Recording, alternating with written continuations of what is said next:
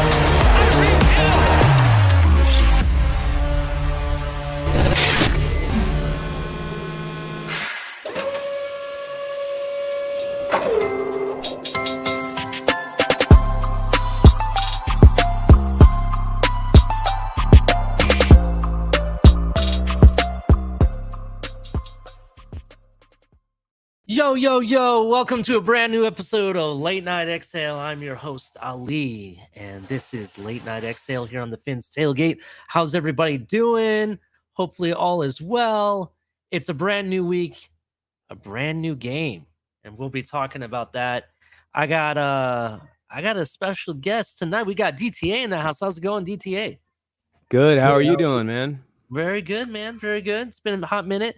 But I'm excited to talk about a lot of stuff that's going on. We got news all over the place that happened today and yesterday.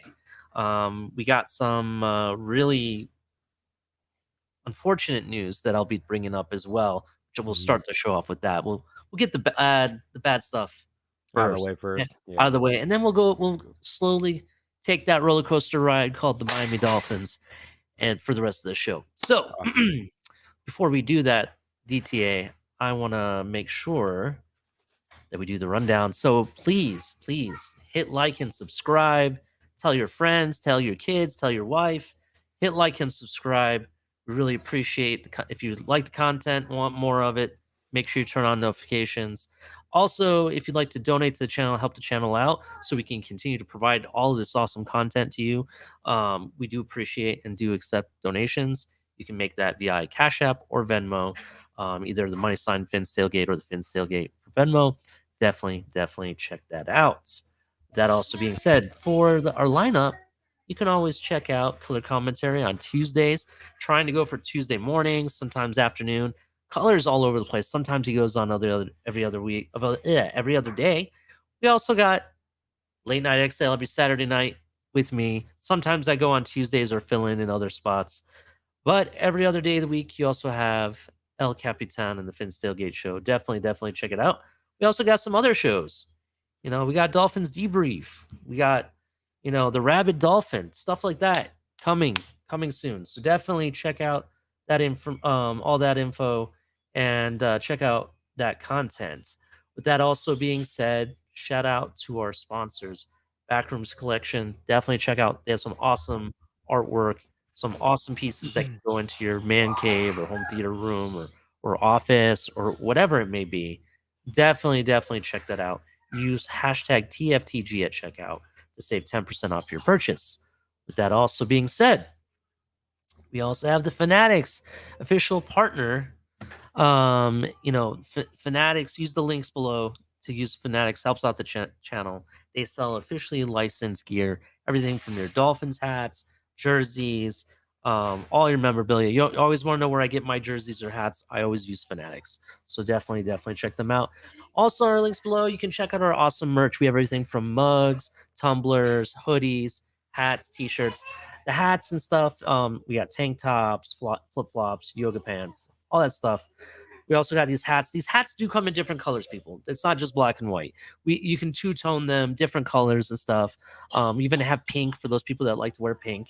There's all different types of stuff. Beanies.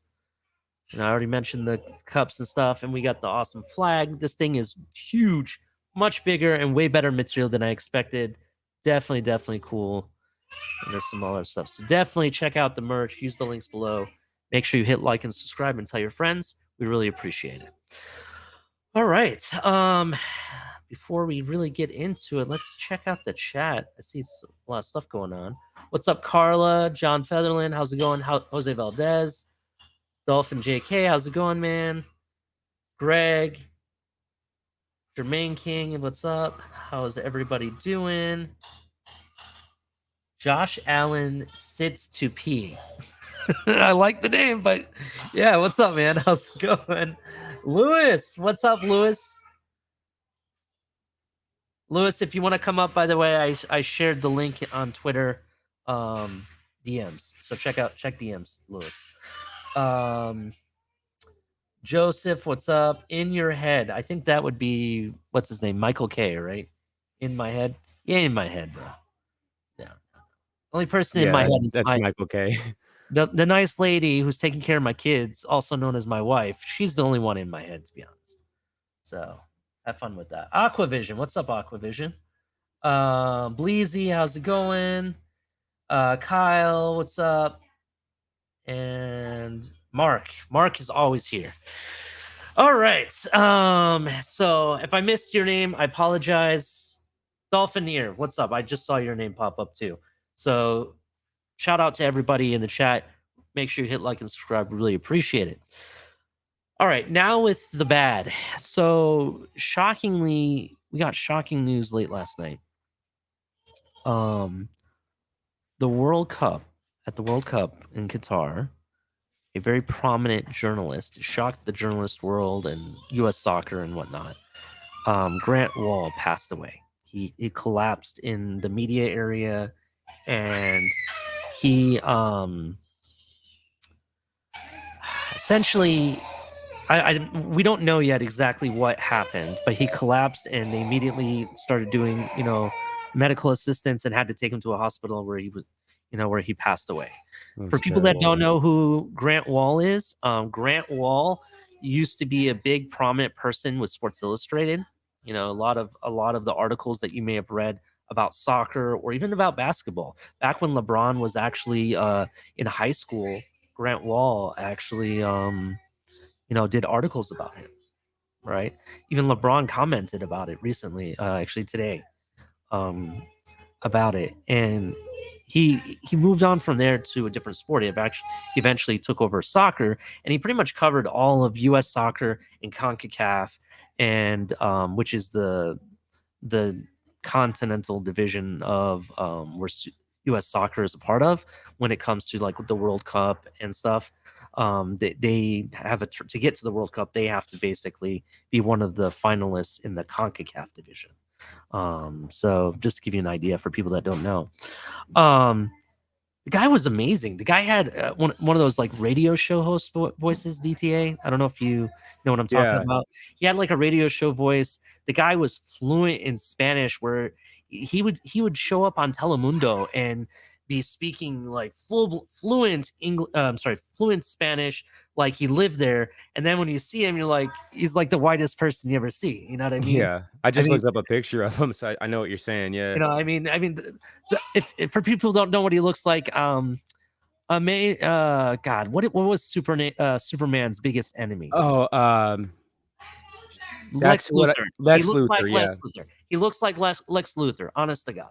And the guy was nice, very knowledgeable. He eventually moved on from Sports Illustrated and was one of the lead guys that covered soccer for CBS Sports. And like I said, he's been all over the place. Like, there's a lot of people know this guy, and they were very upset about what happened. And he on a podcast, I believe he said a couple days beforehand that he was ill. He was not feeling very well. He was kind of sick, but he was trying to, the World Cup only happens for every 4 years, and he was really trying to get through it and do what he had to do for the World Cup and whatnot. And it's just sad. It's just sad. So, Yeah. you know, my condolences to his family and the Wahl family and everybody. And 100%. yeah, so my prayers are with them. All right. No, did you Go ahead. see? I saw another article. I don't know. It was about another journalist, and that's why I thought you were going in that direction. But it was something about how, if I remember right, he was a journalist, and I think it had something to do with the World Cup as well. But he was wearing a pro, like LGBT, like as That a was Grant pro. Wahl. That was Grant Wahl. Yeah. Oh, that was another him. thing. Yeah, we're not going to get into politics of things, but for people that don't know, there's a big issue with the World Cup because the hosting country is really not pro LGBTQ, and they're not allowing people to wear rainbow colored t-shirts or the clown froze, you know what I'm talking about. Different stuff like that. They can't show any support to it. So he purposely, as a member of the media, wore a shirt. It's a black shirt and it has like this rainbow ring that goes around it. That supports them. I saw. You know what I mean? He was basically, that's another reason why I respected the guy, because he stood up for what was right in a sense. And you know, I mean, there's a whole bunch of other political stuff that is an issue with this World Cup being here, but this is not the show for that. So we'll talk, absolutely. And we'll I only go ahead. I'm sorry. Oh, I was just gonna say I only had brought it up because I'd wondered if there's a correlation between. It sounds like there's not, but between that and then his death, but that's the article that I saw first was that one. So that's the first time I heard about it. There are some rumors about what may have been the cause, but I'm not, to be honest, I don't want to make accusations, and this is really not the show for that. Right. At all. We'll have 100%. a special TFTG production of Broken Takes for that conversation. We can have that. We can definitely have that on a Broken Takes episode. Yeah, my bad. No, it's okay, DTA. It's all right because I'm with you. I'm like thinking the same thing. I just don't want to talk about that on this show right now. All right. Yeah, absolutely. So, long story short, let's move on to the good stuff. I just wanted to give a shout out to him and his family, and our prayers are with them. That's really what I was trying to do. Let's keep this moving. So let's go back to football. Big news tonight. Heisman winner Caleb Williams out of Southern Cal. Tell me about him, King DTA. Tell me what you got. So Caleb Williams is let's see, looking at his 2022 season stats alone, he ended up with 4,075 yards, which came in fourth. 37 touchdowns, which he was tied for first for that. 4 interceptions, which was tied for 12th, and an 86.5 QBR, which came into fifth place. He's a good quarterback. Originally, he came from Oklahoma, transferred, and followed Lincoln Riley over to the Pac-12 when he had taken that job at USC. It's not my opinion about the guy aside. He's a good quarterback, but I was very surprised when I heard the news. I saw it tonight shortly, before talking to you, and I was stunned that he's the one that won it. But you heard what he said during his speech, right? Did you hear one of the things he said? So listen to this. So to give you guys some context, I actually thought it would have been the guy from TCU that may have won it, or CJ Stroud. I feel CJ wasn't going to win it because of what happened in the Michigan game, right? Yeah. So I felt that was like, okay, he's out. He might be one of the finalists, but he wasn't the main guy. So I thought it would have been either the guy from TCU or even Georgia. You know what I mean? He was one of the guys. Yeah. So, so he gets up there and first thing he says, thank you. And he goes, I know. He said he basically wanted to say thank you to the gentleman, the other four finalists, and say, you guys, or 3 finalists, I'm sorry, that were sitting there. He goes, you guys are really competitive, great guys and everything. You may not have won this today, but at least you guys get to go to the college football playoff. And they all looked at each other and they were like, "Oh yeah, that's right." So Yeah. so he's the one guy that wins the Heisman and he's not even in the playoff picture. Yeah. I didn't think about that. I did see that, but okay. Yeah. Wow, that blew my mind now that you said that. So yeah, so in the playoff picture is not going to be. It's going to be that much harder for USC, I think, starting next year. Because Yeah. I believe it's next year that they're in the Big Ten now. Yep. Yeah. The And Pac-12, yeah. they're leaving. leaving the Pac-12 and they're going to the Mhm. Big Ten. And the Big Ten has Ohio State and Michigan, which are the two teams that usually battle it out. Whoever wins the Ohio State Michigan game in the past 2 seasons at least has gone on to win the Big Ten. That's just Yeah. when it comes down to it. So in the 12 team format, it might help, but it's going to be a tight race because it's only the top 2 teams of each what is it, conference that gets to go according to this new format that they're going to start in 2024. So we'll see what's going on with that. But I found that interesting that with all the numbers that the other players put up, and you said that he didn't have as much. You said there was another quarterback that had way more stats, right? Yeah. Can you tell me about that? Yeah. So, and I'm just, again, I'm setting my bias aside here. I'll tell you right now with Michael Penix Jr. And what and team does show he you what play for? he plays for Washington. And Okay. he wasn't, and here's the thing: is a lot of people they put there's a bunch of prominent college football reporters and sportscasters and just people involved with that in general that did a really big push to try to campaign to get him in the Heisman talks, which he was at the beginning of the year. But here's the problem: kind of like you said, what happened with Ohio State. Washington had only 2 losses, right? One of them was to a good UCLA team. They finished 10-2. The other loss that they had was to Arizona State, and they were a crap team. And then that's what, the loss, that loss right there was alone the factor, I think, that kind of like what happened with Stroud that pulled Penix out of it. But if you look at his stats, so pulling them up right here, he was at, and I've got Caleb Williams side by side to compare, just so we can compare it to a Heisman winner. So right now, and given this is still for 2020 season, they still got a bowl game to play too, but I don't think that's counted towards these. But his 2022 stats for Michael Penix is first place with passing yards. He leads the nation still, and he's led since game 1 at 4,354 air yards, 29 passing touchdowns. He's tied at 13th, or excuse me, 29 touchdowns in general. So he's not tied, but at 13th. 7 interceptions, which is tied for 56th place, and then his QBR was 81.8, which comes into 12th place. But looking at yards, and then I guess with Caleb Williams, he's got 10 more touchdowns. Not even about, let's see,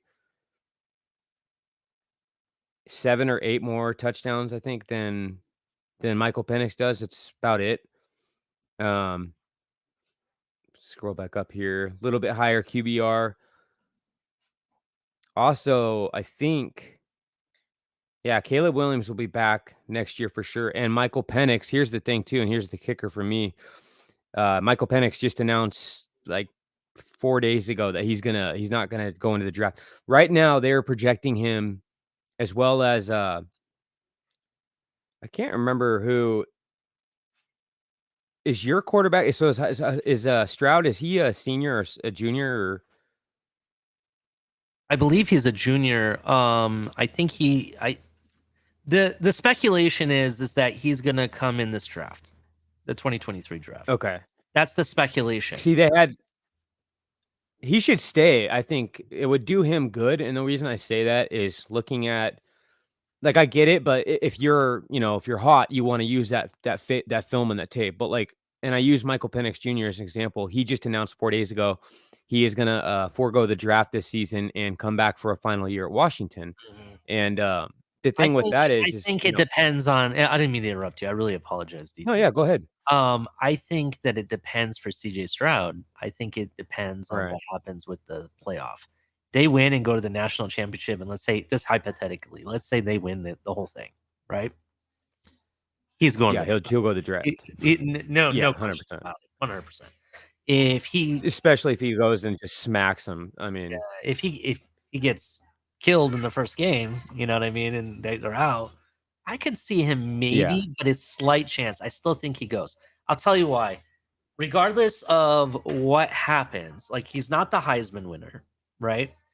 Right. The two best quarterbacks still in this draft, the 2023 draft would be, I think his name is Bryce Young out of Alabama, right? That's his name. Yeah, Bryce Young. I don't really follow him, so I apologize if I don't have the name Yep. right. And CJ No, you're Stroud. okay. Those are the top two quarterbacks. So Bryce Young had an injury this year. He didn't have the greatest season. I think maybe he could stay another year, and CJ still would be the number one QB taken in this draft. And this is a draft that's going to have a lot of QBs anyway. So there's a high chance that he's going to be the number one quarterback still taken. And you know, I think it would be, if I'm a betting man, I think that it's still best for him to go in this draft rather than staying another year. But you stay another year, you're taking a risk. You get what I'm saying? That's the thing. You're risking absolutely. injury.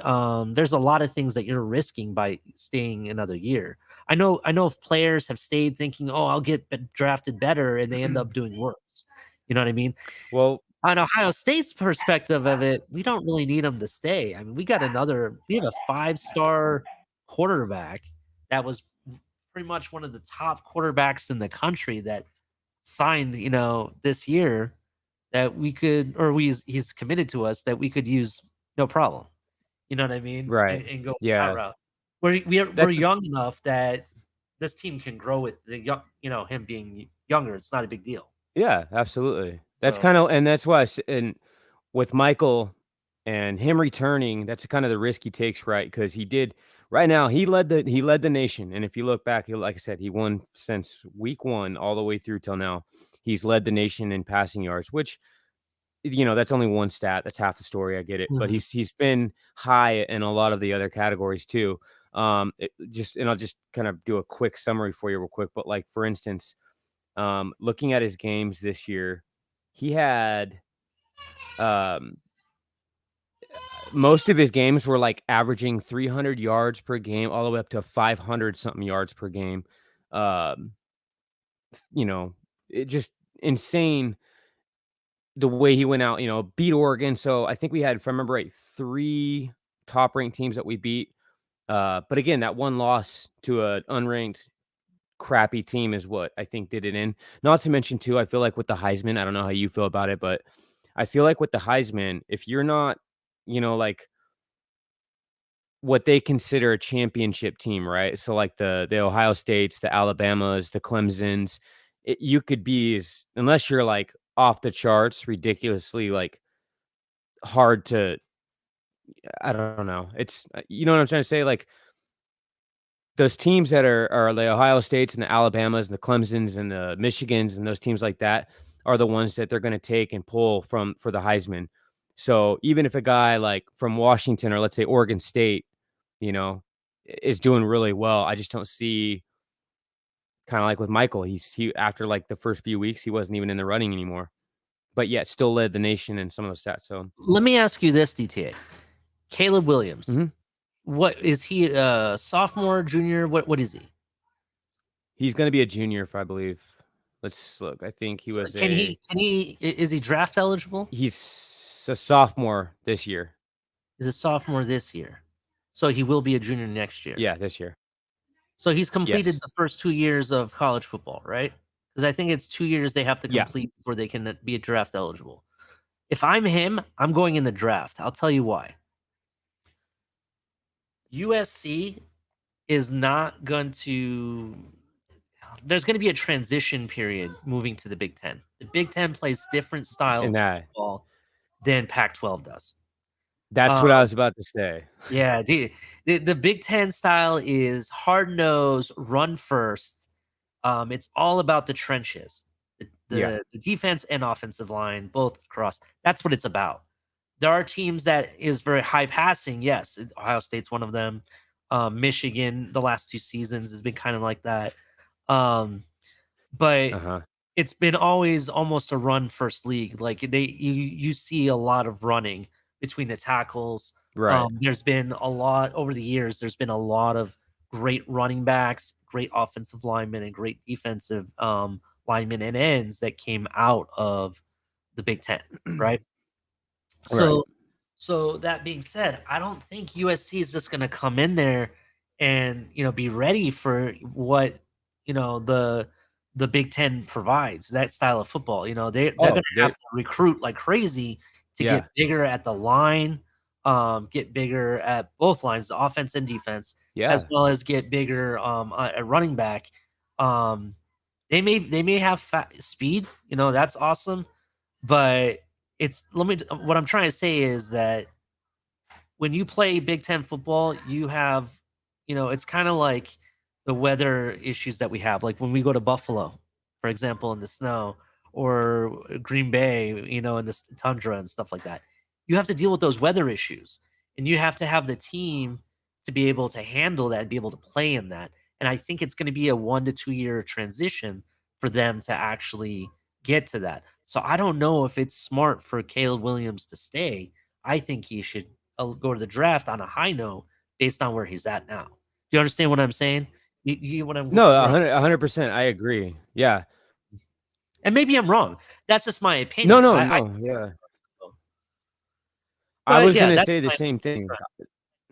opinion. Oh, I was gonna say the same exact thing. I think in this scenario, I think that they are in for a rude awakening.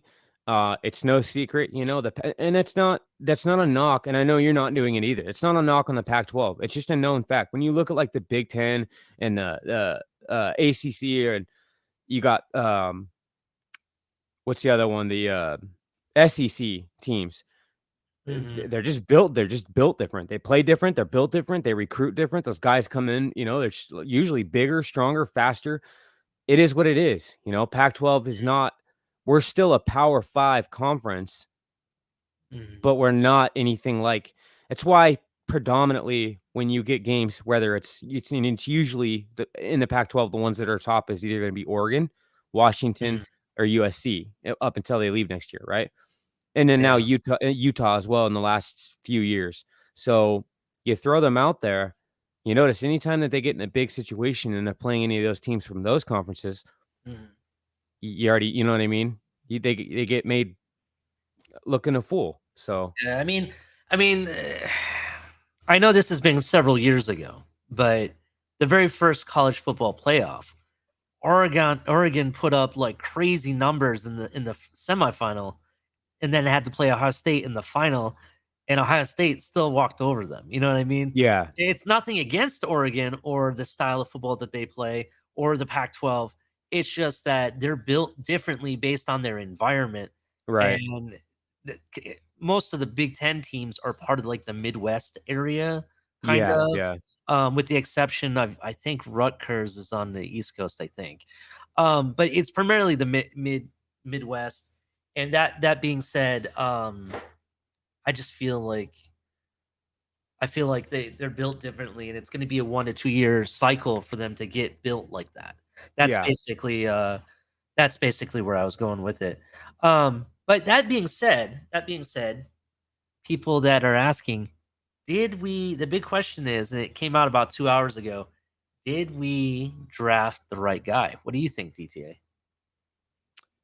As far as because some people thought like I'm not gonna lie, I was one of them.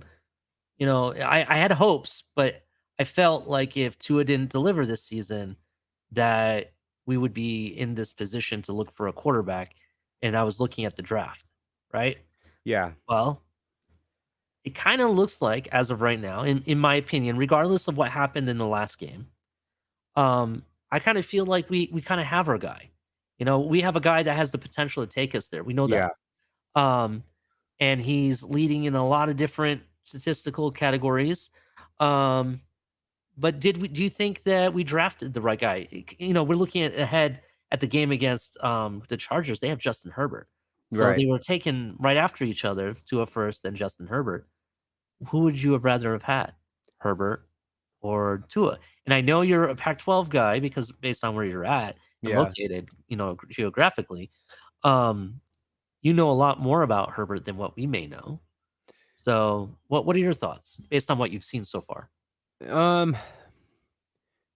It's hard to make an assessment like that. To be honest, I was a Tua guy coming into it. Even being from the Pac-12, I watched Justin Herbert. Okay. He does have he has those tangibles. If it was a beauty pageant, that's all it was. Emmanuel Ochoa brought up a good point when he was talking in one of his shows. Mm-hmm. I think that we're good with Tua, right? And here's why. And I think when he was talking about Justin Herbert, the thing is that Justin Herbert, he's got a hell of an arm. He's got a cannon. What he meant by social media quarterback is that they take Justin Herbert and they wrap him up and put a bow on it, and they put it all over social media, and they only post the good stuff that he's doing, but they don't show all the other stats. Where with Tua, everything is reversed, right? They're showing you everything, good and bad. You get the whole picture. Mm-hmm. Whereas they kind of market Justin Herbert in a way to where they're only going to show you what they want. It's a way to feed that narrative that they want to spin on him, right? And the fact of the matter is if you look at wins to losses, Tua wins. Justin Herbert doesn't win the way that Tua wins. An interesting stat, and I have to do some research to verify, but this came through on my Twitter feed recently. Justin Herbert has thrown more pick sixes than he's thrown 4 touchdown games. That's true. That's wow. True. That's wow to me. Yeah. If just being honest. But I just thought it was fitting that we're talking about, is he the right guy? Because I'm gonna share this. This came out, and shout out to them. Give me 1 second. I'm sorry. Presets. Here we go. This came out, and we'll play it. Shout out to Hard Rock Sportsbook on Twitter, posted this, and Big E posted. A lot of people on Twitter posted this.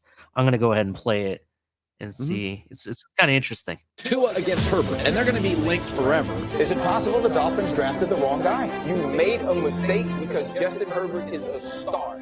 If I'm a Dolphins fan, I can't shake the feeling that we drafted the wrong guy and that they should have taken Justin Herbert. Oh my God. Is the future That guy is a clown. You think he's the long-term answer for the Dolphins? I don't. I'm sorry. Feinbaum is a freaking clown too. They need to get rid of that guy too. Just the guy that just said I don't. He is a clown with all of his takes. He doesn't know anything about football. He just has a following, and people follow him like lemurs. Just being honest. His career screwed up because you should have taken Justin Herbert. Tua is not going to be their long-term quarterback. Look where the Miami Dolphins are. They're going to be looking for a quarterback real soon. Come free agents. It's 2022. I'm still here, so. But right now, guys, I got him as the 10th ranked quarterback in the AFC at best. Oh, at best. They draw people for clickbait or, I don't know, whatever that is. He's kind of a dink and dunk quarterback. He doesn't throw the football down the field. Get well protected. Here's a deep ball. Watch Hill. Perfectly dropped in. I do not believe he's a franchise quarterback. He is the dinkingest, dunkingest quarterback I've ever observed. Time. Deep. Oh, he's got Wahl! Justin Herbert is far more talented than Tua. The gap will never be closed. Good morning, Tuanon. Thank you for entering the chat. Got some questions to answer for the rest of the world other than Tuanon, which seems like a very high intellect group there. The only way Tua is getting fixed is if it involves a certain snip, snap, snip, snap, snip, snap. Snip, snap, snip, snap, snip, snap. I don't think Tua is going to magically become better because there's some coach out there that is smitten with the idea of making Tua Tagovailoa into the franchise quarterback he's never going to be. And then Mike McDaniel put together a 700-play tape to show him how good he actually is. Hangs in the pocket, dashes right there. He's got him! He's got him! Well, Tagovailoa steps up in the face of pressure, and a laser thrown by Tua. He's got a man! I don't know about you, but that looked like money. So, did we draft the right guy? I kind of feel like I'm good. I don't think we need to look for another quarterback right now. I think if this plays out the way I expect the rest of the season, I kind of feel like we definitely made the right decision. The Dolphins are, and someone actually made a good point, and I can't believe I'm going to say this person's name because I honestly despise him and I don't really like to watch his stuff, but because I'm a Dolphin fan, a lot of his hate gets thrown on my feed for whatever reason. Yeah, I know how that goes. Colin Cowherd said that Oh, he compared him, and this is actually a good point. jackass. I understand. I don't like his takes, to be honest. But it is what it is. If you go back and look at it, he compared him to Jared Goff. Oh my God. But hear me out, though. Hear me out. I know it sounds ridiculous, and you're like, "Oh my God, I don't want Jared Goff. I don't want that." He compared the situation to Jared Goff, and hear me out on what I'm about to say. Okay. What he says is that their situations are very similar. Jared Goff got drafted by the Rams, and the Rams head coach, and I can't think of his name off the top of my head right now. I do not know why. I lost the blank. McVay. McVay, yes. Yeah. Sean McVay and the team surrounded him with weapons, right? Got him weapons, and we said we support you, and worked with him. They got to a Super Bowl, right? Right. Whatever happened between then until he got traded, it's like night and day. They didn't support him anymore for whatever reason. I don't know if it was because the offense was kind of lackluster that Super Bowl. Because if you remember versus the Rams, it was like a defensive game. The defense really won the Super Bowl, to be honest, not the offense.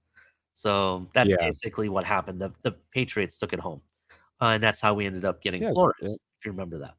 So, that being said, Jared Goff gets traded to the Lions. The Lions say, "We love you. We're going to do whatever we can, surround you with weapons, offensive line." They got Amon St. Brown. They went and got, what's his name, Chalk from the Jacksonville Jaguars. They have two amazing running backs, in my opinion, DeAndre Swift and Jamal Williams. Jamal Williams has been fantasy machine this year for me. So if you don't have him on your fantasy team, I'm sorry, you're SOL. Just being honest. And Amon St. Brown's the same way. He's been fantasy with the amount of targets and the amount of yardage he gets. It's like it's guaranteed money for fantasy. Right.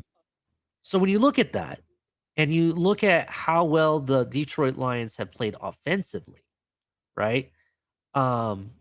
Specifically on the first 5 games or whatever, they were one of the highest, the highest scoring offenses in the league prior to us playing them. You know what I mean?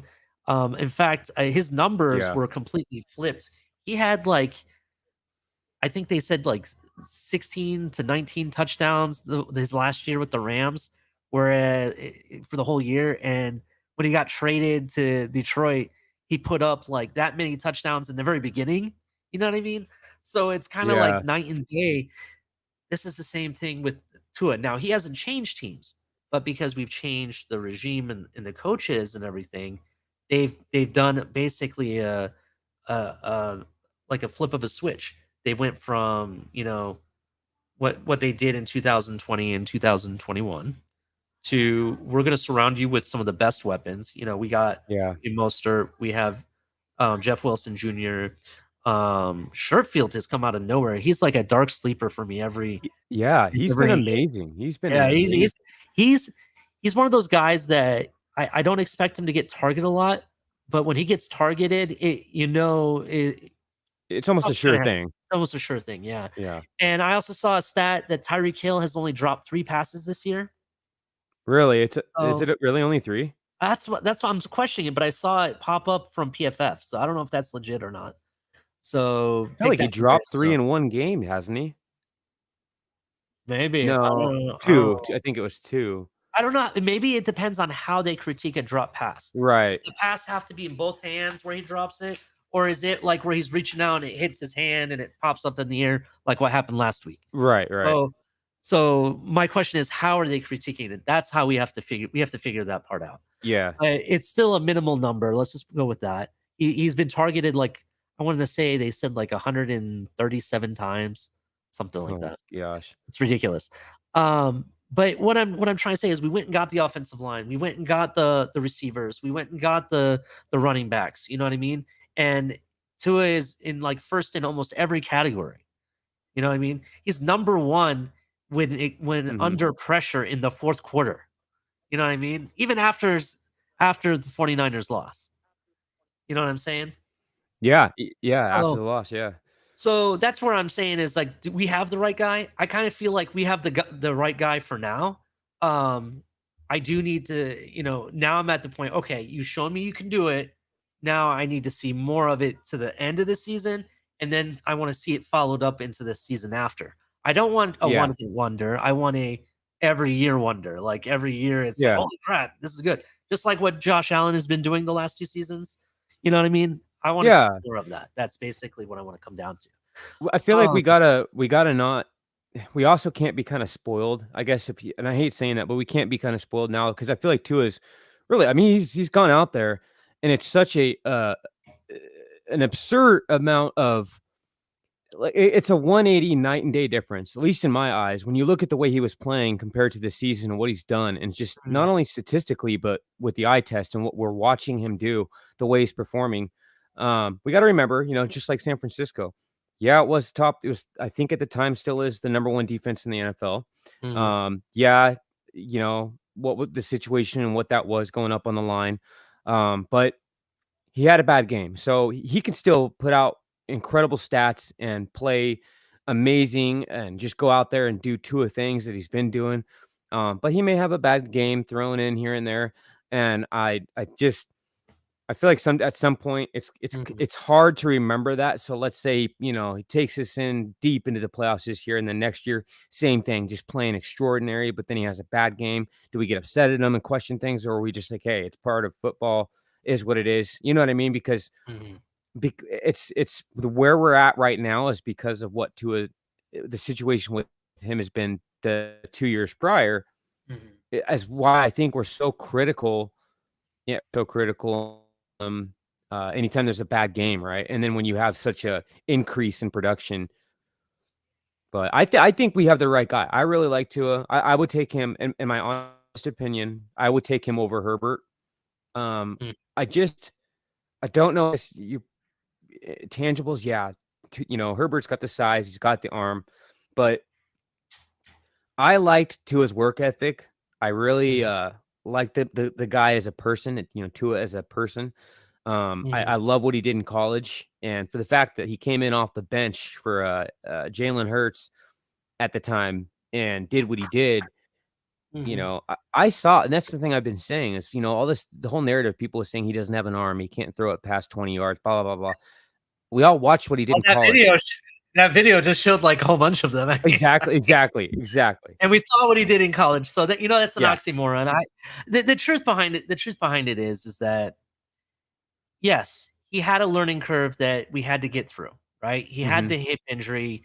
You know what I mean? He got thrown into a situation that I don't think, without the whole preseason there and the offseason, because you remember the COVID year, there was no preseason, there was no offseason, there was no OTAs, there was nothing. You know what I mean? No, that's right. Everything they did, everything they did was in Zoom meetings, bro. Yeah, Zoom meetings. Can you believe that? So he had no walkthrough or practice. Nothing. They didn't have anything. Oh, okay. And essentially, I feel because of that, forgot about that. His ceiling could have been. I'm not want to say ceiling, but his performance, I should say, could have been better than even as good as it was year one. Yeah. You know what I mean? Yeah. I feel like some of the games where we pulled him out and we put Fitzpatrick in, which I think the Raider game we did that, if memory serves. Yeah, we did. Yeah. I feel like he might have been able to pull that game out without any problem. You know what I mean? Like some of those games is what I'm talking about. If he'd been prepared, he would have known the playbook a little bit better. Regardless of what Chan Gailey said about who he thought that the quarterback was supposed to be, right? Or whatever narrative you believe in that situation, I still feel that Tua has intangibles that Chan Gailey could have still used, similar to Fitzpatrick, in the fact that they are very similar build in both of them. You know what I mean? They're not, like, I want to say like their abilities are similar, in a way. So that being said, Do you feel? Let me ask you this: do you feel? Because I've been thinking about it. To me, what the organization has done has kind of signaled to me that they're all in on it, right? And I think, and obviously, it's kind of blatant, obvious the way that they've built everything around Tua when it comes to teammates and brought in guys, Tyreek Hill, the added pieces on the roster, the money that they're spending, and I don't think it's just Tua, like bringing in Chubbs and doing stuff like that. I think that they're all in on the team, but it starts at the quarterback, and that shows me all this money that they're dumping into it, the pieces that they've added. Because let's face it, before this year started, uh, you know, I think that kind of showed a lot because bringing in a new coach and again, I think when you look at the coaches that we brought in with like Mike McDaniel, they wanted somebody who was going to facilitate that support for Tua. They knew that they needed someone, like it came out already that Tua was standing in a mirror asking himself if he sucked. They needed, and again, I'm not going to be the guy. I personally like Brian Flores, so I'm not even going to bring that up, but he needed someone that believed in him, not just from the coach, but he needed players. Because remember when it came out too that there was also supposedly anonymous players talking to what's his name, Arturo or whatever that guy's reporters. Remember that? And they were saying that. Yeah. So there's just all this kind of stuff and all this nonsense. But everything that's happened now shows me that the team is all in on Tua, that they have bought into him and they're fully on board. They not just like a win now thing, but they have faith in him and they have belief in him. They feel, and they must feel in the front office, that this is the guy and he can do it. Yeah, Because if not, I wouldn't see him doing everything they're doing. Yeah, I completely understand. I definitely agree with you. I definitely think he can do it. Here's the reality of things. Kyle Brandt said this earlier today on Good Morning Football. So thank you, Kyle Brandt. He says that the great ones, I mean Aaron Rodgers, Tom Brady, even Josh Allen, can have a bad game, right? They're allowed to have a bad game, but they never do it two in a row. It's very rare that you see that, right? So what has happened to the Dolphins? You have technically back-to-back primetime games, right? That's essentially what's happened here. You have this game that's primetime, Sunday night, game of the week, and they've already, I read somewhere that they just already changed the Bills game to primetime as well, right? Oh, they did? Yeah, they moved it to primetime. So you have back-to-back games in their big games. These are the games that we have to win, right? Yeah. So what better way to show that you are still the guy, that last week was, just a fluke because you played a really good defense. Let's get it right. The 49ers defense, honestly, and I'm actually looking at the numbers right now. And hold on, let me just pull it up one more time just to make sure. They didn't do as much to us as it actually looked on the broadcast. Like we had guys wide open. It wasn't as bad as it appeared. No, yeah, I think the issues that happened were because one, some of the passes were off for whatever reason. Armstead wasn't there, so maybe that got played a little bit into Tua's head. That's possible. Even the best of people, it happens. So, but 49ers defense is pretty much the best defense in the league. That's what's come down to. They're practically number one right now, right? So, so that being said, you played against the 49ers defense. I understand McCaffrey did some stuff to our defense. That doesn't really have anything to against Tua. We're just talking about the defense for right now. So I kind of like the fact that he played 49ers defense. Now we're going against the Chargers, who are in a playoff kind of. They're trying to make the playoffs still, right? They haven't been able to do it under Herbert. Like remember last season, what was it last year? They had to basically tie with the Raiders. You know what I mean? And they couldn't get that done either. And they ended up end up missing out. So so they have one of the, they have some really good offensive weapons over at Chargers World. Their defense is like 30th in the league. You know what I mean? Yeah. They're not very good defense. I mean, and it's surprising because you think about it. They have Khalil Mack over there. They have Bosa's brother over there. They have pretty much one of the best safeties in the league, Derwin James, there.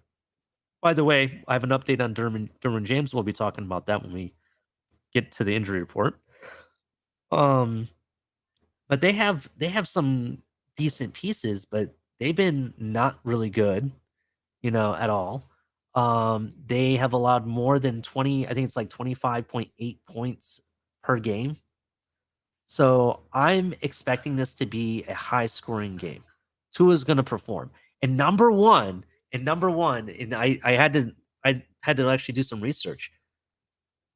One player that we have now on our team basically owns the Chargers number. If anything, he owns that franchise because of what he's done to them. And that's Tyreek Hill.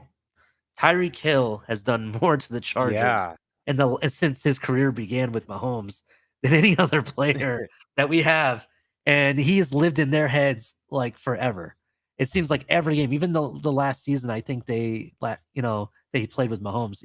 They had he lived in their head, essentially. Oh yeah. But so you have Tyreek Hill, you have Waddle, we have a running game. Even though I'm respecting the Chargers defense, and their pass defense is a little bit, they're like ranked 15th, I think. Actually, let me look at it right now. I think they're ranked like 15th from what I read. Yeah. I knew there's injuries and the defense wasn't that good. Yeah, so Chargers, here we go. So Chargers, they are let's see here.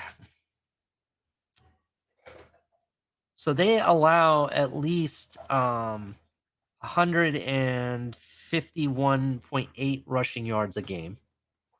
And they allow about 200 and make sure I have that right. 220.1 passing yards a game. That's what they allow. Okay. Right? And that has them ranked. Actually, I was wrong. It's not 30th. Overall, they are, let's see, 30, they're 28th overall. So not very much higher. Not a big jump from 30 to 28. But regardless, they're one of the worst defenses in the league right now. And part of that is because of injury and other things.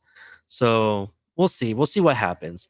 The biggest thing for me is they allow overall they allow about 400. I want to say they allow about 371 total offensive yards a game, and that's passing and rushing total. So we should be able to put up numbers, and hopefully the defense on their end doesn't play more than what they have been. So I think this should be a game, and our defense needs to step up to make sure that we take care of the Chargers. So go ahead with what you're going to say, but we're going to get into that. Go ahead. Oh, I was just going to say I had heard. I don't know if you heard, but so I guess the Chargers play. I can't remember what the percentage was, but they play. The majority of their defense is a man press defense, and if they do that, Tyreek is going to kill them all day. And that's probably why he has been killing them, if that's what they do a lot. So we'll see what they do. On the flip side, and actually, we'll keep talking about this. And then probably what we're going to do for people that are wondering if I'm going to drop the link, I will be dropping the link. I just want to get our perspective of the game, and we're going to be talking about that and other things. And we'll definitely be dropping the link tonight for everyone to have a panel here. But let's keep talking about this, though. So I feel what better way to shut up whatever happened last week by playing a game like this, right? The weather is not really bad, and from what I understand, the weather doesn't matter. It's an indoor stadium, so that doesn't matter. You know what I mean?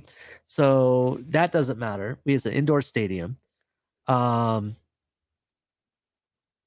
Offensively, I'm very confident. Defensively is where I'm not so confident because of who they're getting back. So they're getting Mike Williams back, and they got Keenan Allen back last week. Yeah. So now their passing game is back, including they have Eckler, who's been a fantasy machine. He can be that guy that catches out of the backfield. He can be run Yep. through the middle. He's almost like I want to say maybe a little bit bigger version of Christian McCaffrey. That's my opinion based on how he looks. So I need Boyer to step up this game.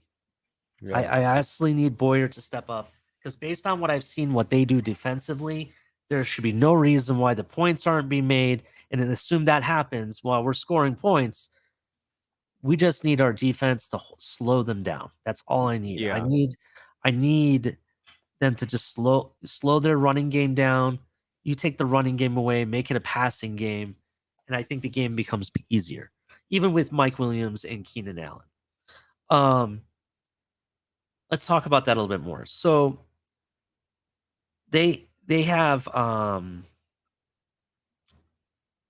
we mentioned that Herbert has thrown more pick sixes than he has 4 touchdown games. And when I say 4 touchdown games, I mean like throwing a game throwing 4 touchdowns.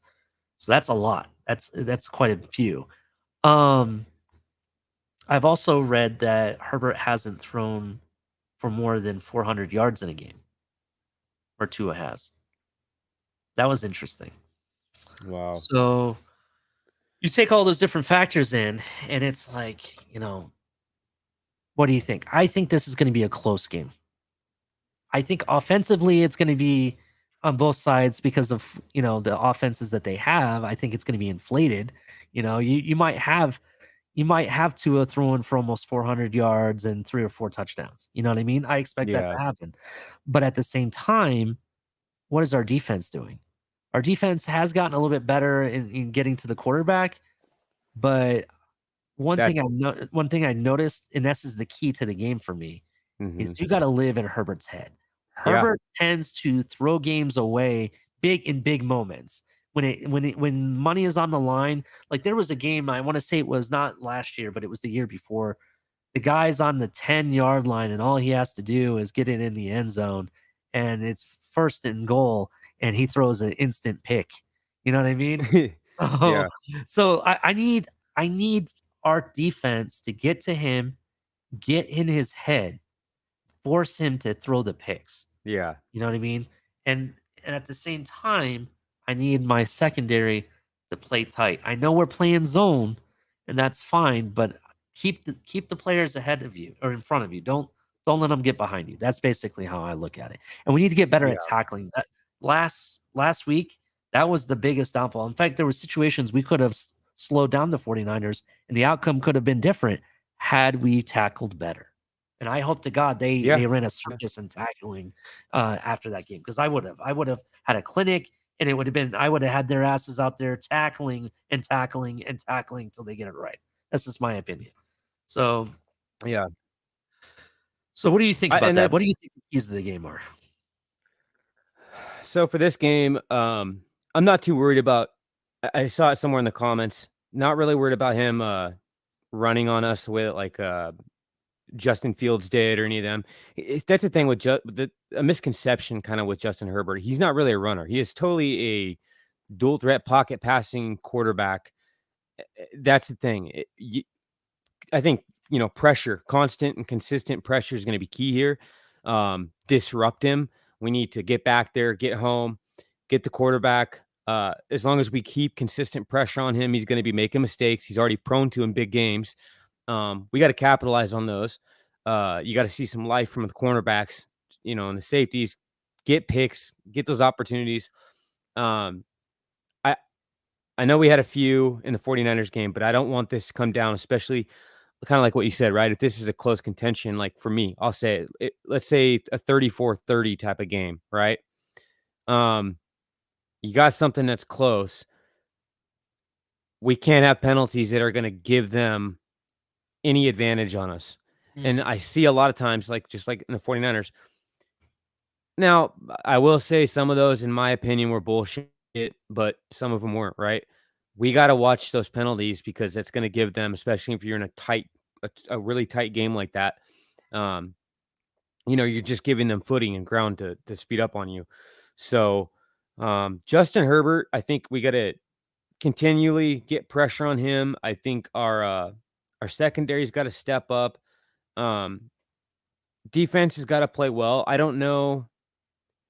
With Boyer, it's up and down, right? I haven't really, and it's my opinion. I know I don't mean to upset anybody, but my opinion about Boyer, I've seen games where he's played great, and then others where he's played. I'm not even gonna say great. I've seen where he's had great moments. Our defense has had great moments in games, and then others where it's terrible. But I haven't seen him be overall great, just dominant a full game.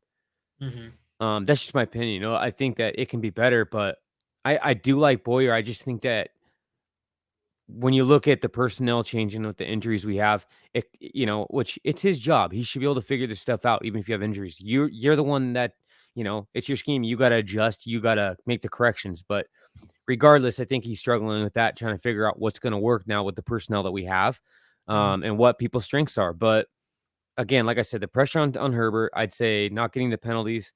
And then,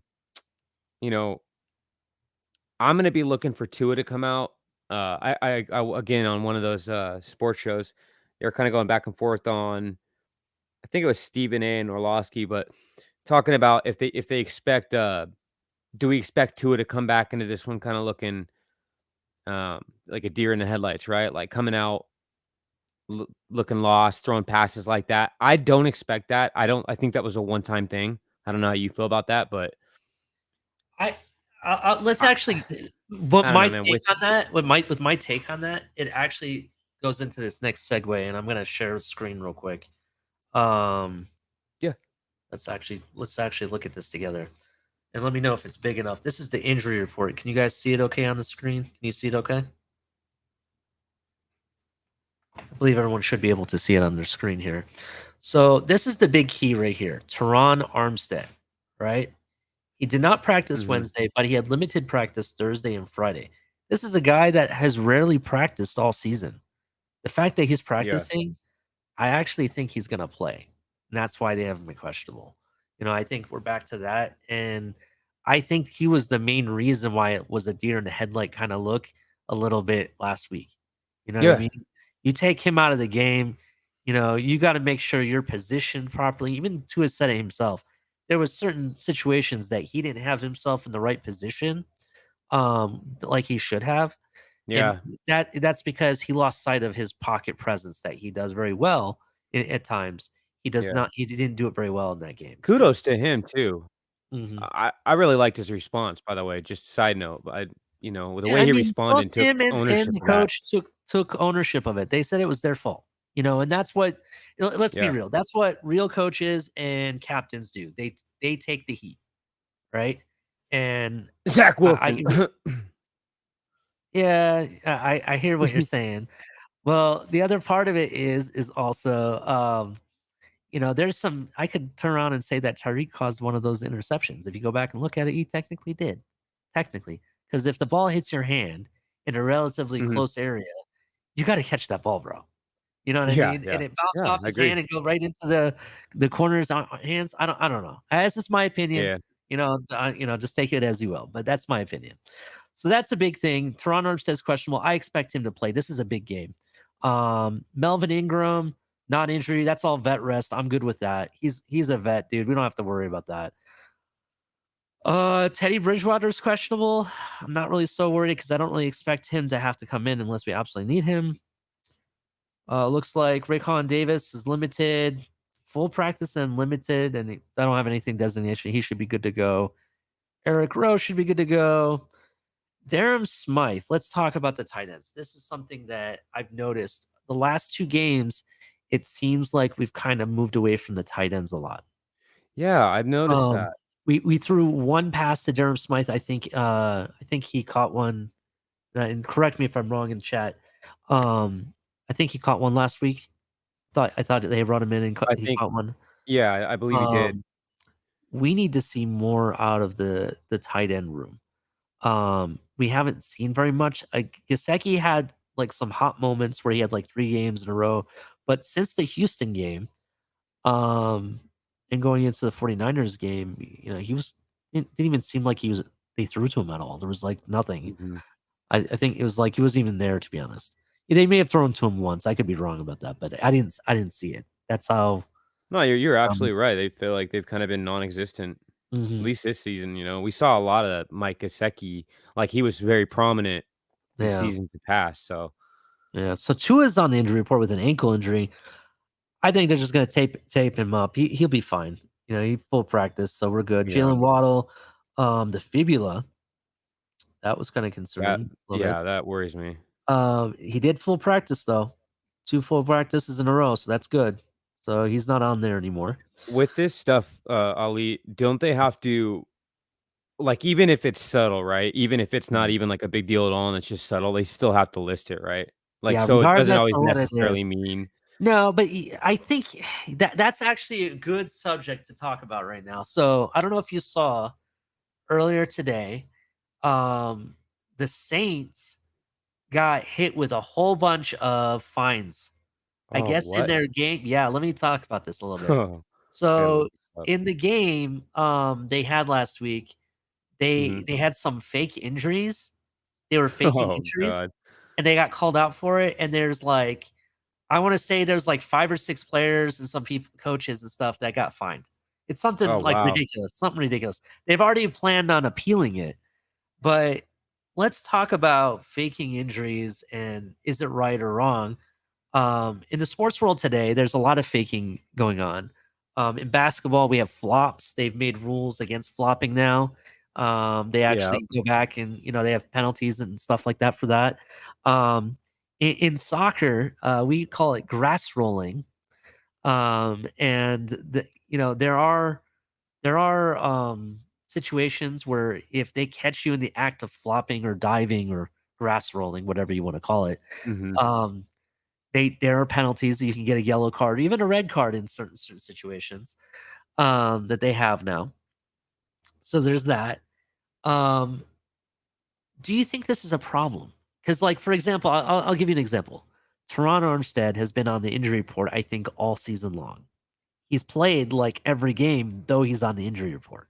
Yeah. Does he really have an injury, or is this just so he doesn't have to practice? What is it? Like, is this considered faking an injury? I can't really say. I will say that faking injury during the game is much bigger because the fact that you affect the game. When when you have an injury on the field, there's an injury timeout.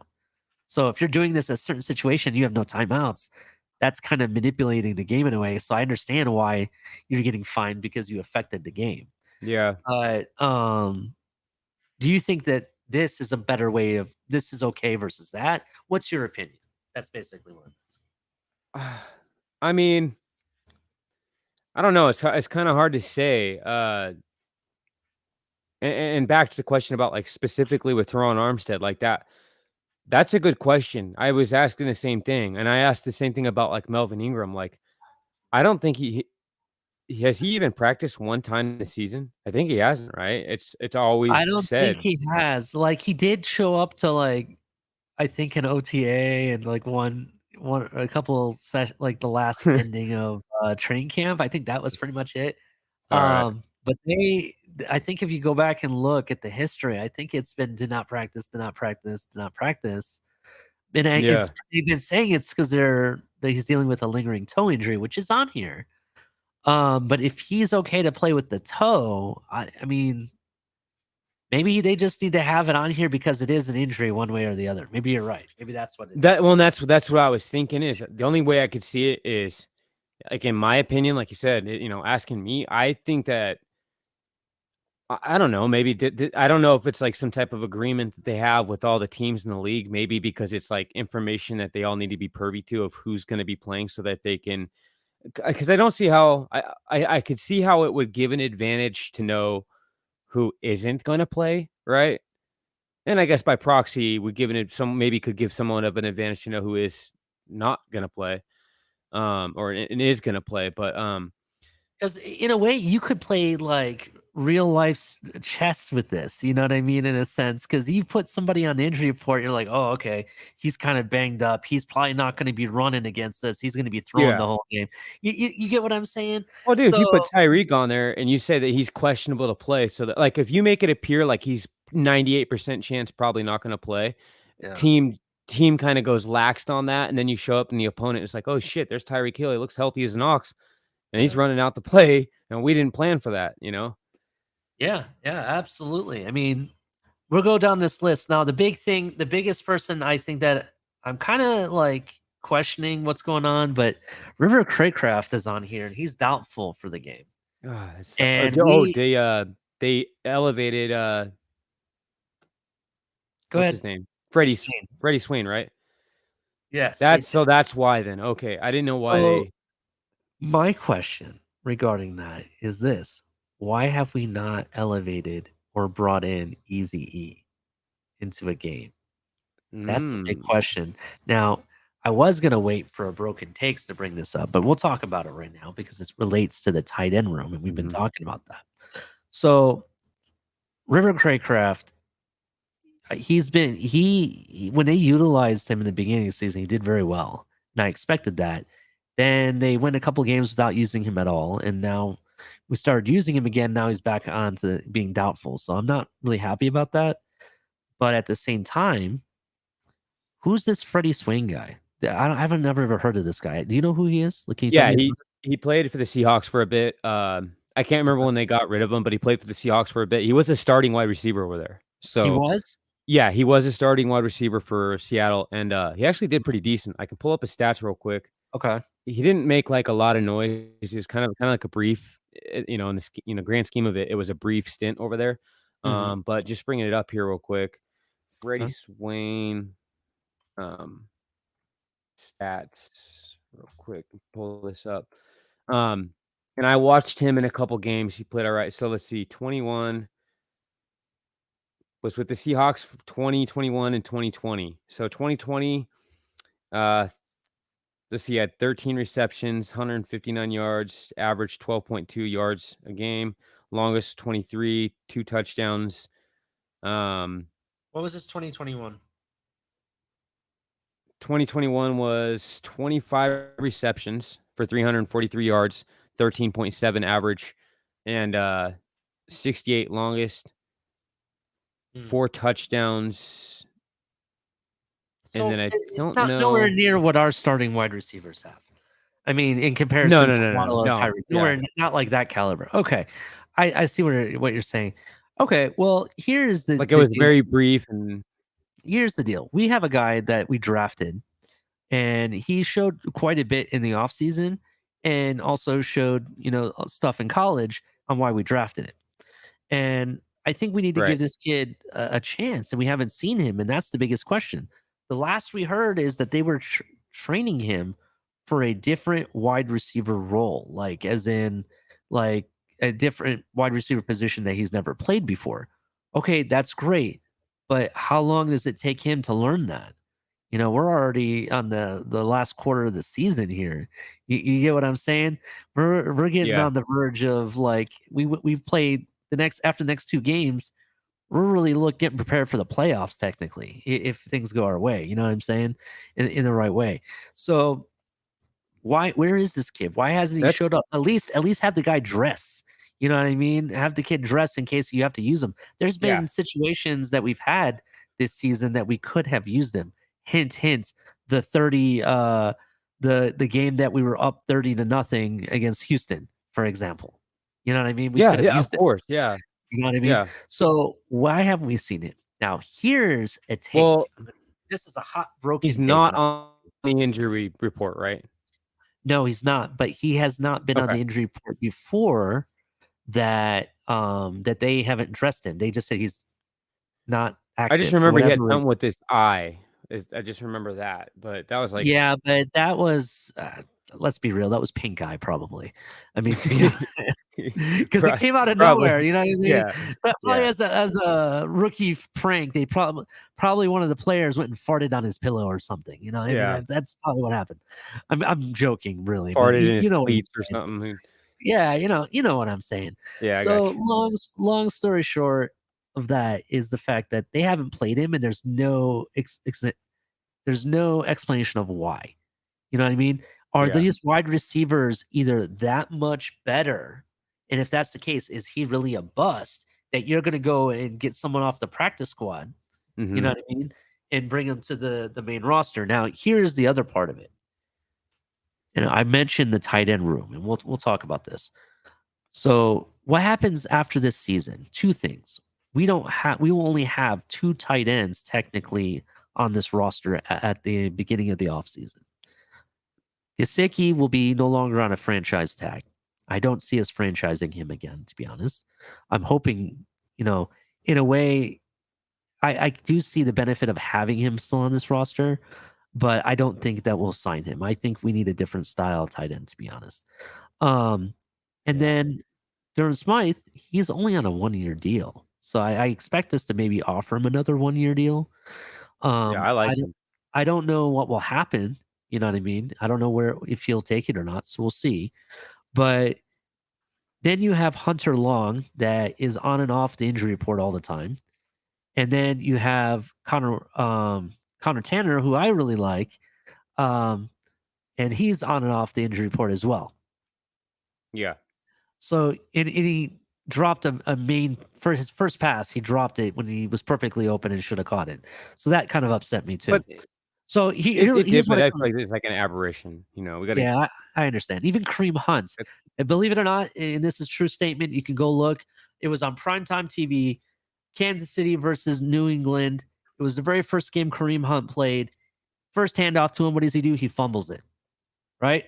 Yeah. Then what does he do? Rough. As soon as the next series in, he puts up 42 fantasy points against New England the year New England was tearing up everybody. So, yeah, a bad game can happen right off the bat like that, and they can come back for it. Now, Tanner Connor hasn't done that yet, though, but we'll see. We'll see what happens. But let me get back to my point. I'm sorry. So back to my point is that Gesicki is probably going to be gone. Durham Smythe, we could probably re-sign, but I still think there's a big need at tight end. Well, you have all these receivers on your team that are already ahead of them when it comes to receiving in the sense of learning the playbook and wide receiver roles and whatnot. He's tall enough and he can make similar catches and contested catches like Gesicki does. Why not have him take an entire, because he's not going to see a lot of playing time. Maybe you got to get the kid on some weight gain, muscle build regiment that they're changing the form of his body to maybe play tight end next year and maybe be a Waller style of tight end. What do you feel about that? So that actually makes a lot of sense to me, and I'll tell you why. It really struck a chord with me when you brought up maybe how they're trying to put him on like a weight regiment to get stronger and get bigger, right? Yeah. And why that makes sense to me is because what I heard is that they wanted to play him, and they wanted to play him in a slight type of Debo role, right? Like a wide back. And he did slightly play that position somewhat or something similar to that in college a little bit. Mm-hmm. Now, the issue I heard is that, and I saw Ron put it down in the comments too, but I think we've talked about this on shows, a while back, but with Eazy-E, it was coming out that he had not taken to the playbook as well. He had not learned the plays, or he was still kind of learning the configuration of the position they wanted to play him at. Now, wasn't getting it down quick enough. He wasn't really, it wasn't sticking with him. But I digress. My point to your point, and why the whole weight gain thing makes sense to me, and why when you brought up maybe making him a tight end, is because that's what I heard too. Is that one of the other things from was that they wanted to put, they wanted to add weight to him. They wanted to get him to bulk up, probably in a weight regimen, all that. They wanted to add size. but that's all I'd heard of it. So now when you come with the tight end theory, that kind of makes sense. I could see him doing that because isn't he like 6'6" or 6'4" or something? He's tall. I mean, he's tall. He's fast. Good point. Let me check real quick.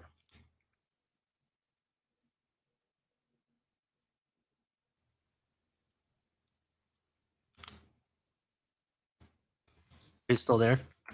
Yeah, I'm still here. Okay. There you go. Eric Yuzakama. 6'2". 6'2". Okay, so I mean that's still. I thought he was a little taller for some reason, but he does look taller. He does. Yeah. And Gesicki is 6'6". I don't know. Maybe tight end is not the role for him. Maybe, but all I'm saying is like, where the heck is this kid? You can't tell me that there's not been a situation where you could use him, somewhere on it. You're using Craycraft and Sherfield and whatnot. At least give the kid a chance. And I thought the Houston game would have been a for sure thing, and it didn't happen. They didn't. They said he wasn't. He was inactive. He's been inactive the entire season. So what that means, they're doing something special with him, but we're not going to see it till next year. That's basically what it comes down to. So well, and I think that's why and I kind of goes off sidebar here real quick, but going back to your earlier question about kind of like and I was explaining to you that I feel like the team's kind of all in and with everything they're doing, the moves they're making. I see it now as like our window, I would say, is like this year and then maybe next year and the year after. We kind of have that like 2 to 3 season gap where I think it's going to move. Things are going to move quick, and we're going to, we're going to make a lot of production in terms of wins. We're going to see a lot of postseason stuff. Really, I could see a Super Bowl win within the next 3 seasons, including from this one on. Mm-hmm. And that may be a bold statement, but I really could, and I think we're just. So Kahari, I don't mean to interrupt you, but Kahari says, I would ask my agent for an immediate trade if that tight end rumor is true. That is the definition of sabotage if real. Well, it's not a rumor. I'm thinking this through in my head. I'm making a guess of what's going on. I did not read this anywhere. I did not find any speculation of this or anything. I'm speculating because we haven't seen the guy, and you telling me that he's learning a new wide receiver role is the reason we haven't seen him. How long does it take? You get what I'm saying? I'm calling bullshit on it. And think about it. If he's learning a new role, don't you think he should have been learning this from the get-go all the way back to OTAs and whatnot? So just being honest. That's why I'm saying it's bullshit. I think we just have way too many receivers on the roster that he wasn't going to see a lot of playing time. So why not take this time to build the guy up, build muscle, get bigger, and maybe play that wing back role that you're talking about, or even playing tight end. That's where really this is coming from. So that's where the hell is he? That's basically my question. Yeah. Well, that and everybody wants to know, but I think honestly, like I really liked the kid. He was great in college. I think for sure going to see him. I don't know why they wouldn't play him, but here's the question: even if you were, perhaps he's not getting the playbook down or whatever reason you want to come up with, whatever it is. Yeah. So let's say that happens, right? Why couldn't you still play him in games? He's still a receiver at the end of the day. You could still use him in situations where we needed a receiver or needed another body. And it'd be nice to see how he plays, And I know with like Tanner Connor, I know that he dropped that pass and a lot of people don't like him, but I like the kid. He, to me, and maybe I don't know how you feel about it, but to me, he reminds me of a Kyle Pitts, right? Like that tight end, wide receiver, tight end hybrid. That's kind of how I see Tanner Connor. Now, maybe, I'm not saying he's as good as Kyle Pitts or even in that ballpark, but it's just I think the body type and the way. I think he's I think he's closer to Gesicki, and I'll tell you why. If you go look at his tangibles and his size and everything and what he did in the what do they call it, to get ready for the draft and everything, when they did his pro days and all that stuff, everything that they had him doing, his numbers were very similar to Gesicki. You know what I mean? He can catch the contested catches. His wingspan is very close to Gesicki's. Not as long or not as wide as Gesicki's, but close to it. You know what I mean? Yeah. So I feel like I could see him developing into that style of, tight end that we may need.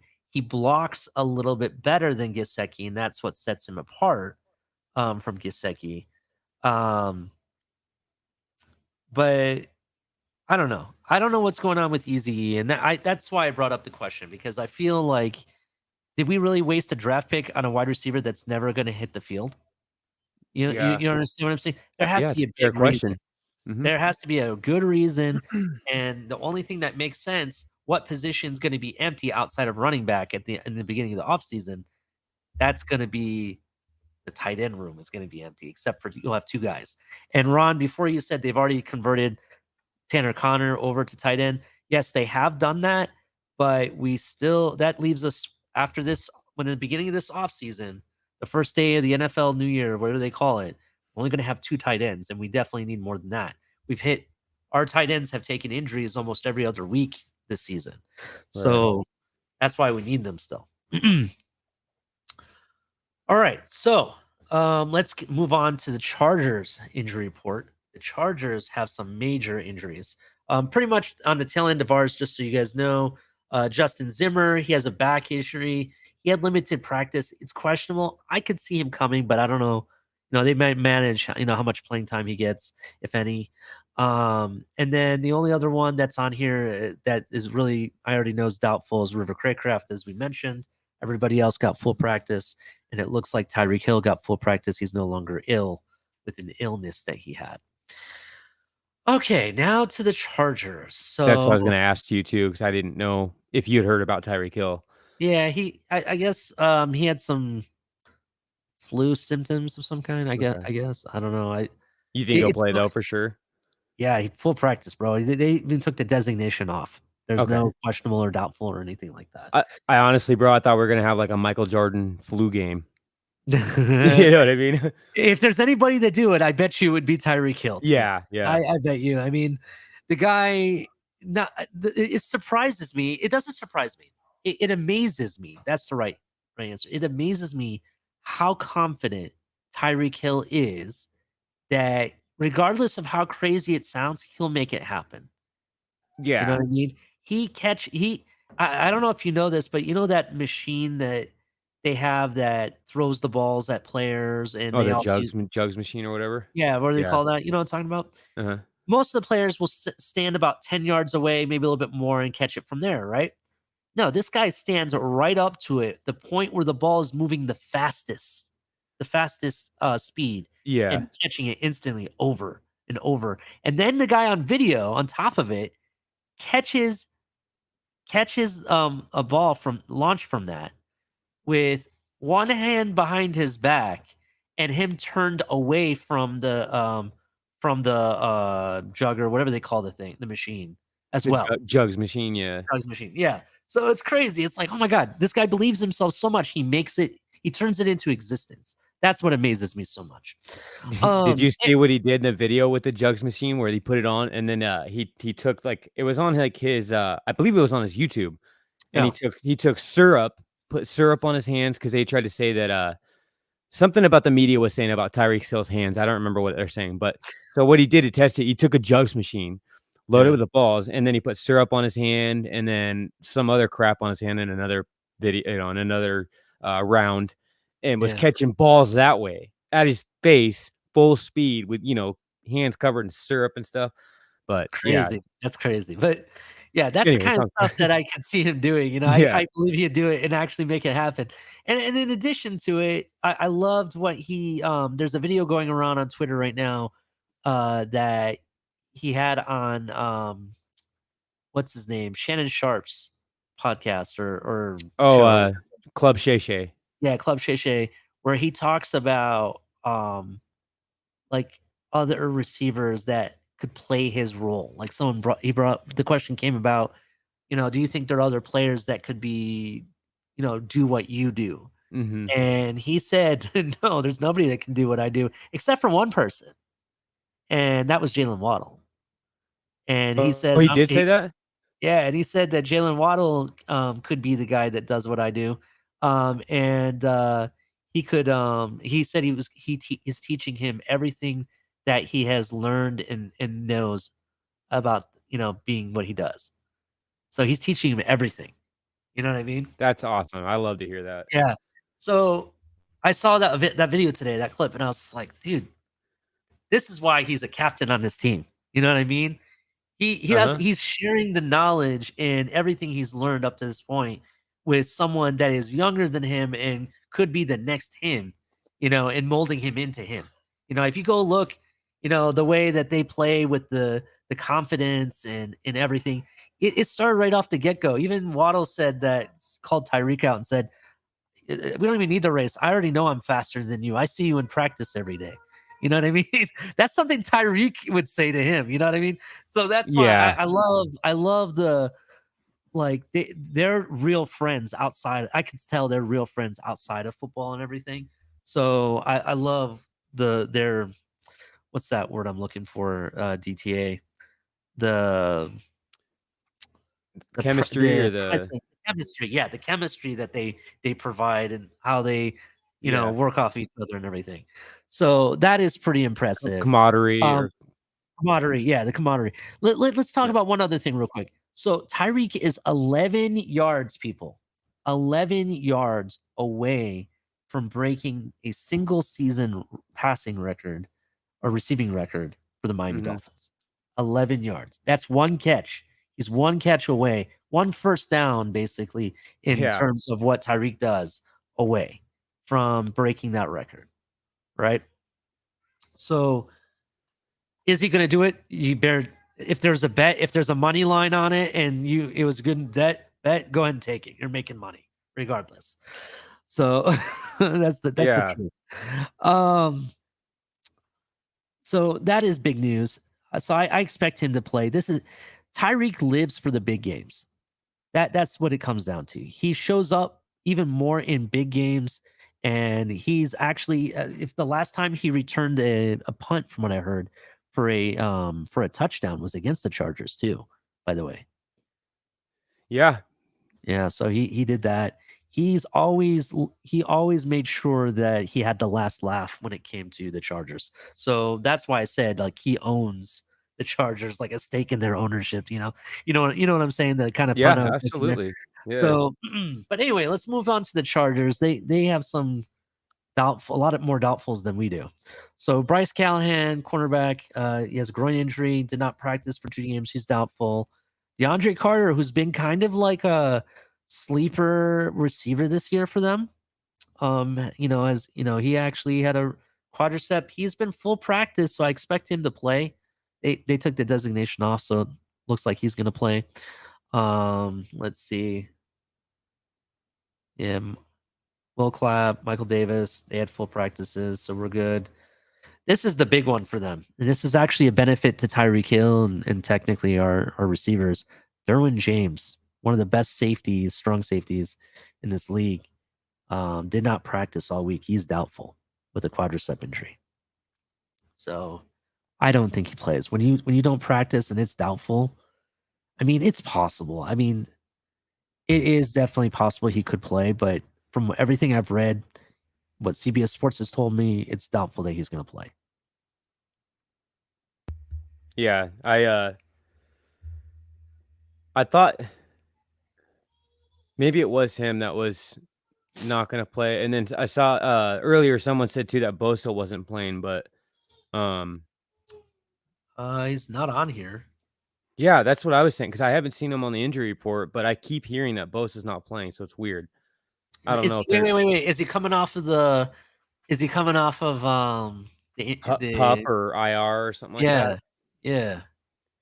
He could be. I have to look at that. Yeah, if you could look into that for me, because I don't. Yeah, give me. He wasn't on here, so I wasn't planning on talking about him. Oh, let me look that up real quick. One thing I'll tell you about Bosa, if you thought trying to go after his brother last week, trying to stop him from getting to the quarterback was bad, Bosa This Bosa, is, in my opinion, is a downgrade from that Bosa. He's strong. He can get to the quarterback. I just don't think he's as fast. I don't think he has the speed that his brother does. So I don't Same know. here. Yeah. I think he's still going to be someone to deal with, just not in the same way. It won't look as daunting as it did last week. You know what I mean? I don't.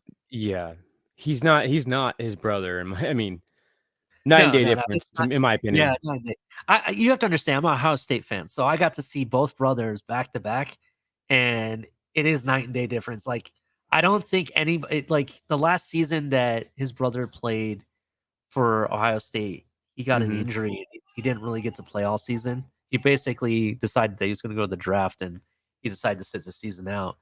But prior to that, he actually played like the first 3 games. Dude, I honestly, he would have gotten the defensive player of the year award.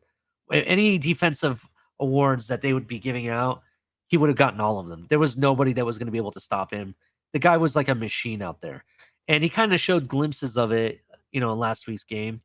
So this version of this Bosa, he's good. He's strong. He's definitely a starting defensive end.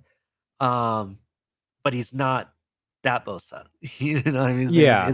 It's gonna be a different style. It's like Tyreek Hill is like your best wingback style of running back. He's the original Debo. Guy's super exactly. fast. And then you get Debo, who's fast in his own right, just not Tyreek fast. You know what I mean? So yeah. That's basically the best explanation I have for it. So it looks like Joey Bosa. So it looks like there's no timeline for Bosa's return. He was given a 6 to 10 week recovery timeline at the very start of his rehab, and they're already beyond that 10-week time frame as of this article being written.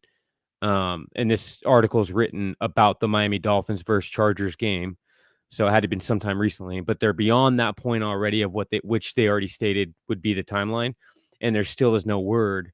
And they're saying, and again, this just looks to be the opinion of whoever wrote this article.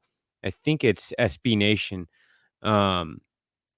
Said that they don't think he's going to be coming back for the regular season at this point. And if the Chargers continue to lose, they probably won't want to rush him back early at the cost of, doing more damage. Well, now that I know that Derwin James is out, Bosa has taken injuries, that kind of explains into why the defense of the Chargers look kind of not what they had on paper. Let's just put it that exactly. way. Yeah. What they had I on think paper, right now, you got to think about it. J.C. Jackson is out for the season. He had a dislocated kneecap, right? You had him. You had Derwin James. You have Khalil Mack. You have Bosa. This was supposed to be the juggernaut defense. Do you understand what I'm saying? They were going to have a ridiculous defense this year. Yeah. It just hasn't played out at all 100%. that way. And on paper, it looks great, but in reality, now I can see why a lot of people are still, saying that Tua is probably going to come back and be putting up the points because Bosa's not there. We still have Khalil Mack to worry about. Oh, I just lost DTA. Sorry about that, guys. But anyway, let's see. The other big thing for me is that Mike Williams is back. So Herbert gets all of his weapons. He has Eckler. He has Keenan Allen. He has Mike Williams. And when he had Mike Williams, oh, he's back now. You there? Yeah, sorry. That's okay. But yeah, so when Herbert had Keenan Allen and Mike Williams on the team healthy, their offense really clicked. So I think this is going to be a high scoring game. I'm going to go.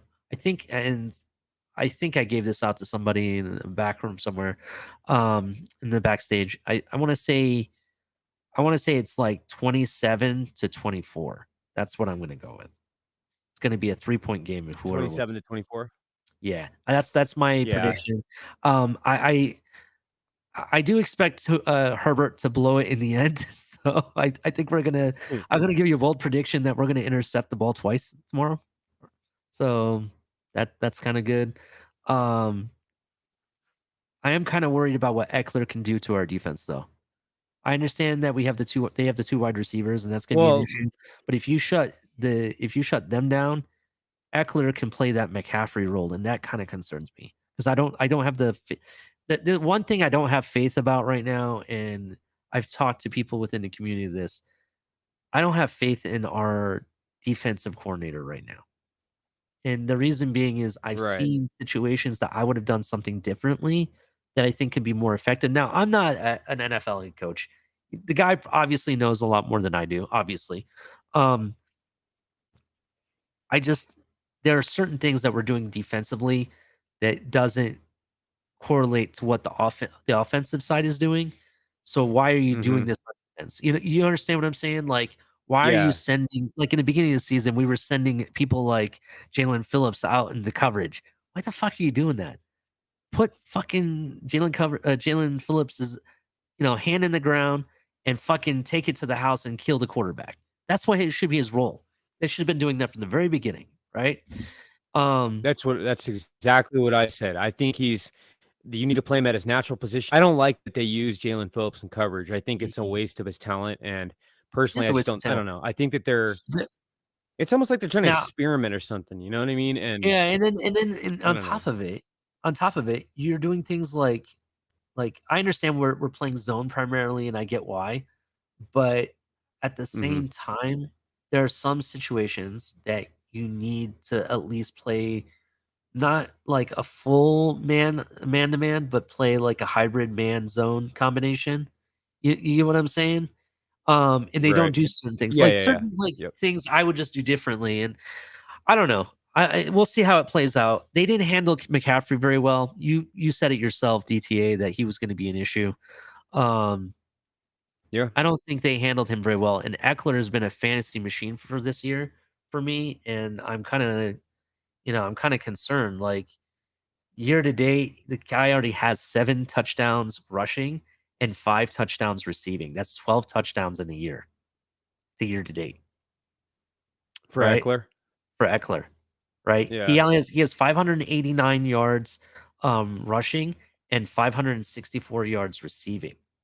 He's been targeted 104 times and had 138 attempts at rushing. So that to me, like the stats, it makes it look. I think maybe his run's been kind of his run's above average, but it's not something I think that would be as scary. It's his pass catching that concerns me. I think. I him, agree. He's gonna find those open areas, and they're gonna throw the ball to him, and that is what I'm concerned about because, and it's not so much that we may allow that because I'm okay if you keep the player between you and the end zone, right? My issue is the fact that our defense tackling was horrendous last week. You had people just trying to push people out of bounds. So you bad. had people just trying to, we'll tackle him with a clothesline. No, you fucking wrap that bitch up. You hold him both hands like this, and you don't do whatever you can to get that bitch on the ground. And they didn't do that. They didn't. This is what I don't understand. Go ahead. I was just gonna say, I agree. It pisses me off. It really does, Ali. I don't understand. We have been saying this shit, and I don't understand how you got coaches in there. They're completely competent. We know that they are, or would assume so, to be in that position. They have to be seeing what we see on the fields. And it doesn't matter if you're watching it on a broadcast or you're on the sideline with the team and you see it with your own eyes. You can see that they're not tackling. Why the hell are you not having these guys out doing tackling drills and trying to coach them up? Why allow it to continue? You know what I'm saying? Like, that would be like that's honestly, if you were to correct that, kind of like what you've alluded to, you correct the tackling issue with this defense, that already alone in itself is such an improvement in this defense. We would see such an improvement compared to what we've been getting. You know, you can't be doing these shoestring tackles, this not wrapping people up.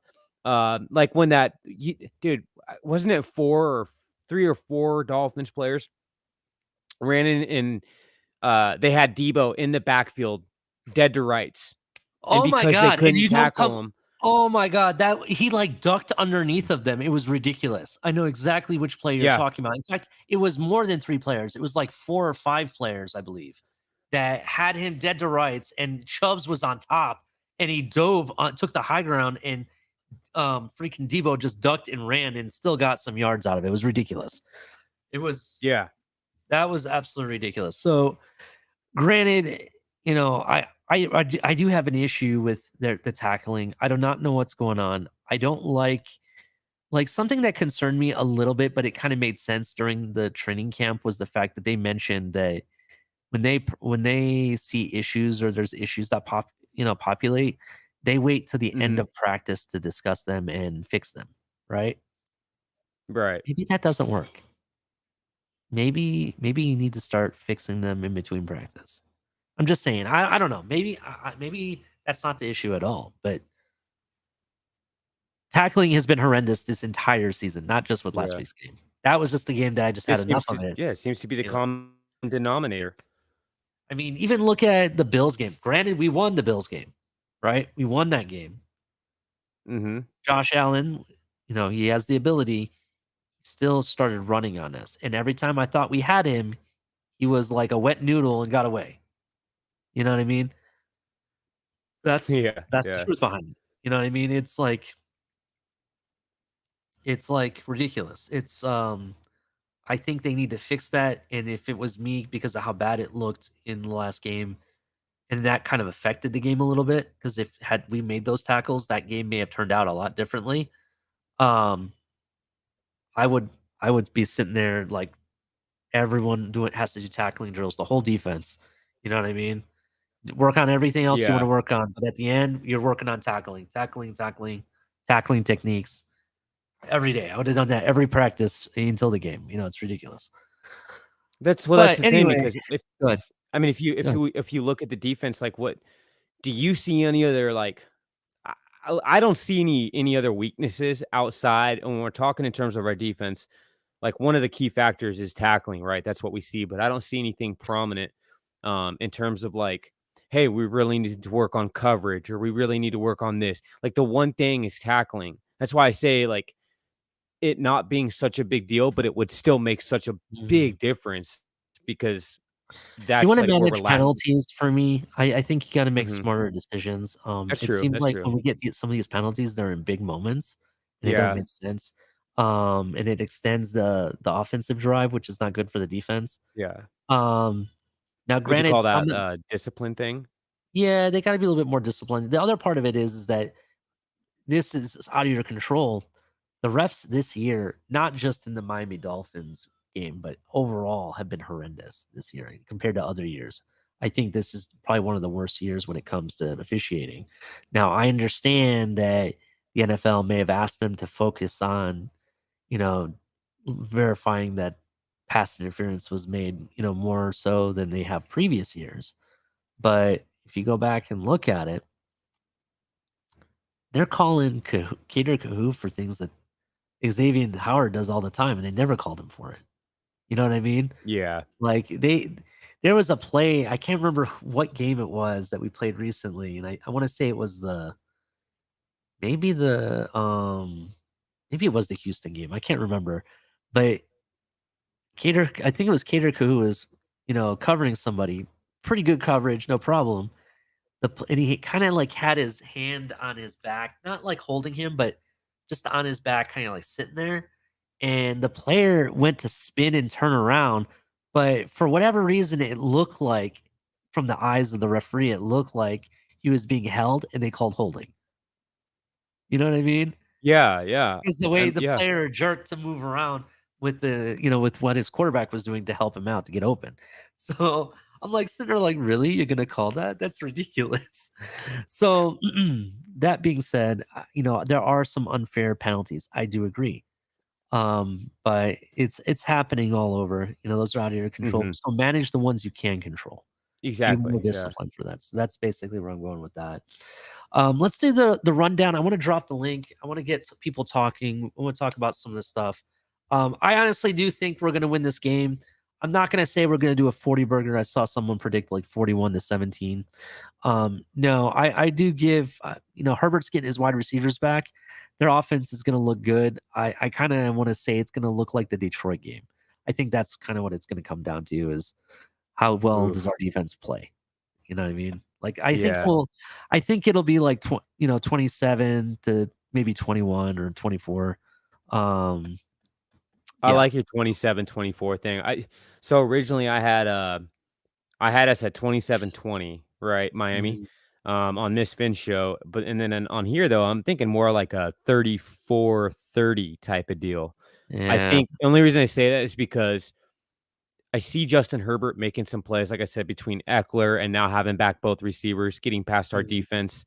I think a lot of that equates to, not on touchdowns, but field goals. You know what I mean? So it's not like he's out there balling. I think he only gets 3 touchdowns. The rest all field goals.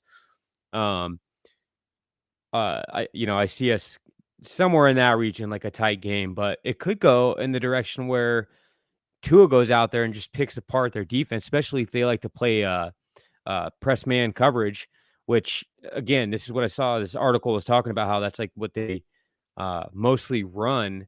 And if that's the case, that's a good thing about Tyreek and Jalen, though. Like if you got him playing, not only do they do good against zone, but does great against man. So if that's either going to get picked apart. And Yeah, definitely 100%. It could be one of those things where it's like a 37 to I don't know, 20. It could go either way. I think we win no Yeah. matter what. It could be a 30-something burger. It's definitely possible. I just feel like their offense is going to be better than it has looked in previous games because they have all their full wide receiver core back. You got Mike Williams, you got Keenan Allen finally back and rolling. And Eckler hasn't stopped from, at all. So Let me ask you this, feel Ali. Go ahead. Do you have any concern that this could be a loss at all? Like, does it, some games you kind of like, well, maybe, but does this have any, does this leave any type of shadow of a doubt? If Derwin James was playing, yes. Okay. But because he's doubtful, I'm more comfortable in winning. And yeah, that's why fair. Derwin James? Well, Derwin James gets a lot of their interceptions. J.C. Jackson's not there, so we don't have to worry about that because he's basically their version of Xavier Howard. Yeah. Essentially. You got both those guys out. Yeah, both those guys are out. J.C. Jackson's out for the year. Derwin James is doubtful for this game. Who knows? Maybe longer. I don't know the extent of his injury, but he didn't practice all week, so that's not good. Yep. And then you got we do have a little bit of a tussle with Khalil Mack that we'll have to deal with on the front line. But I think we have enough on offense that should terrorize their defense based on what they've done all season, right? So I think in that sense, we should be able to compete offensively, and I think our offense should be able to take it down. What we just need to do, which was the key to winning the game last week, but we just put ourselves in horrible situations. We need to just be able to be disciplined and slow down their offense as much as we can. You know what I mean? None of these lingering late hitting the quarterback or tackling incorrectly, which there was a couple that, the 49ers should have been called for. They didn't call them for it, but it is what it is. But none of these stupid penalties that you get in dumb moments. You know what I mean? Yeah. Go there, just play what you got to do, play your role, do what you're supposed to be doing, and get off the field. That's basically what I want to see happen. I don't want nothing else. I honestly think our running game could get going in this game too. So I think we might be able to clock manage as well. That's possible for this game as well. So we'll see. Now, is Mostert? Is he gonna? We'll have Mostert and Jeff Wilson, correct? I know he. Mostert is not on this list at all, so he Okay, should be good. back. And Jeff Wilson is not on here either. Okay. So that should be good as well.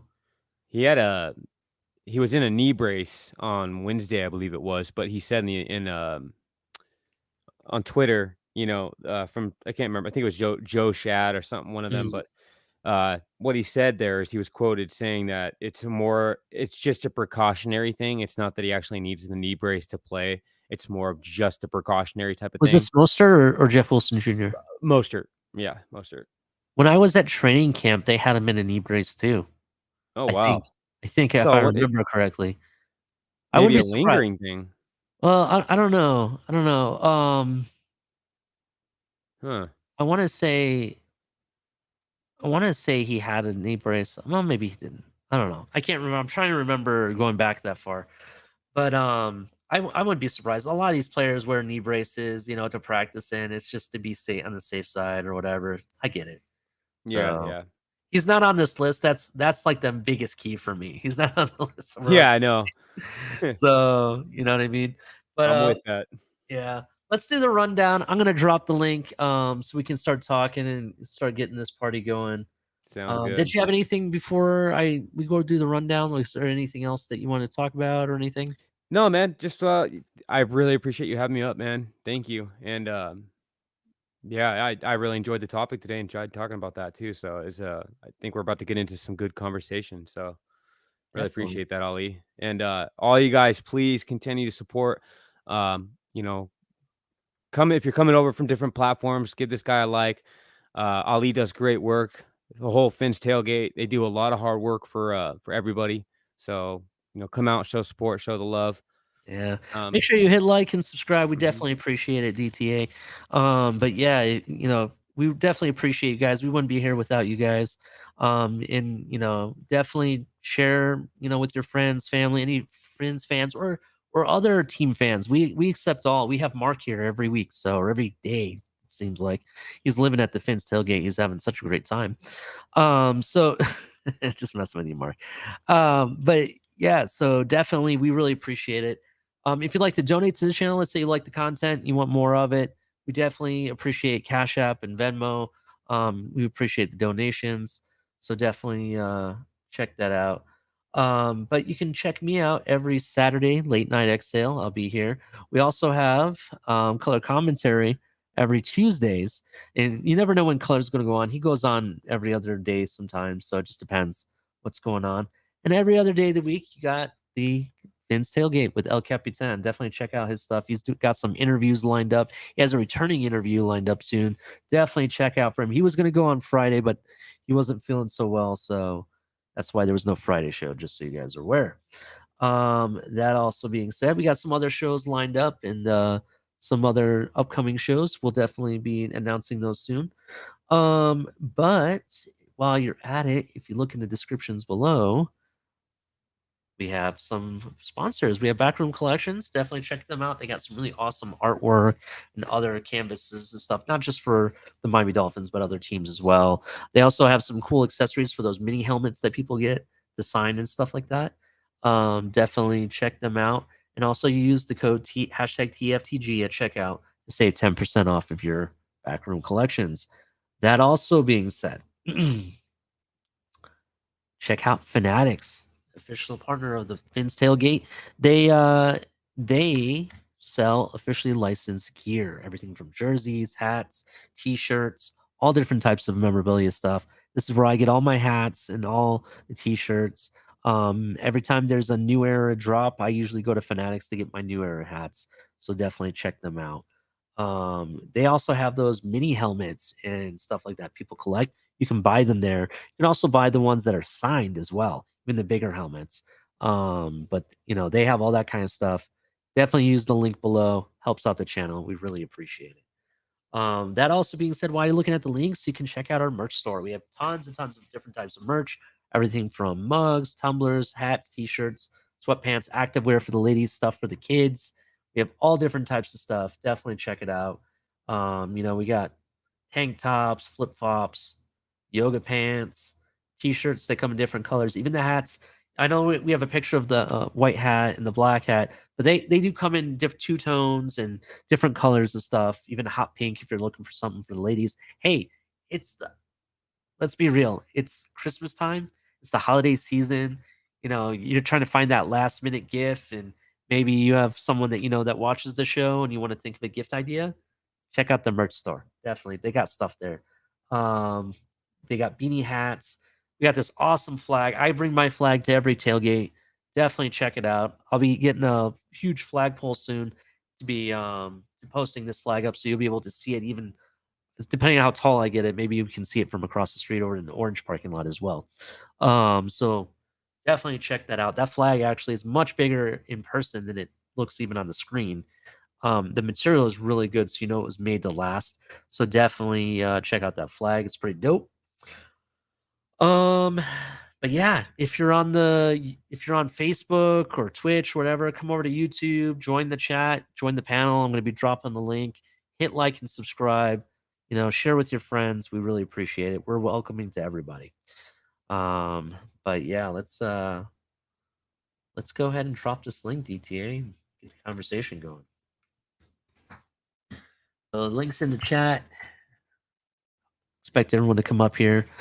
So DTA, I'm excited for this game. I think it's going to be a redemption game. I think Tua is going to be serious business, and because it's a game where Tyreek is going to be close, actually will be breaking the record. It's almost guaranteed. You can say it's already done. I really feel that he's going to be serious and make a big point to show out in that style of a game. The fact prime time and whatnot. Everybody, welcome Ron and KP. How you guys doing? What's up, gentlemen? What's up, guys? Hey, good night, everyone. First, I just want to apologize, guys, for misinformation earlier about Easy-E being banned from Dade County. Oh, I didn't turns see that. out, I didn't hear that. I didn't either. Well, I was suggesting that the reason we haven't seen Easy on the field was because Uncle Luke banned him from coming to Miami back in 1988 before he was born. But it turns out that Uncle Luke never banned Eazy-E. He actually banned Dr. Dre. So it was my bad. I misremembered that. My bad, Joe. So I don't know why Eazy-E hasn't hit the field yet. Oh my God. You understand what I'm saying about the premise of him bulking up to play a different style of position, right? You get my premise with that? Yeah, well, I mean, it's I understand. It's plausible. It's plausible. It is plausible, but I do understand what you're saying, that if I'm him, I'd be asking for a trade or whatnot. I agree, but my thing is, I haven't heard any rumor that this is actually happening. I'm just speculating because it's the only thing that makes sense to me at this point. Ali, how many rookies do we have actually playing on offense? Say what? How many rookies do we have? What? Do we actually have playing? Well, Connor has played more than Eazy-E, and he was undrafted. Let's see who else we got. Not Hunter Long. Who else do we have? They don't play a lot of rookies. Cameron Good. Cameron Good actually has played a game or two. Yeah, and Tittle a game or two too, also, but not much at all for any of them. Yeah, but the point is they've actually come out to play, and here's the thing. While you may not have needed those positions, the wide receiver room, there was a good opportunity to him to at least get a series in, at least one series in during the Houston game. You know what I mean? Yeah. So, and what I saw, and I'm just being honest based on what I saw in the preseason. The preseason games, he really showed out. He did. And the thing is that if you think about it, he showed out more so than even what Cedric Wilson Jr. did. I agree. And Wilson, granted, I understand why we're playing Wilson because we paid him. We got to play him. I get it. I get that. I just think that there was an opportunity for him to play. And what's the name of the other receiver we had whose first catch he fumbled? Braylon Sanders. Sanders, that's right. And we haven't seen him since. Braylon Sanders, He was an undrafted person. Maybe we don't want anybody signing. Oh, damn. Practice squad. Well, and we have Freddie. What? That's what we're talking about too. Is Freddie Swain's going to be playing too? Now he's not a rookie. He played with Seattle, so technically, he's not a rookie. But I think the team. I see what you're saying too, Ron. I see that I see what you're saying about not playing a lot of rookies, but it still doesn't make sense when you have I could see maybe them not putting Easy as a prominent starter in terms of the receivers. When you got guys that have been reliable, like we already know, no matter what, if Jalen Waddle and Tyreek Hill are able to go on the field and they're playing, they're gonna play. Now, when it comes to a wide receiver 3 and 4, and you guys got Trent Sherfield, River Craycraft, both of them have been reliable, right? So of course they're going to be getting the play time. But I've heard the theory, and not even a theory. I've heard, and it's came out, and they've even said it in one of their pressers along while back that Eazy-E was struggling with trying to learn a new position or a new role, and getting the plays down, right? And that's okay. It happens, whatever it is. But I'm with Ali. I'm with Ali on that. Like, you still could put him in instead. Like, for example, instead of bringing in Freddie Swain from the practice squad, why the hell would we not play Eazy-E? Because we don't want somebody to sign him up for a practice squad to their 53. I'm going to give you an example. This isn't going to happen. This won't ever happen. But Eazy-E's not on our let's say practice squad. Let's just say hypothetically that the Miami Dolphins decide to play like a bunch of Terminators dressed as Tua and company and put up 5-6 touchdowns in the first half. And they're up, let's say, 42 to 7, right? Oh, why wouldn't you play Eazy-E in this game at that point? You're up 42-7. Well, here's where rumor, guys. Here's where rumor, like what was stated, comes from, right? Where Eazy-E is struggling to hear or just to adapt to the role that's expected of him. If you look at the yeoman's effort that Trent Sherfield and River Craycraft perform for this team, they do a lot of running, a lot of blocking. They do a lot of the dirty work that allows a guy like Tyreek Hill and Jalen Waddle to get those extra open looks. You see what I'm saying? Now, when you tell a guy like Eazy-E or a young guy that they've got to adapt to a role where they're just going to basically sacrifice their body, run routes, block, that may, it may not be sinking in to a certain level. They're there to catch the ball. They thought they were. So you never know. I mean, that's just a theory as well. But it takes a certain. What I'm saying is, it takes a certain kind of mentality to do the kind of work that a Trent Sherfield does day in and day out. Tua's even acknowledged that as well, in trying to get him a touchdown because of all the hard work he had done, and in his role within the function of this offense. Right. So I mean, here's something else. I mean, the other part of it for me is like, so we did draft Tyndall first, okay, and we had a certain expectation for him, and it hasn't necessarily panned out, and we haven't necessarily have to worry about it too much, so that's good. But at the same time, like in the offseason, we saw a lot more footage of Eazy-E. We saw him talking to media. We saw him walking the halls. He always had a big smile on his face and everything. We saw more of him than we even saw of Tyndall, to be honest, in the offseason. Right. When it came to like the videos and photos and pictures and all that stuff that they put out. Why haven't we seen him now? It doesn't make sense. You kind of hyped him up for me by showing me during the offseason. I'm talking to the Miami Dolphins right now in the media stuff that they put out. They kind of hyped him up for me. They hyped him up in the preseason game because they used him a lot and he looked really decent. Why haven't they used him? It just doesn't make sense. Furthermore, too, Ali, why has nobody asked? Why hasn't it been brought up? Like, we've been asking. I think that's a better question. Why has it been so? It's almost like it's been like it's a valid question. It's actually a really good question. Because we're winning.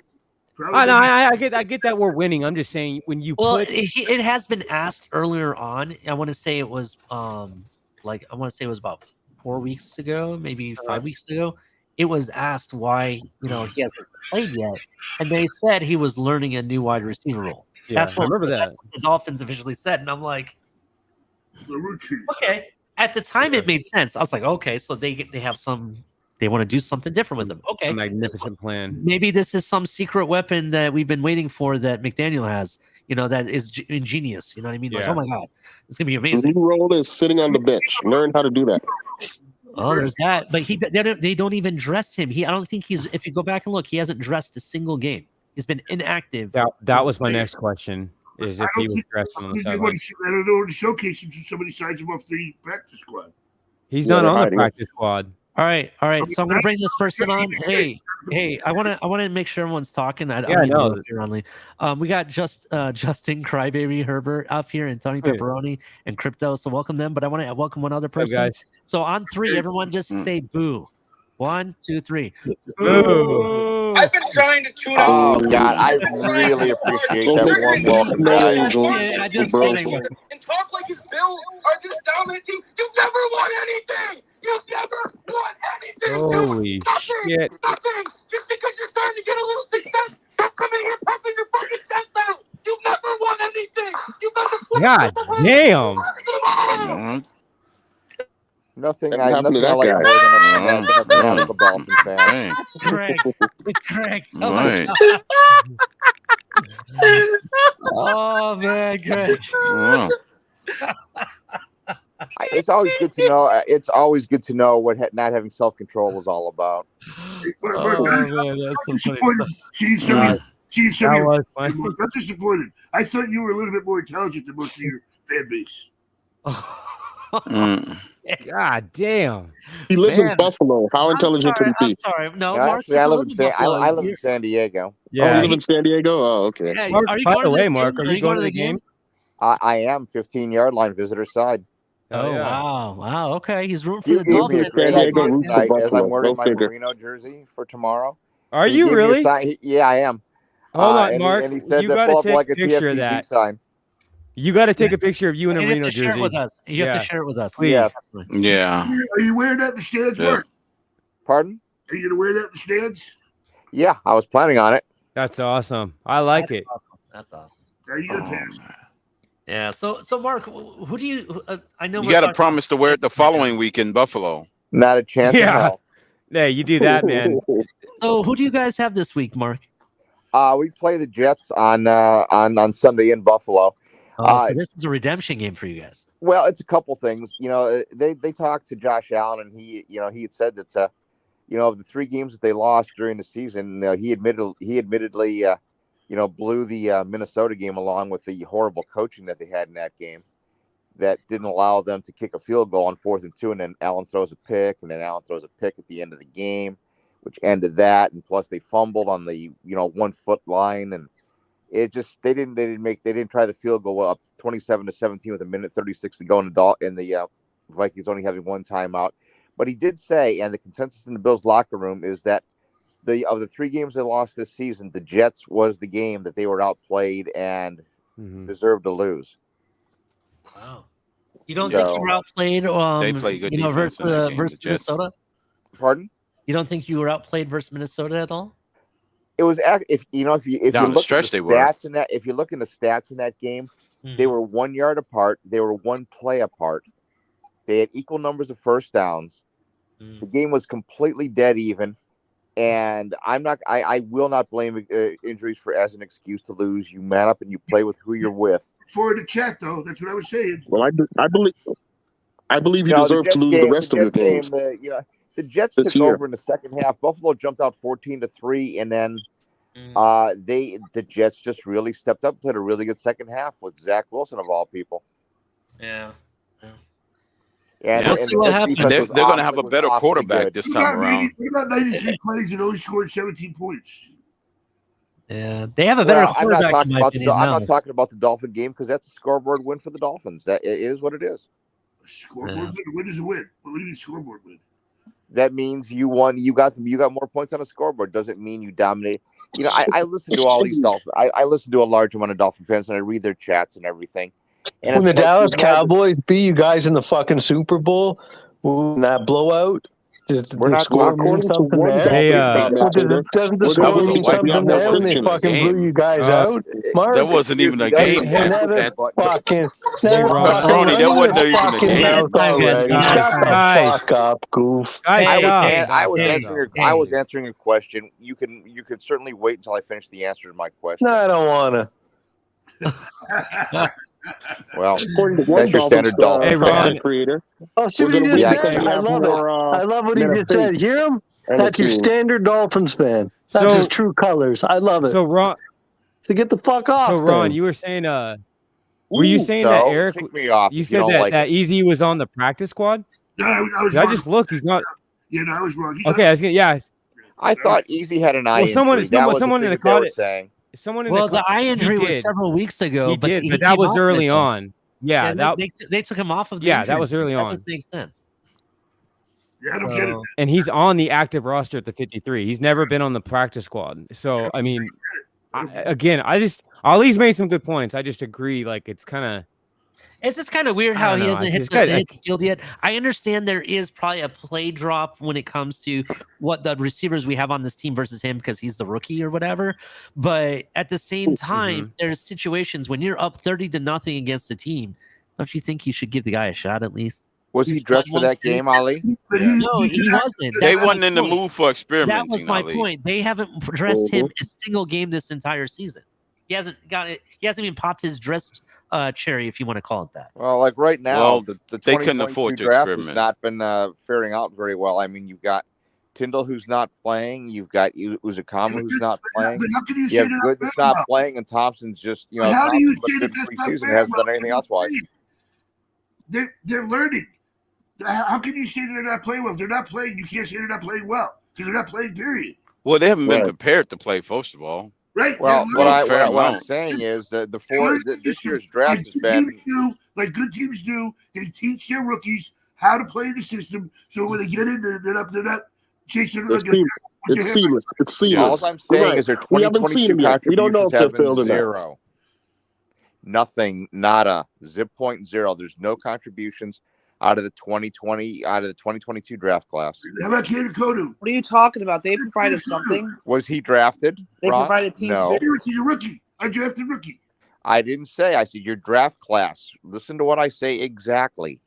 So it's not better that we have an undrafted rookie doing well. Right now, they're It's providing excellent depth. that you have an undrafted rookie doing well. That's correct. I mean, even the Bills had an undrafted rookie doing very well because, I mean, Elam Zaire got outplayed by an undrafted rookie in the cornerback position. And that's why he started. No, Benford was actually a 6th-round pick. You can go back and get a 6th-round pick? Okay, Yeah. well, he's not a first-round pick. That's a very big. Yeah, the difference there. between the two is Benford came out of a zone system and is really a safety. And because of injuries, they played him at corner. Well, the longer he played, the more we found that he's really a safety. Elam is actually developing into a starting corner and is replacing Dane Jackson to go along with Trey White. Are you guys going to go re-sign your punter again now? Did you see? Hard to say. I mean, all Jimmy Ariza cleared was being charged. It doesn't mean he's not guilty of some type of.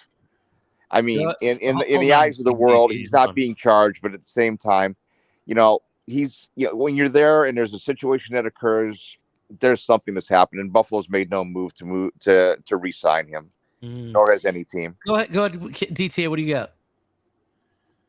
Oh, I was just gonna say, did you see what Jimmy said in the comments? He said, "I wonder if they moved him to tight end." So, obviously, it's not just you that is kind of picking up on that. You know what I mean? Yeah.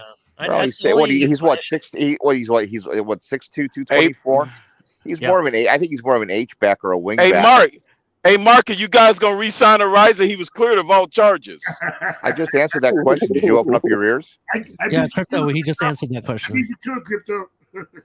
He still has all the civil stuff going on though, right? He still has a bunch of civil lawsuits. Well, I didn't hear you answer the question. From a criminal point of view, he was not charged. That doesn't mean because civil complaints have a totally different standard. Well, he said Yeah, he but he did still with was charged. a underage girl. He just wasn't. No, he was charged. He wasn't convicted. There's the difference. Right. No. He was not charged. He was not. No. The charges were. Everything was dropped. If you read the reports, everything was dropped. Yes, but we don't know what's going to happen. Mark, hold on. From someone who's listen, Mark. I've done 3 years. I know what I'm talking about. You can still be even if the charges are dropped. You still are charged. Yes, you are still charged. A conviction means that's where it comes in. So I can be charged with something. Okay. Now, if they don't convict me of it, even if they drop charges, I'm still charged with it, and it would still show up on the records as having contact with police. Well, does it matter because he's not been signed by any NFL team? No. I'm just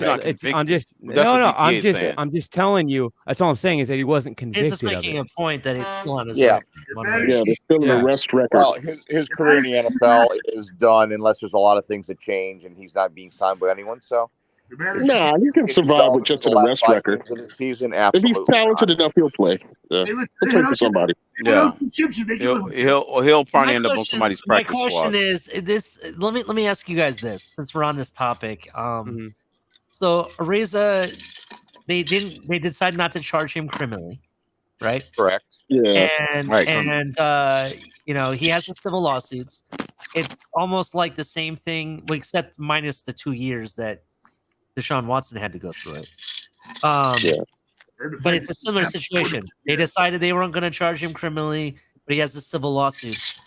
Do you think the NFL does something similar to what they did to Deshaun Watson that they do to him? Because, and this is the only reason, because this has to do with a minor, not an adult. And well, the way I think about it, honestly, Ali, the way I think about it is until guys, I wanted to just ask you guys if you knew what college Michael Jackson went to or university.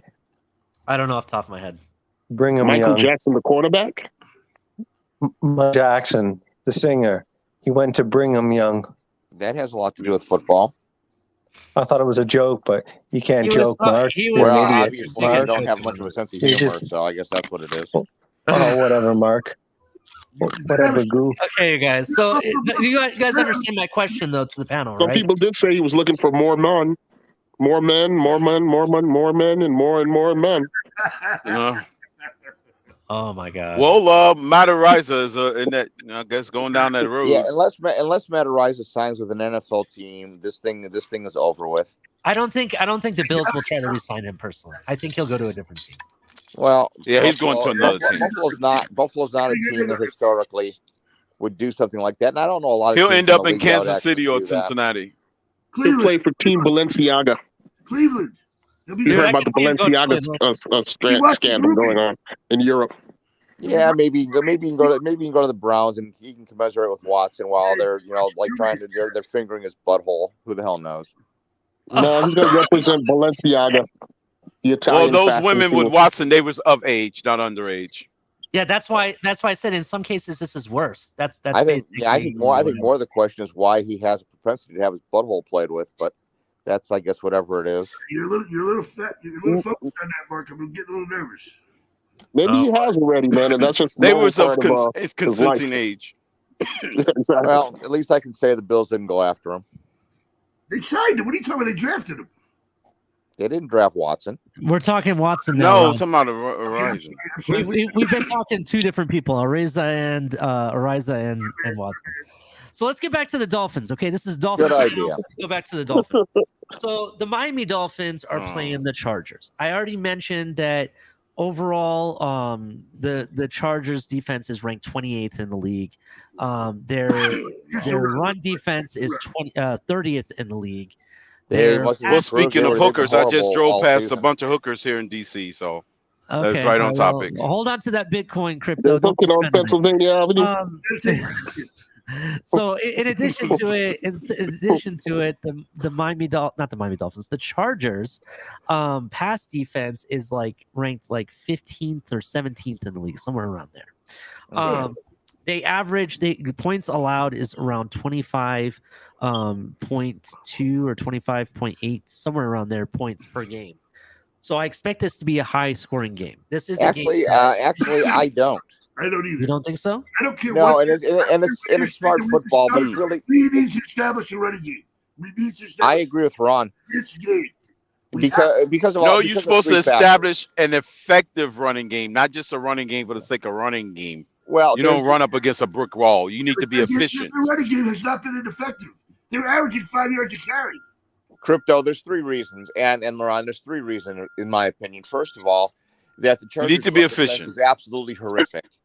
Second, they need to control the ball and take time off the clock, because the more they have the ball, I think that's overrated. The less time they're going to be on the playing field, and that's going to diminish the time for injuries. And they've got a short week the next week going into Buffalo. Their rush defense is 28th in the league right now. They have allowed. I don't know. They would probably want to be on the field less because they have more rest the following week. Their rush defense.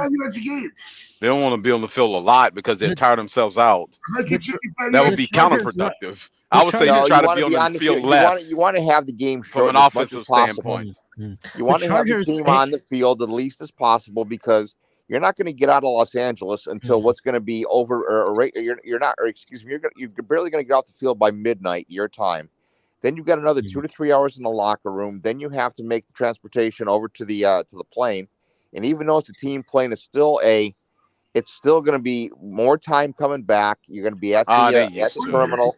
and you're not going to do anything on Monday. You're going to get yourselves home, and you're going to go back home. Tuesday's the off day. Wednesday's going to be coming in for a walkthrough and the game plan and the walkthrough. Thursday will be a heavy practice day, and Friday they're going back on the plane again. I'm going to do one thing Monday, though. Okay, before we continue, Ron, when you go to Buffalo yet? Ron, before we continue, just to put out some facts out there. So Chargers rush defense is ranked 20. I believe I stated it was 28th in the league, right?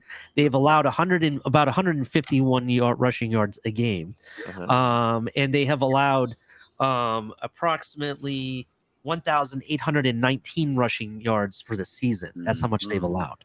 So I do think our run game could, pick up this game. Giving those numbers now. I could, based on what I've seen on paper and on those numbers, what they've done, I could see Jeff Wilson and Mostert actually get the running game going in this game a little bit.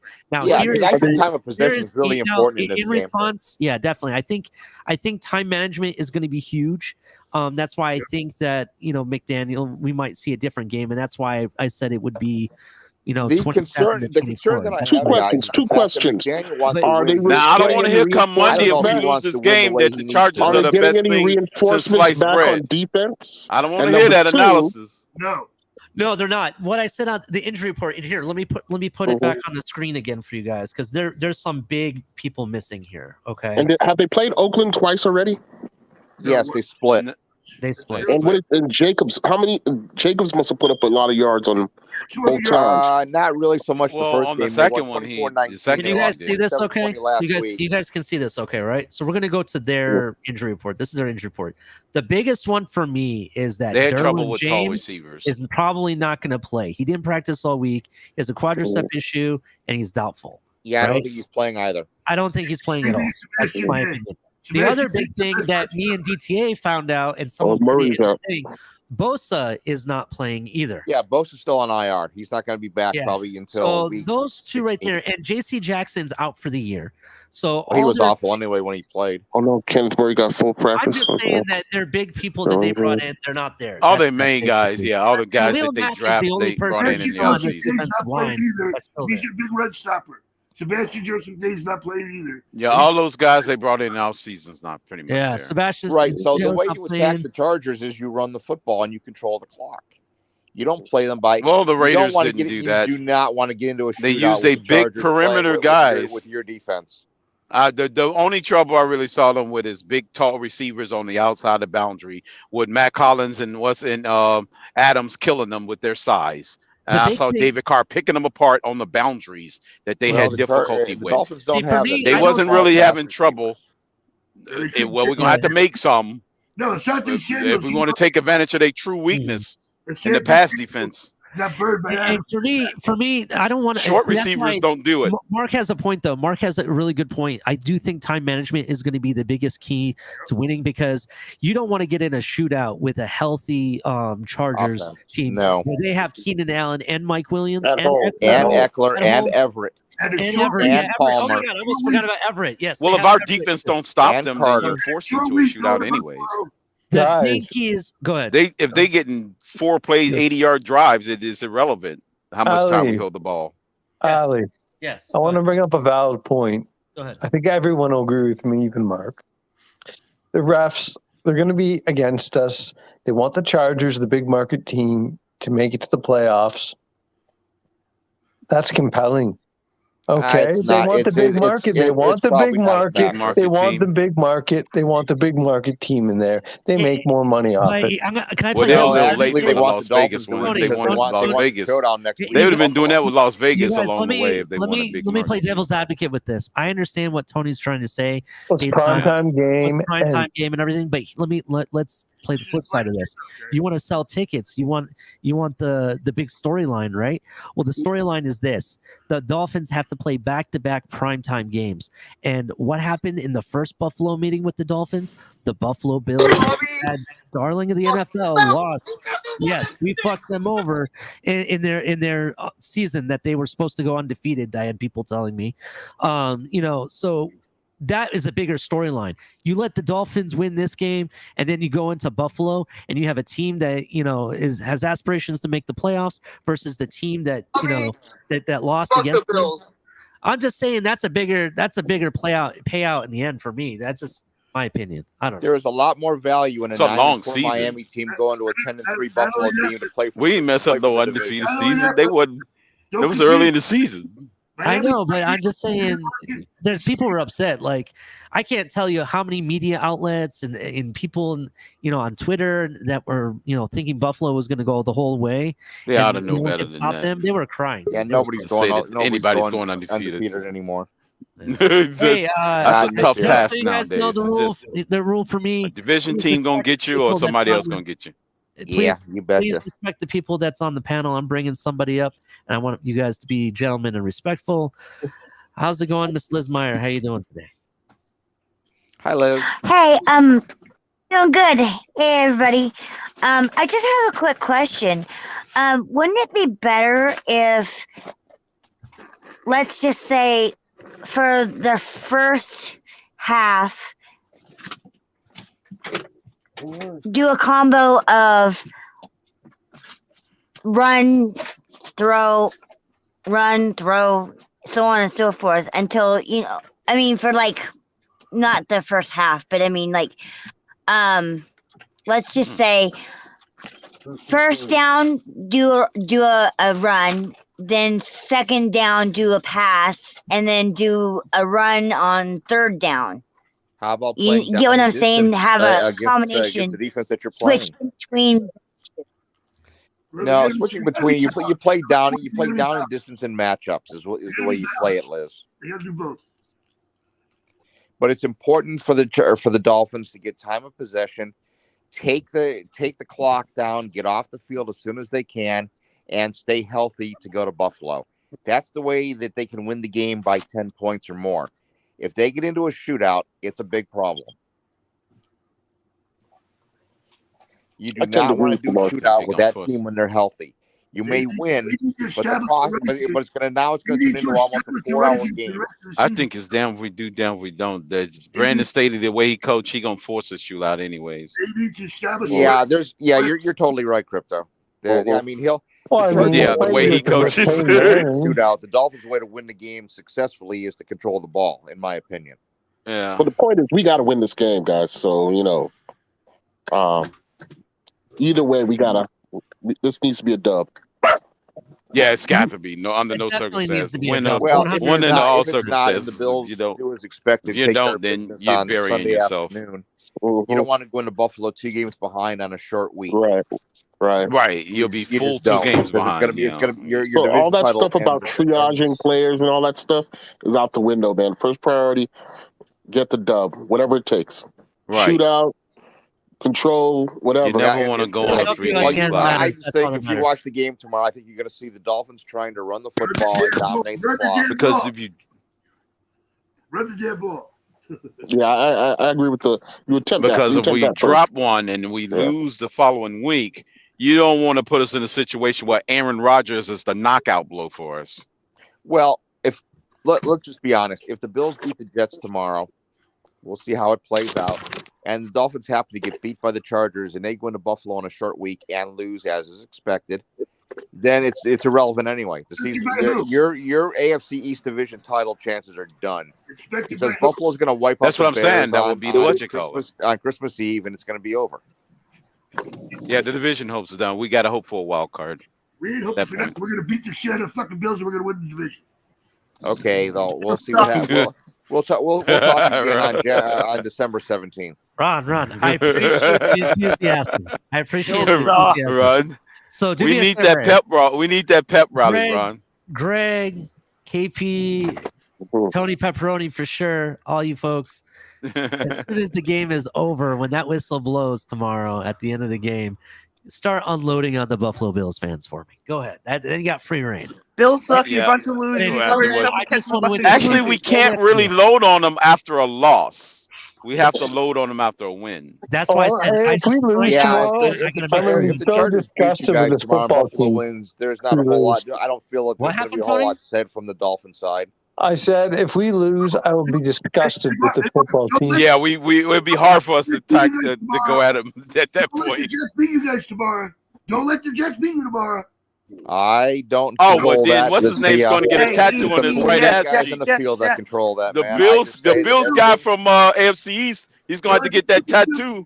Don't let them sleep you. I heard Master at Work's giving it to you guys pretty bad today. Where's the Jet Brooms? Yeah, well, no, actually, Dan from the Bills guy, he said he go get a tattoo of the Jets if they sweep him on his ass cheek.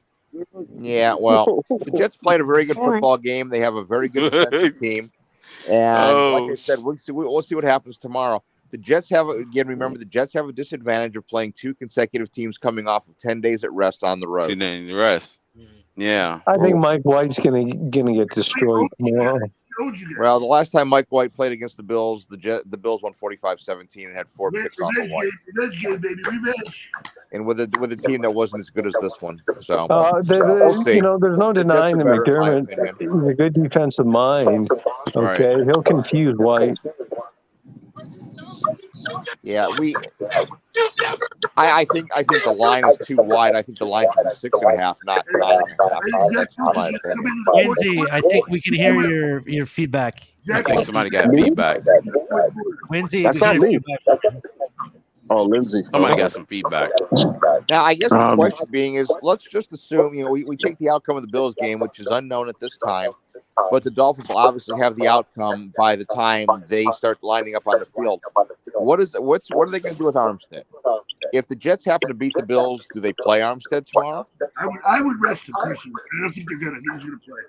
If the Jets beat the Bills, if the Jets beat the Bills and go to a situation where you rest them. They can afford not to Bills, you rest Armstead. Are the Dolphins going to sit Armstead or not?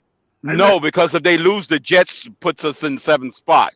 No, I think you have to play Armstead regardless. You regardless of what happens the Jets during the regular us. time frame. Well, You've got to play Armstead. The only reason why I said rest him is because Fisher. Yeah, you can't rest Armstead in that situation. Fisher's ready to Yeah, play. you're probably right. That was just my gut reaction. You rest them. That's dangerous.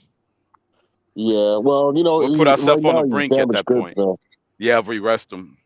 Yeah, because you can lose that game and we'll be 7th Mack seed. Tears the rest of Armstead's pec. That's a problem in and of itself.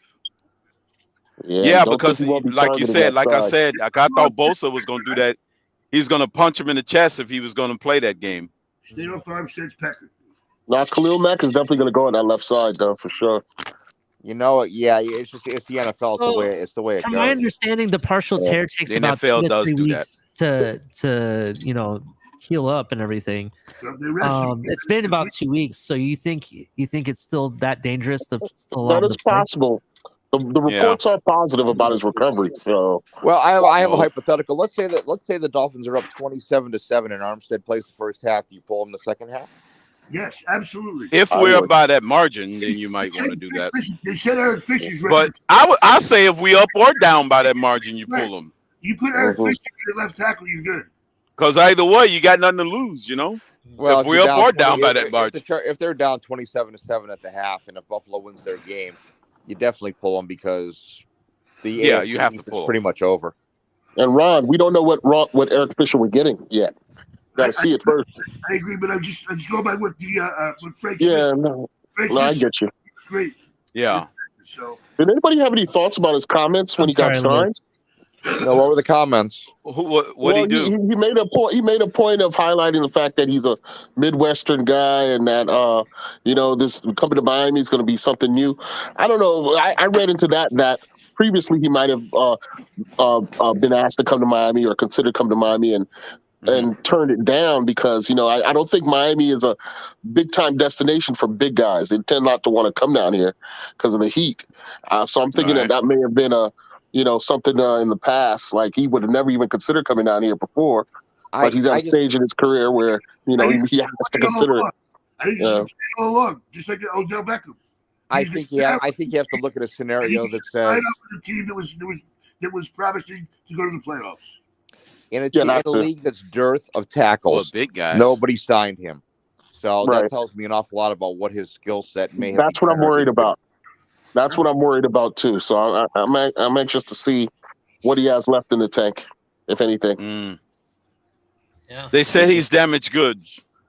Yeah. Well, yeah, he let up 9 sacks and a ton of pressures with the Colts last year. So Yeah, and we know the a- horror show that's out there with Greg Little in the place of Armstead.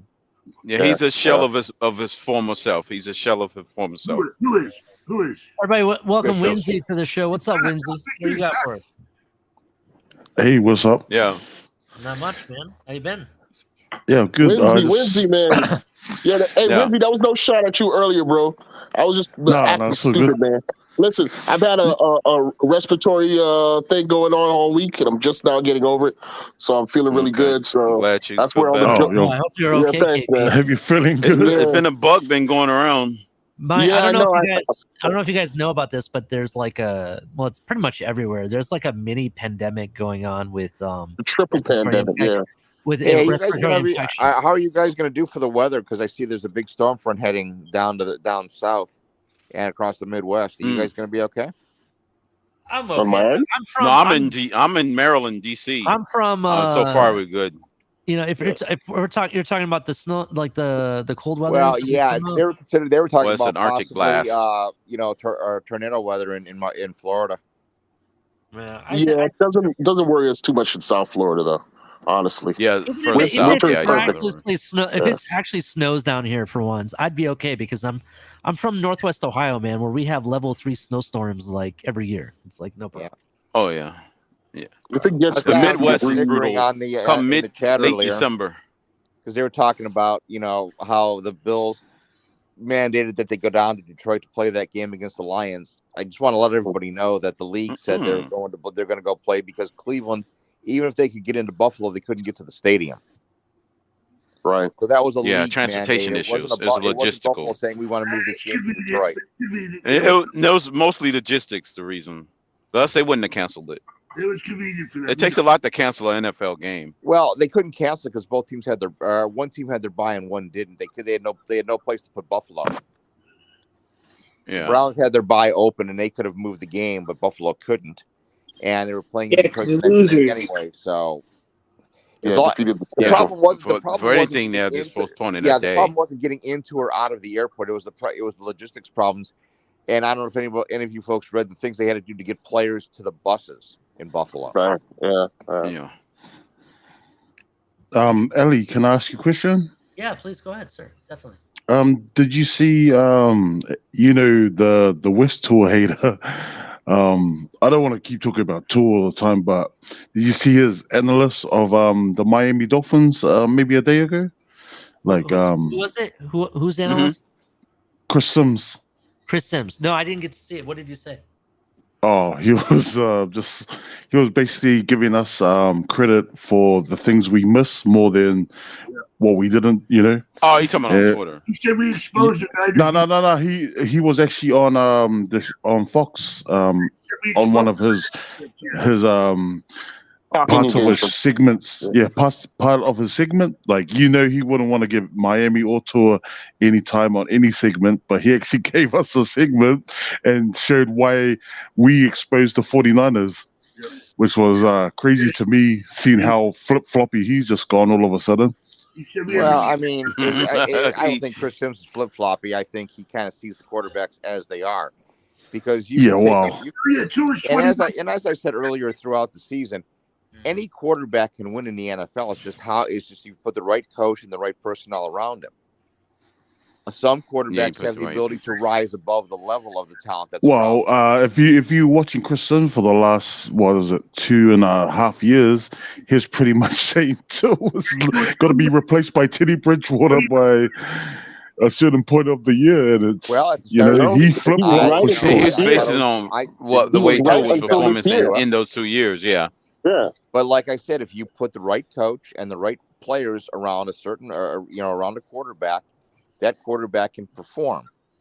But if you look at it the way we saw it, and we watch every game like I have, you could see why Tua was struggling in certain parts where, it wasn't always his fault. Like we had 0 receivers. Like Devontae Parker was out. Well, that's just a most of last factual year. lie, Like, though, Wincy.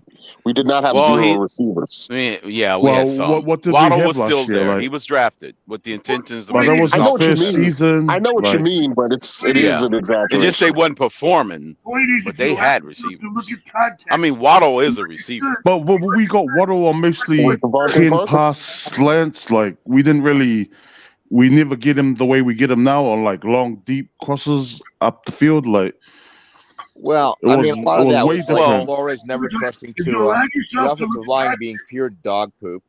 if you allowed yourself to look at the context, then you can believe that he had the ability to do what he's doing this year.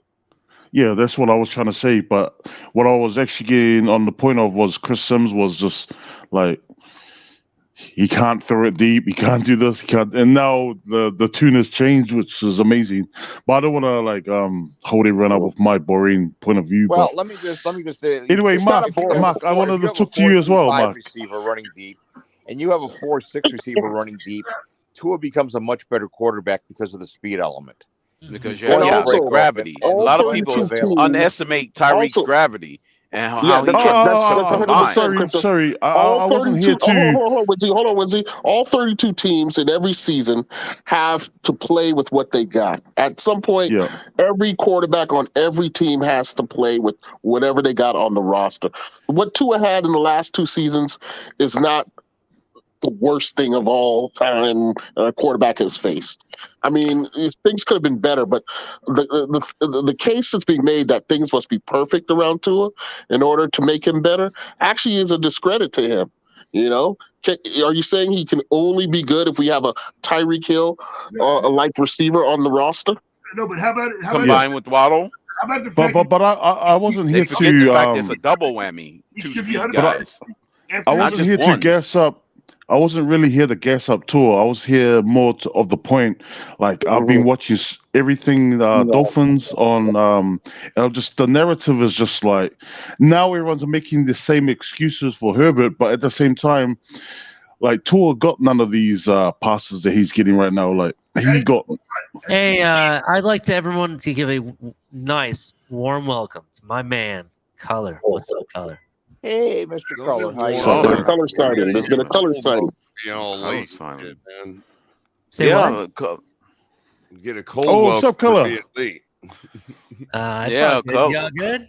Everything okay? That's because the calculator is broken. That's why he's trying to figure out. He's trying to figure out how to get a new. Trying to get a new calculator there. That's what I'm saying. Operator's a little broken tonight, but Maybe that whatever. Anyway, yeah, so we've been just to give you a heads up, Culler. We've talked about the Chargers game. We went over the injury report. Basically, they're getting a full offense, but their defense has been decimated. The only person left standing is Khalil Mack, to be honest. So that's basically the difference. I feel like this could end up similar to the Lions game where it's an offensive shootout. Right. And I think the Chargers, the Dolphins, need to control the clock a lot better in this game and take one of those weapons out of the game to help manage to slow them down a little bit. That's basically what we came. Isn't it neat though? We're at week 15 and all the football that's been played, and we're talking about having a. I mean, I don't know. Maybe it's just me, but it seems like we'll have an easier time with the Chargers than we did the Lions after it's all said and done. Yeah. Well, if you play the right game plan, you do. Well, of course. Remember, Mark. Everything I say is predicated upon execution. Of course. That's correct. Yeah, totally. If the Dolphins, in my opinion, execute their running game, they're going to beat the Chargers by 10 points or more. But who'd have thought that by the end of the year? By the beginning of the year, this was circled on our schedule at the beginning of the year. Now it's like, well, whatever. Let's get it done. That's a whatever game. Can I? Go ahead, Winston. Can I say this fact? So what I was watching is this is the first time if we win. Oh, I feel we'll win tomorrow. That's the first time since 1998 we're 9-4. No, 2001. That's pretty impressive. Oh, 2001. Sorry, I think it's 2001. I thought it was 98, but actually it was before that because we were We were like that record when we was with after the Dave Wannstedt thing, and Mike Sperano when we was 11-5 that season. That's right. But we didn't play Chargers back then. And that's the same year that just played good too, eh? Yeah, because that was after our 1-15 season. We had reeled off a few in a row. And in all those seasons, we had early playoff departures. That's what I keep warning us of. Early going into playoff this exit situation. stage left, Kari. That's the big fear, man. Yeah. Don't become the the new Cincinnati Bengals of the Count freaking our league. chickens before they've hatched. Yeah, absolutely. I agree. Let's get to the playoffs, then we can talk about that. I do think we need to take care of business tomorrow, win the game, and then we can focus on the next team, the trash up north. But that's okay. If we went out, are we the one seed if we went out?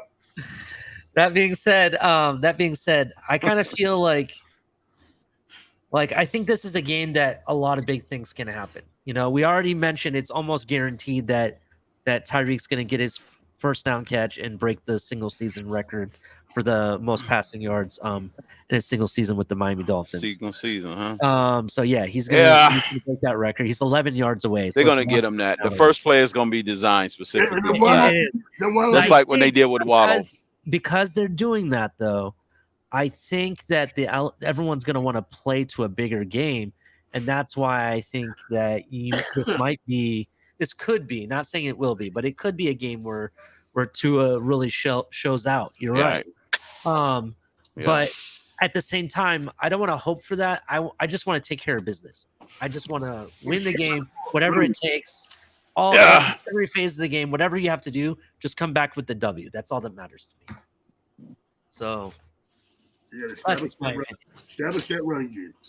Yeah, that I do think, and really I think you want to get out of you want to get to Los Angeles as early as possible and as healthy as possible, obviously. Yeah, that's what I'm saying. If we're up, if some miraculous thing happens and we're up like 40-0, as I mentioned earlier, put in your backups or whatever. Jesus, Ali, they're not the Houston Texans. Well, they do have a quarterback. I do understand, but if you're up 40-0. The other thing is the statistics that did come back from 40-0 in the half. That's very hard. It is really hard, to be honest. I mean, just being honest. Yeah.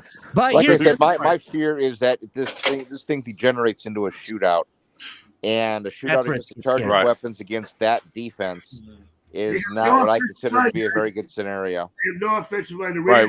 Under no circumstance we can get in a shootout with this team. Not on the road. I want a shootout. I want a shootout with Herbert so he can throw an interception on his last drive. No, we usually don't want to shoot out with a healthy Charger team. They can score points in bunches, and Herbert, you can say whatever you want for Herbert, but when he's got a full cast of receivers with Williams and Allen and Palmer and Carter, and Everett, and everybody they're else, much more productive. You got problems. 6 fourth quarter chokes. They was able to keep up with Kansas City when they were healthy. Look what the Raiders did to him 2 weeks ago. You only have one cornerback. Yeah, but they didn't have everybody. Stand up to Mike Williams. A healthy Mike Williams is a scary proposition, guys. They didn't have Carter that game. You're getting a full loaded Charger team. No offensive. Well, the offensive line isn't. No, they're getting two guys back on their offensive line this week. What they're not going to have is they're not going to have Slater back. Yeah. Right, they're left tackle. Right, and also that's a critical hit. But other than that, the rest of that offense is healthy. No, there's another guy who's not playing either. Pipto or something like that. He's not playing either. But they've got he's been out half the season anyway, so they've got a guy that they've been playing all season, Slater, who's been playing very, very well for them. Mm-hmm. So how are we gonna gonna make the mistake of thinking you're gonna walk in there and win a 45-14 shootout or type of game? But Mark, what are we meant to be like? Are we meant to be like we might win, or should we just have confidence in what we've seen all year? No, and we just need be to like, expect to win. We should have full expectation to win this game. Yeah. Let's have expectations. Like, if they don't live up to it, then we're not the team that. Let me ask you guys. Let me ask you guys this, because this is basically what it comes down to. Their offense right now, okay, outside of going to Palmer or Everett, this is their offense. Their offense is pretty much Mike Williams, Keenan Allen, Eckler. right? That's their offense outside of Herbert himself throwing the ball. Who and can run Palmer as well? and Carter I understand. and Everett. But here's the thing, though. They have a plethora of receivers. Hold on. Let's go back to that injury report I brought up earlier. Carter's back, as you saw. Williams is back. Allen's not on it. Eckler's not on it. Everett's not on it. Palmer's not on it. I know Palmer's not on it, and Carter's back. I get that. All right. Here is the thing. If you're Xavier Howard, who are you going to guard? Are you going to guard? He should be. He really should be on Williams and not. He's on Williams. Allen He's the only guy who can hang His with weakness is short crosses. Guarding the shuttle cross that turns into 80 yards. Okay, so you say. But then again, Allen's going to eat up Kahoo. Yeah, well, that's my question. Who protects Allen? That's my next question. Because I'm going off the basis that, let's say we've done the same thing we've done all year, and that's stop the run, right? Because if you go back and look at it, McCaffrey didn't do so much against us in the run. It was primarily the passing game that they did over and over and over again that killed us. I mean, to be honest. So my thing is, like, let's say we stop the run. We stop Eckler from running, and Eckler is amazing in the passing game. So, and the linebacking is horrendous. How are we gonna protect this? That's the question. Well, that's the thing. Their offense is scary, man, and multifaceted. And then a receiver like Keenan Allen is a veteran receiver. Depending on his health, he can dominate a young cornerback, and be a young cornerback's worst nightmare. But it's time for the defense to step up tomorrow. Pressure on the quarterback. My thing is this. If he has all time to throw, it will be a shootout. Yeah, I think the key is getting to Herbert. You got to hope that he make mistakes. And, not just that, but I think if you get to Herbert early and you get in his head, you're knocking him down, or sacking him or whatever. Yeah, that's true. You know what I mean? You get in his head, I think he falters. He's taking a beating all year. We don't need him to have no get right game. Offense. You don't put them on the field. Let's avoid the get right game from the Chargers. That's a good way too, Mark. They're within striking distance of a playoff berth. This week, guys, we knocked out Garoppolo again. Who knows? Yeah, the bottom line to me is if you want to stop the Chargers offense, then don't put them on the field. That's true. Yeah, you got to play keep away. Yeah, that's part of the solution. I mean, you're not going to be able to play the same game in Buffalo because it's not going to work. Hit him in his ribs. Well, that's the thing. Because if you try to go into Buffalo and play that so real quick, Mark, dog's not going to hunt. Real quick, Mark, tail of the tape. They score 22.7 per game. It doesn't matter. Call it. None of the stats that you're going to bring up matter. Well, if you let me finish, it may not matter to you, but you're not the only person listening to my voice right now, bro. The stats don't matter, and you should know that by now. What don't matter, bro? Stats don't matter because if you're taking stats of incomplete rosters and injured rosters, this guy, bro, piling those all in, you play with stats that are there for the players that are there. Culler versus Mark, round 11. You guys, let Culler please finish his take. Go ahead, Culler. You wonder why I get so riled up all the time. I mean, there's a perfect example of it right there. I get you. God. It's pointless now. It don't matter, according to Mark. So everybody just, that's it. Nobody gets to hear it. Do stats that don't include the showrunner tonight. Don't include Keenan Allen stats. That don't include Everett stats. Do those stats matter? Because all those guys are playing. It includes every game they've played this year. I don't give a damn who's been on their roster. That's why the stats aren't as relevant as you might think that they are. Oh, okay. So are they not relevant for us too? We're scoring 25 per game. Get him, Culler. And the same point. Are you going to include the games that Tua was out? Because that's not right. That does include the game Tua's are out. Yes, that does include those games.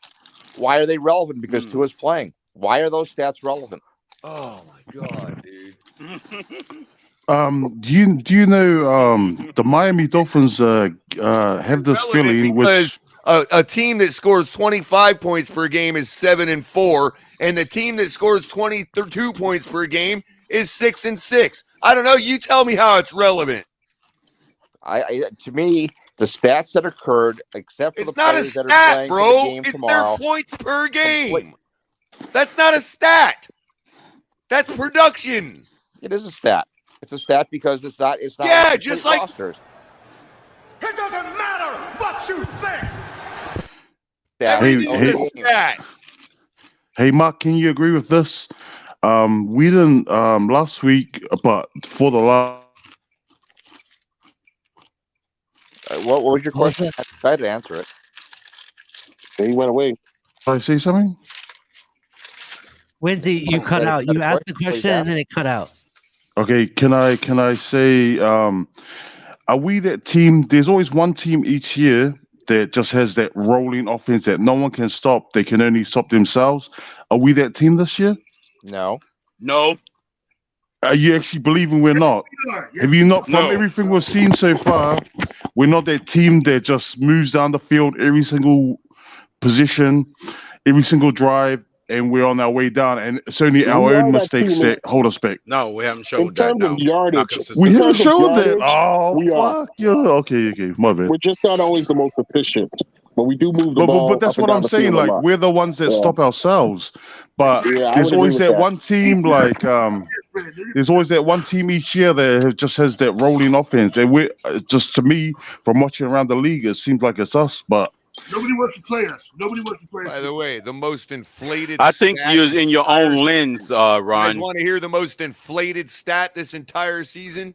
8-3. That's the most inflated stat this entire season for any team. 8-3. How about that for stats? Guess what? Stats don't matter. Just like your record don't matter. 8-3. That's the most inflated stat of the entire NFL. No, a record is more than a statistic. A record is a compilation Inflated. of outcomes. Inflated stat. That's all it is. So are the Vikings at 10-2 an inflated stat? Wasn't the Dallas Cowboys like 12-5 and first Cowboys round? are 8-3. The Bills are 8-3. The Chiefs are 8-3. Are they inflated stats? Well, the Cowboys have a history Well, of the always Bills are performing great in the 9-3. regular The Chiefs season. are 9. It's so 9-3 is the record we're looking at. Not They've always did that. The I Cowboys, do and then understand they what bow Culler's out in the trying to say playoffs. regarding the stat being the. I don't want the us stat to being become the inflated. Dallas Cowboys. I don't either. We're not saying that, bro. What he's trying to say is that. But just they've because always your had great record shows offenses something too, doesn't along with that mean- great record. The reason Culler is making this point, and correct me if I'm wrong, Culler, please, is because just because your record is 8-3 doesn't mean that is 12 games a better played. stat than the rest of the stats. All the stats matter in some way and form. You know, it does matter, just not necessarily in the real time of things when it comes to a game. But go ahead with what you're saying. I mean, that's just my opinion.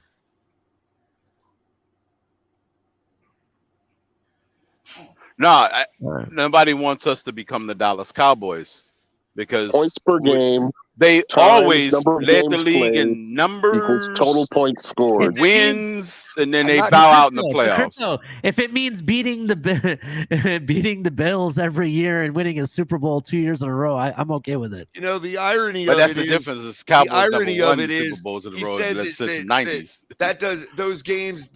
3 of those didn't include Tua, and Tua is the one playing tomorrow.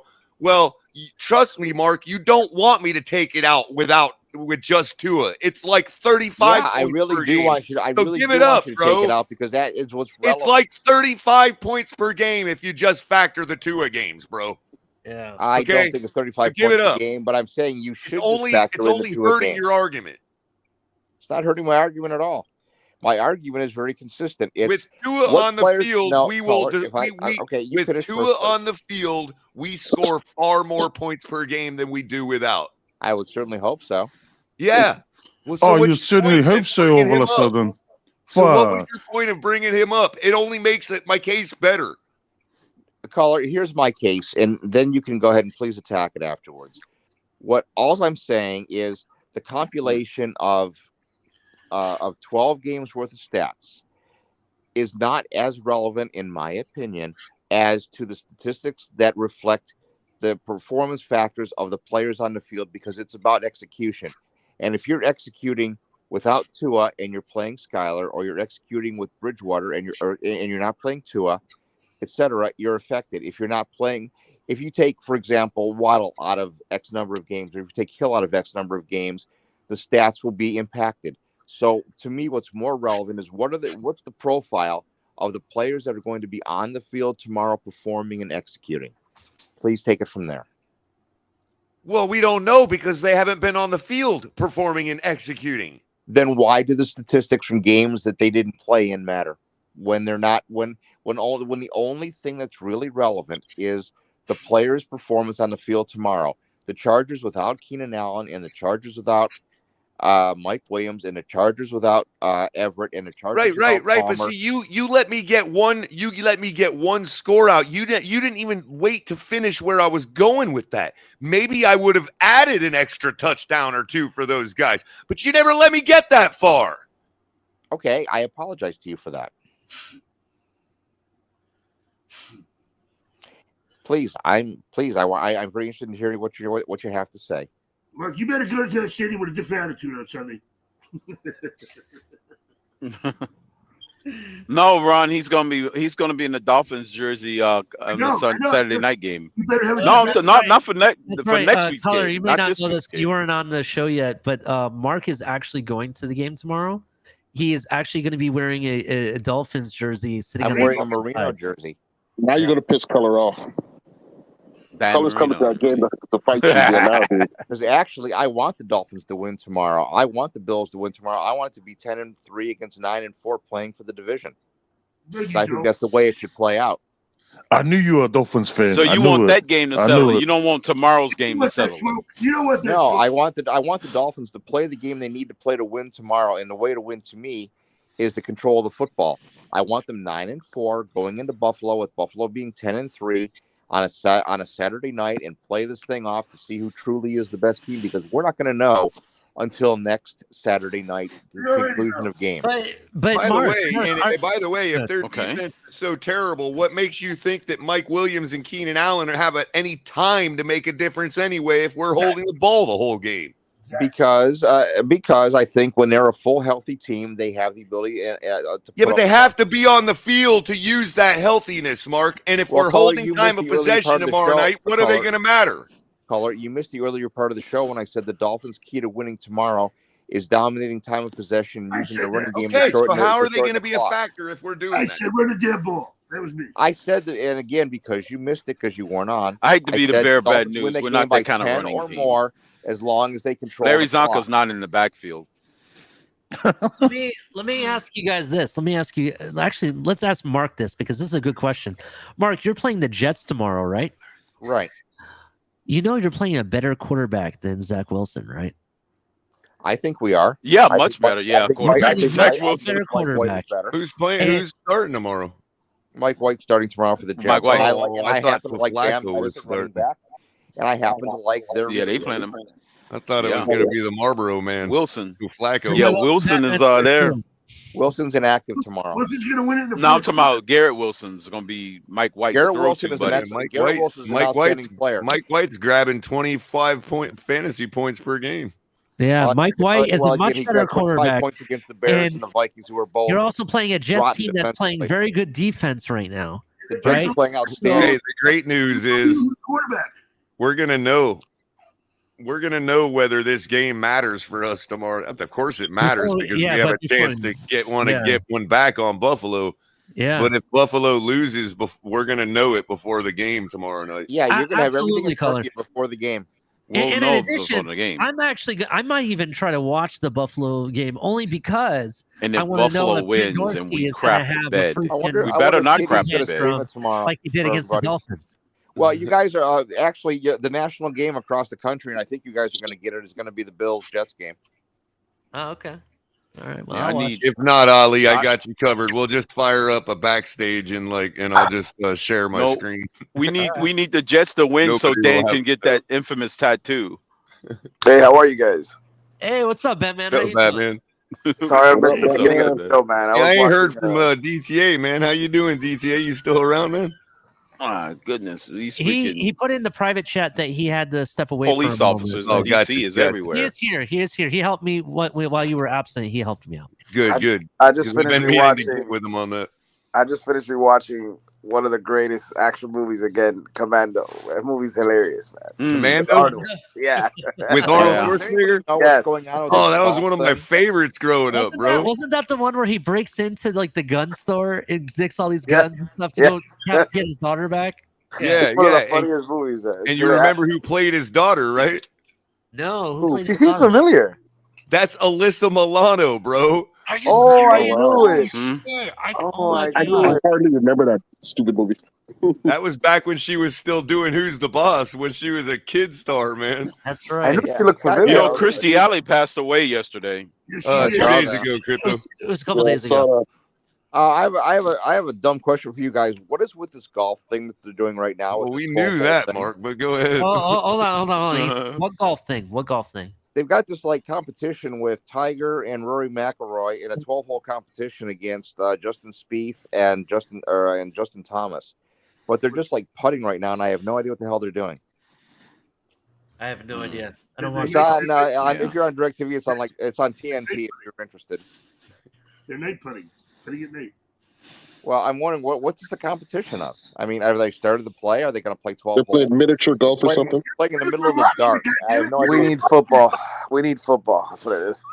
Yeah, it is what it is. You're watching it, but you're asking us. Actually, speaking of football, there was football today, and it was the worst absolute football I've ever watched. Oh To my the point God. where I wanted to take a spoon and Who spoon played? out my eyes. The Navy Army game. was like Army the Navy worst game. football Worst game in the game history of ever. football. I've seen Pee Wee leagues play better than this game, bro. It And they was call that the unbelievable. quintuple option. That was know just what that awful. was. I That haven't was watched that like- game since '96. Yeah, Could it was you like even it was figure out, like a 10 Ali? to 7 Were game, you and able Army got a even to late figure field out goal who and it went Army's to quarterback overtime. was? Because I couldn't. Honestly, the highlight of the entire game was the Navy uniforms. That was it. That was the highlight of the game. Oh, the best uniforms you game of the showed day us, was right? like the Holy Cross game against whoever it was, South Dakota State or something. Navy did some type of It was rendition. the of uniforms you uniform. showed us, right? The ones you showed us a couple weeks back. No. That wasn't that game.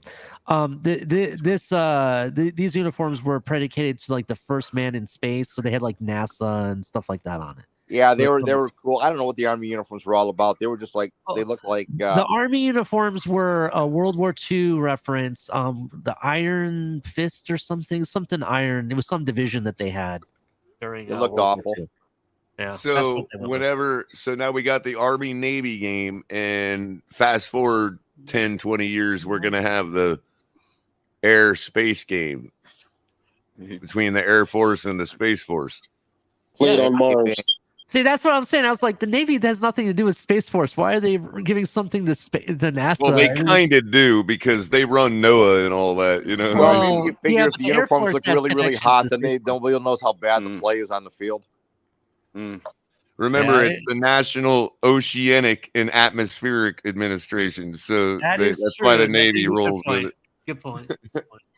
But no, it was just a really bad game. Like my friend calls me, he goes, "I can't believe I just sat through this," and his eyes were burning. So I went back to watch it, and I'm like, "Oh my god, this is horrible." Yeah, I mean, I was shocked. Like Army scored a touchdown in overtime, the Navy scored a touchdown in overtime, and the Navy failed. And Like then everyone Army was kicked the telling me, game-winning like field goal, and It's like, crazy, okay, man. well. people were posting that These games. the whole game was much better in the overtime. Like the regular time of game was absolutely horrendous. Like Right. it was that bad. So who ended up winning? The actual regular season game was like watching two Right. octogenarians have intercourse. Oh shit. Jesus. God. I Can- think can I that's ask why I Mark- fell asleep when I got home. Can I, hey Mark? Can I ask you a question? Of course, you may. In your 100% honest opinion, player for player, team for team, coach for coach, who do you think is actually better between Miami and Bills? Like just like taking Miami injuries into has more consideration. Miami has more high-profile star players. Buffalo has a more solid 1-53. That's the way I can answer it. I think that kind of solves, all the parts of the equation. Buffalo is better 1-53, And if you take a look, the Bills don't have the same levels of weakness that the Dolphins have, nor the level of injuries at this point, because I have to put injuries into the middle of it. Color, You know, a Dolphin team that has Byron Jones, that has Brandon Jones, that has Nick Needham, is a much better football team than what the current roster is. But if you look at the rosters right now as they're composed today going into tomorrow's game, Buffalo's roster is deeper with more solid depth. Miami's got more star players. Star power. Color, just so you know, Thanks for answering that. Army ended up pulling it out in overtime, 20-17. Oh, The most painful game in the history of Not even a high-scoring game. It'd be cool if it was like, 28-28 in overtime or whatever. No, it's 20-17. That was the final score. I think I had those the teams under. would have taken 2 months to get to 28 points. So Ali, Good. I'm gonna be pretty busy tomorrow. Okay. You think? Leading up to the game. What do you got going on tomorrow, Culler? Oh, I'm dealing with a move that I gotta like in a couple different areas. It'll be finalized around the 1st, but I've got like 5 different areas to consolidate, and I'm about halfway through it. Actually, as far as my lifelong junk goes, I'm consolidating the old life. You know what I mean? Mexico. Real world stuff, man. Real life stuff. Come on now. Yeah, well, and I didn't, it's amazing how taxing it is when you like start to like go through stuff you haven't seen in 25 years. It's like, geez, man, can I just chuck this stuff, man? I invested in property, a nice big house with my son and daughter-in-law, and I'm going out there to spend my remaining years, as they say. I can still work from home, so that's kind of cool. And next year I get to actually double dip because when I turn 66 and a half, I get my full long-term Social Security. Mark, you really, I mean, this is not to insult you. You really would do well with a YouTube channel for yourself, bro. I've thought about it, but it's like just the trials of Mark, man. Just call it the trials of Mark, dude, and just start talking, man. I'll definitely watch those. But the problem is that I have this weird thing where I do like international chat in the morning, and I start my work shift at midnight. And I'm on salary, so I can kind of work the hours I want to work. But because I'm on salary, I have a whole boatload of responsibility, so I don't really have the time. Mm-hmm. And I've learned a lot from you guys that do YouTube themselves. CB83 and Stephen D and TD, you Culler, and of course Chris and Larry L. To a certain degree, I don't really listen to Reason because I think he's not my cup of tea. Let's put it that way. Too positive Dolphins, is that why? Lewis has a grill. No, he's not positive Dolphins at all, actually. You didn't like positivity. You didn't like positivity. DTA, you missed it. Culler and Mark were going at it. We were having a discourse. I know, right out of the gate, DTA. I don't even get in here 5 minutes, man. What was it about? Mark interrupting people. Culler, I just saw a new meme. We got to download the chick holding the number of the round or whatever. I honestly think the Culler looks at things statically, and I look at things dynamically, and that's we differ on that. But I think we both respect each other's knowledge, and I think we both appreciate the content that we can provide. Well, I would hope so, because I usually don't interact with people that don't respect me. Well, your knowledge and the work that you put in merits respect. Well, appreciate it. I'll say I've learned a lot from everyone on the panel, or everybody. Like, I know all of you very well, and I've learned a lot. And I just wanted to thank you for that. Are you in New Zealand? I'm that New Zealand guy. My colleague is in New Zealand on a camping trip for like 22 days on a honeymoon. Oh, well, he's in the best spot for camping treat. How's your weather right now? Well, today, if we're speaking about today, it's 90% humidity, and it's not hot like Miami or anywhere else, but it's pretty hot for us. Like 21. He married an ex-Charger cheerleader. What time of the day is it there right now? What time of the day is it there right now? Well, it's 7:20 on a Sunday, so we're one day in front of you. So it's 7:20 in the morning. Is that right? Nah, PM. Yeah. Oh wow, yeah, Over here in Washington, it's a snowpocalypse, bro. It's the highways right now are like an ice rink. It's dark and when y'all dreary. usually It's don't like get that kind dreary. of snow, right?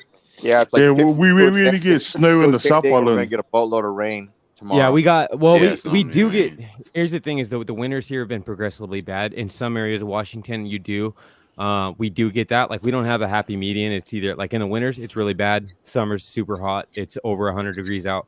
Yeah, what's happened to your weather up there? Because the San Diego's gotten more temperate. It seems like Washington State turned into like a fire pit. It's It like is. Missouri It and is. Washington State.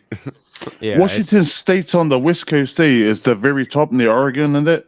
Yeah, Oregon yeah. and- I'm right above Oregon Yeah. to the left of like Idaho. Pretty much in Canada, Now you're pretty much in That was Canada. the last You're more to the- Windsy. you're Windsy, more that to was the, the last bit University of of land that Washington we fought the side, British. Matt Snowmageddon. What's Yeah. the color? I said that was the last piece of land that we fought the British over. Oh, crazy! That must be the last piece that no one really wanted. Like, Oh, do they you want wanted that it. part? They wanted it because of that They fur wanted it? trade over there. You know what I mean? They wanted it. Oh, bad. there was a gold rush up there. Yeah, is Up in Oregon Oregon, above dude. you or Yeah. I think Oregon's above you, right? Not below you. No, Oregon's below us. Really? Okay. Yeah, Oh, it's even below further up. Right on Washington. here. So Washington's right on the borderline with. We Way are. to Of keep, Canada, way yeah. to keep the geographical stereotype going for Americans, Mark. Good job. That was a real poo-poo. Oregon is Oregon's right below us, and then above us is Canada. All you can say, and Color, you can thank God to I'm the not left of driving us is because the I'd be in the Pacific wrong Ocean. state. Well, I'm from New Zealand, and Well, I'll make sure you're not my Uber driver. Yes, you definitely don't want to do that. Hey, you know, I noticed Batman was in here too. I just wanted to see how he was doing. I know he's been sick, and also say hi to Culler because I didn't get a chance. Yeah, I got hit. I think I got hit with that new bug, so it's like I've had back pain. I You missed and work this whole KP, week. you got it from KP. KP gave it to you. Yeah, I've had it all week, man. He was I on your missed work. panel and Went gave through it to you, South bro. Florida, I man. missed Everybody work had all it. week. All week I The missed thing, work. Mm-hmm. Yeah, somebody else The on the thing's- panel the was thing sick all is- week too. I think the thing is, that Batman. kind of recovering. I'm doing better though. I'm doing much better today. So I go does back to work on Monday. That's good, Chris Batman. has it too. Chris has it also. The thing is, Batman, and chlamydia is it's not really like a. We're immune to that in South Florida, DT. DT, we're immune to that in South Florida. Everybody's been at that. Come on now. Would you believe we've That's like actually the got- common we finally cold, have a KP? panel of like Is that like the common Everybody- cold? Yeah, Everybody common got it cold. from the same person too. Chlamydia is like the common cold. Hey Ali, I Yes. found like I said, I've had a lot of I've been in bed literally the whole week, so I've had a lot to just like look at my phone, and I found this guy in Germany. Okay. I think his name is Haas Mack or something like that. I got it written down. Oh, better than Hazmat. This dude makes custom face masks for helmets, and he's done like stormtrooper face masks, like he's done Darth Vader, Boba Fett. Like he goes all out, and you could actually put it on a helmet. Hold on 1 second. Hold that thought. That's interesting. He's made Cameron Wake's helmets, Damn. like his face mask when he played for the Dolphins. Okay.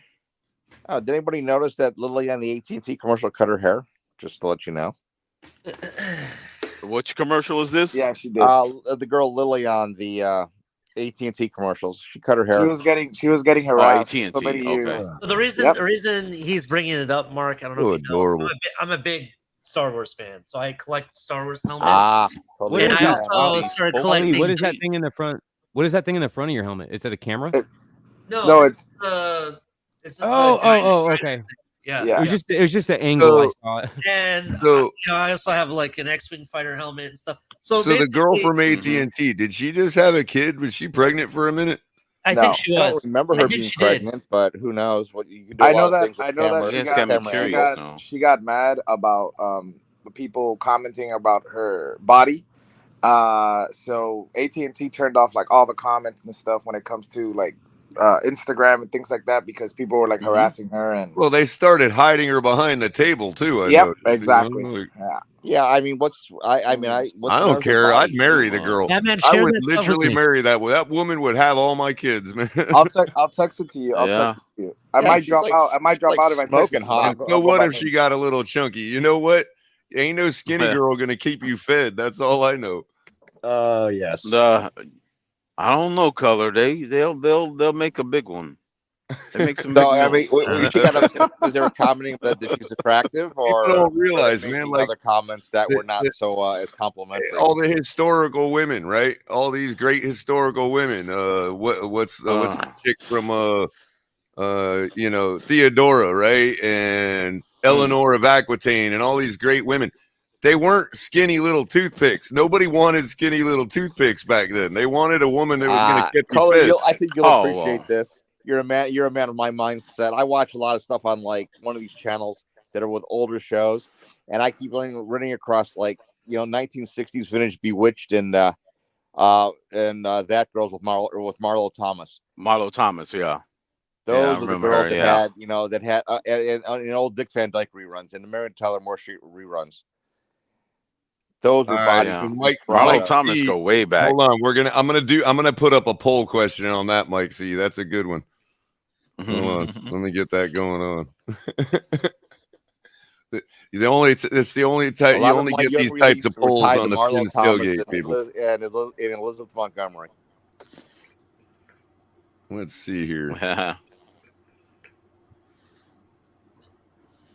Yeah, right there, and let's see, right over here. I'm looking forward to this poll. There we go. Let me mute this thing over here. Of course, I say this, I realize I'm revealing my age, so it is what it is. I still think Mark is Dan Aykroyd in disguise. He sounds like Dan Aykroyd. Dan Aykroyd in disguise. Yeah, all I'm missing with Dan Aykroyd is his. Hey, what was the girl's name on AT&T? Lily? Yeah, but her name was something else. She's like Yugoslavian, or not Yugoslavian. She's Ukrainian. Okay, but what's her name? Lily? Yeah, it's Lily from AT&T. Her real name will pop up. It's Ludmila something or another. So I you know how we were talking about? I don't mean to interrupt you guys, but earlier, Culler, we were talking about Eazy-E, and Barry Jackson had a tweet today. I guess I missed it. Freddie Swain elevated by the Dolphins to fill Craycraft role Sunday. Remember, Izukama did not play Craycraft wide receiver position in camp, and coaches are seemingly more comfortable with the veteran Swain in the special teams backup wide receiver role. That doesn't make sense. Why does it make sense, Ollie? I think it makes perfect sense. Because Swain's an excellent special teams player. Well, yeah, I understand. They that. don't think he's, but them to say that they don't trust him. Yeah, it's kind of odd. He's you too. mean to tell me it's taken that long for him to play that role? He's being redshirted. He's redshirted. I think I think Ron had it spot on that they're going to convert him into a tight or a wing back. He goes from like 224 to 240. He doesn't lose that much. I said that they could convert him to tight end, but I don't know. Yeah, that was Ali. That was I'm Ali's just whole something point. hypothetically, Ali. Ali, check your cell phone. Check your cell phone. What if they turn Eazy-E back into Hey, Mark. Hey, Mark. $9 million contract on. Hey, Mark. Do you think the Dolphins are in win now mode? That's why Easy hasn't got time. I think this team, before the injuries to the secondary, was an absolute Super Bowl contender, and nobody wanted to play them. They were an AFC East contender. I think what ended up happening is the secondary injuries took this year and made it very difficult. And next year, the money gets a little funny for a lot of teams, and some tough decisions are going to have to get made. But I think this year was the Dolphins' year with everything that they were doing, and then they just got blown out with secondary, and it's unfortunate. We get blown out by anybody. Great news that we might get Byron back soon. I mean, not Byron. Brandon Jones. Yeah. When you said that, I was about to be like, what? No, Brandon. He's walking without a moon boot at the moment, eh? Back by training camp. Right. He had an Achilles, didn't he? So Ali, we got 8 people in. Instead of doing the normal thing, you want to just do a lineup, the Millie Maker lineup, real quick with these guys, man. I was about to ask you. So yeah, we can just go ahead and do it. You know, since they're already. You guys are the ones. You guys are the ones this week. We're not doing trivia or nothing. You guys are the panelists for the Millie Maker. by the. Culler, how does the mic sound? Excellent, bro. Awesome. The Millie Maker. Brought A to lot you better by than the Pete. iPhone. It's not. It sounds like natural. It's not clipping. It's nice and deep sounding, but not like muffled. You know what I mean? Culler, Good. how much money does the pool have? We didn't cash last week, so we're down to $30. Yeah, But it's still enough to get it's still enough to get an entry this week. So You guys didn't go with Amon St. Brown like I told you, did you? oh, Ali, bro. Dude, you nailed the That's Amon stacked St. there. Brown pick, I bro. kept telling everybody. Yeah, Amon St. Brown. stack there was good. Every single one of my stacks had Amon St. Brown, bro, and I mean, if you pick him every week, eventually you're going to be right with that guy. No, he was the only. That was the only time I ever said that you should go after him was last week, and I never brought him up before. It's he's tougher week. There's only 12 games to pick from. That's true. Mm-hmm. Yeah, and we don't get to do a two stack on it either because it's an 8 o'clock game.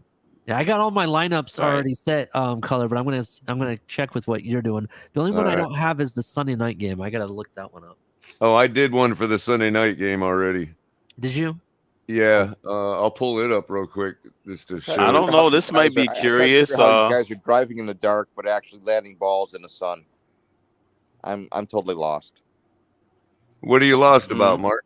Because these guys are driving with all lights on because it's flat out dark and they're hitting balls, and it's like they're into a playing surface that's like in the middle of a daytime. I totally lost what the hell they're doing. Who is in this golf thing that I'm watching? Holy crap! They increased the salary cost of Tyreek Hill. Well, that's shocking. What is he at now? He's like over 17,000. Oh, yeah, because it's the he's in the that's the KFC. That's the spot, Sunday night. Ali. Yeah. Oh, is that why? I was like, Yeah, holy shit, he went up compared to the last time I picked him. So, holy crap. So No, that's not the normal this is Sunday our games. lineup from last week. We did hit Tyler Lockett. We hit Perrine. Those are the only two guys we had on fire. Christian Kirk did all right. Right. Knight did okay for a 4,600 guy. That ain't bad production, but we needed more production from Mr. Lawrence. Right. Yeah. His wide receiver. T. Higgins was cold. The Jets got blown. Foster Moreau didn't do nothing. Jalen Waddle, 1 reception. 9 yards. 9 yards. I mean, dude. What are we going to do with that? I That mean, was an ugly game. You can't do nothing with that. So let's see what the winning lineup looked like. This was the $1 million lineup right here, complete with Geno Smith. We did have Knight. He was on the millionaire. Lockett was on the millionaire lineup. So we got those. And look at this guy. Oh my gosh, on the millionaire lineup. Amon St. Brown, and of course the Browns defense that absolutely destroyed Houston. Garrett Wilson, nice pickup. Yep, Garrett Wilson. Logan Thomas. Well, and it's funny with the Browns because they got no Jameson Williamson is playing this week. He's going to be cheap. 3 defensive touchdowns. So I think Detroit got Jameson Williamson. Yeah, it was back. like 3 defensive touchdowns, 1 billion sacks, a bunch of turnovers. I mean, 30 points Yeah, in Cleveland's for got like a defense bunch is of points. ridiculous. Okay, Mark. we got to That's look like at what the complete break. Cowboys have because you realize, of course, Brandon Cooks is out for this game, Stingley's out for this game, and Nico Collins is out for this game. Maybe we could do like a Cowboy stack. That's not a bad idea. That's not bad, but they're going to be real expensive. Real quick, we can look at the couple that I've already did for the free lineups. You can do 3. I did a Jared Goff stack because that Detroit Minnesota game is got a huge Looks over like under. a shootout. Yeah, that's got shootout written all over it. So yeah, that's definitely I got like shootout Goff written all over over Cousins actually. Because I also got Ezekiel against Cousins and Thielen has kind of dropped off. What do you guys think about the guy that the Detroit Who does drafted, Dallas the play? receiver? Is he possibly Dallas played the Texans. Okay.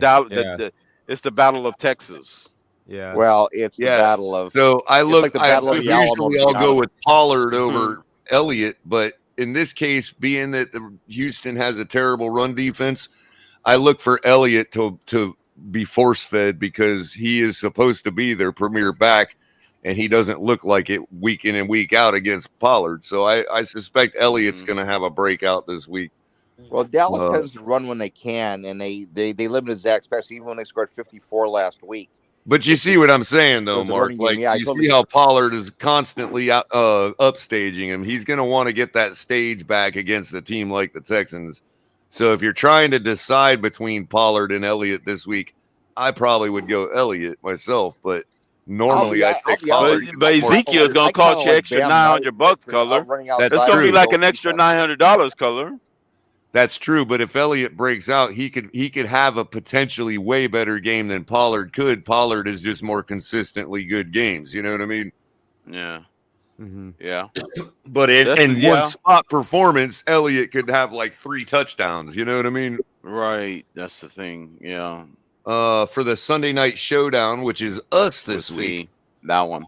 I've got Tua in the captain spot because I look for a lot of production from him one way or another. Right. I got Tyreek. I've got Eckler as my run back.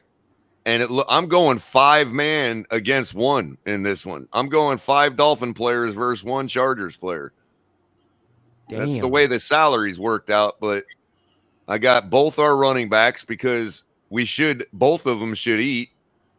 And I got Cedric Wilson Jr. as my sleeper for the touchdown nobody expected somebody to get for 200 in salary. And there you go. It'll be what it'll be. Wouldn't you rather instead of Cedric Wilson, wouldn't you rather put like Sherfield? So Sherfield, because Craycroft's not playing, right? Sherfield's a little more expensive. I don't know if I can't fit him in.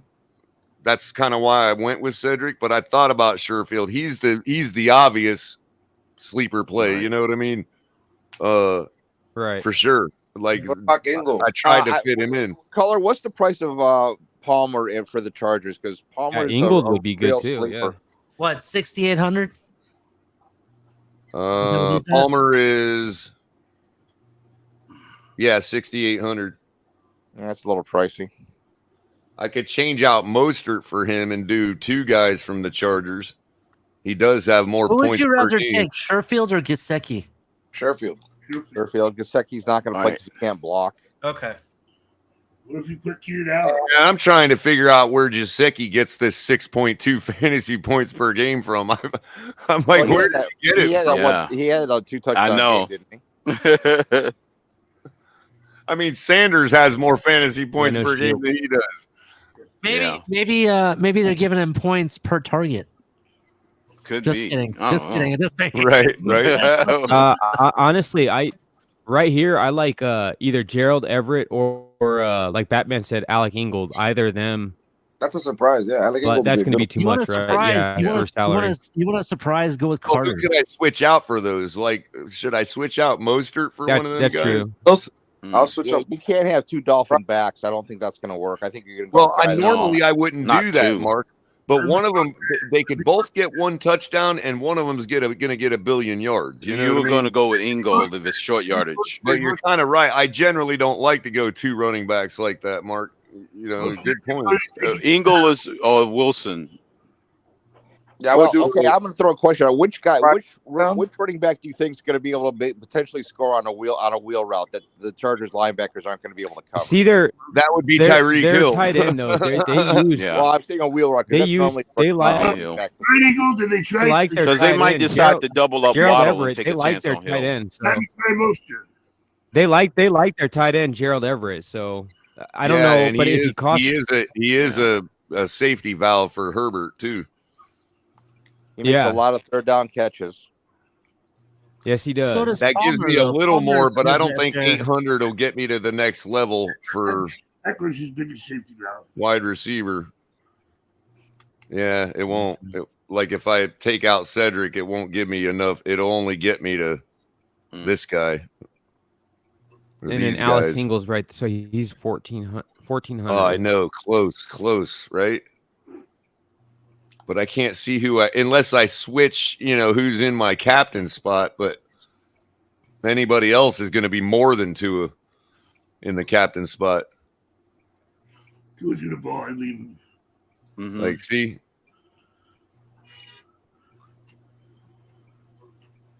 And they got Herbert priced up more than Tua, so they're giving that value because of Mike Williams and Keenan Allen. Well, they're given the fact that the Chargers' propensity to win this game is a shootout. In my not. We play from behind. Right. Oh yeah, that too. What if you took Everett out, put Alex Ingold in, Tyree or Tua back? I don't like Ingold because Ingle's not really a touchdown maker. He's not a yardage maker. I just think that's kind of a waste of money. That's true. I think most of them, But this we saw more of him though. Maybe this game, but that's true. He's not really. I don't think you're going to see. This isn't really an Ingold game. It's not like the Chargers present a huge pass rush threat, not like the 49ers did. So I think you're going to see less of Ingold, and you're going to see more. You're gonna see a lot of. You're probably gonna see.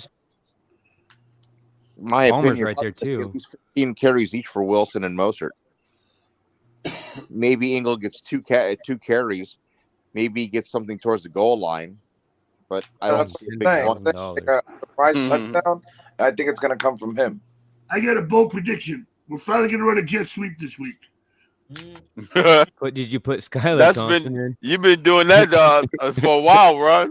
I haven't even tried one yet. You never know. I mean, saw that Skylar Thompson. Yeah. If the worst happens and he came in and balled out, I would definitely win the $500. Could you imagine the shitstorm that would be if you put Skylar Thompson in there and then something ended up happening in the actual game and Skylar had to come in and he just called out and you won? They would literally say, "I'm the new Jesse Davis. I literally hurt Tua."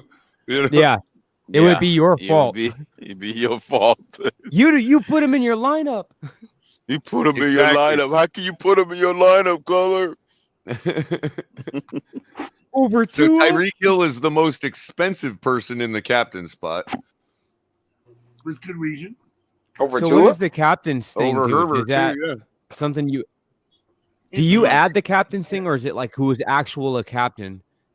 No, it's what pre-selected, captain means is you get 1.5 times the points for them, but they also cost 1.5 times the salary.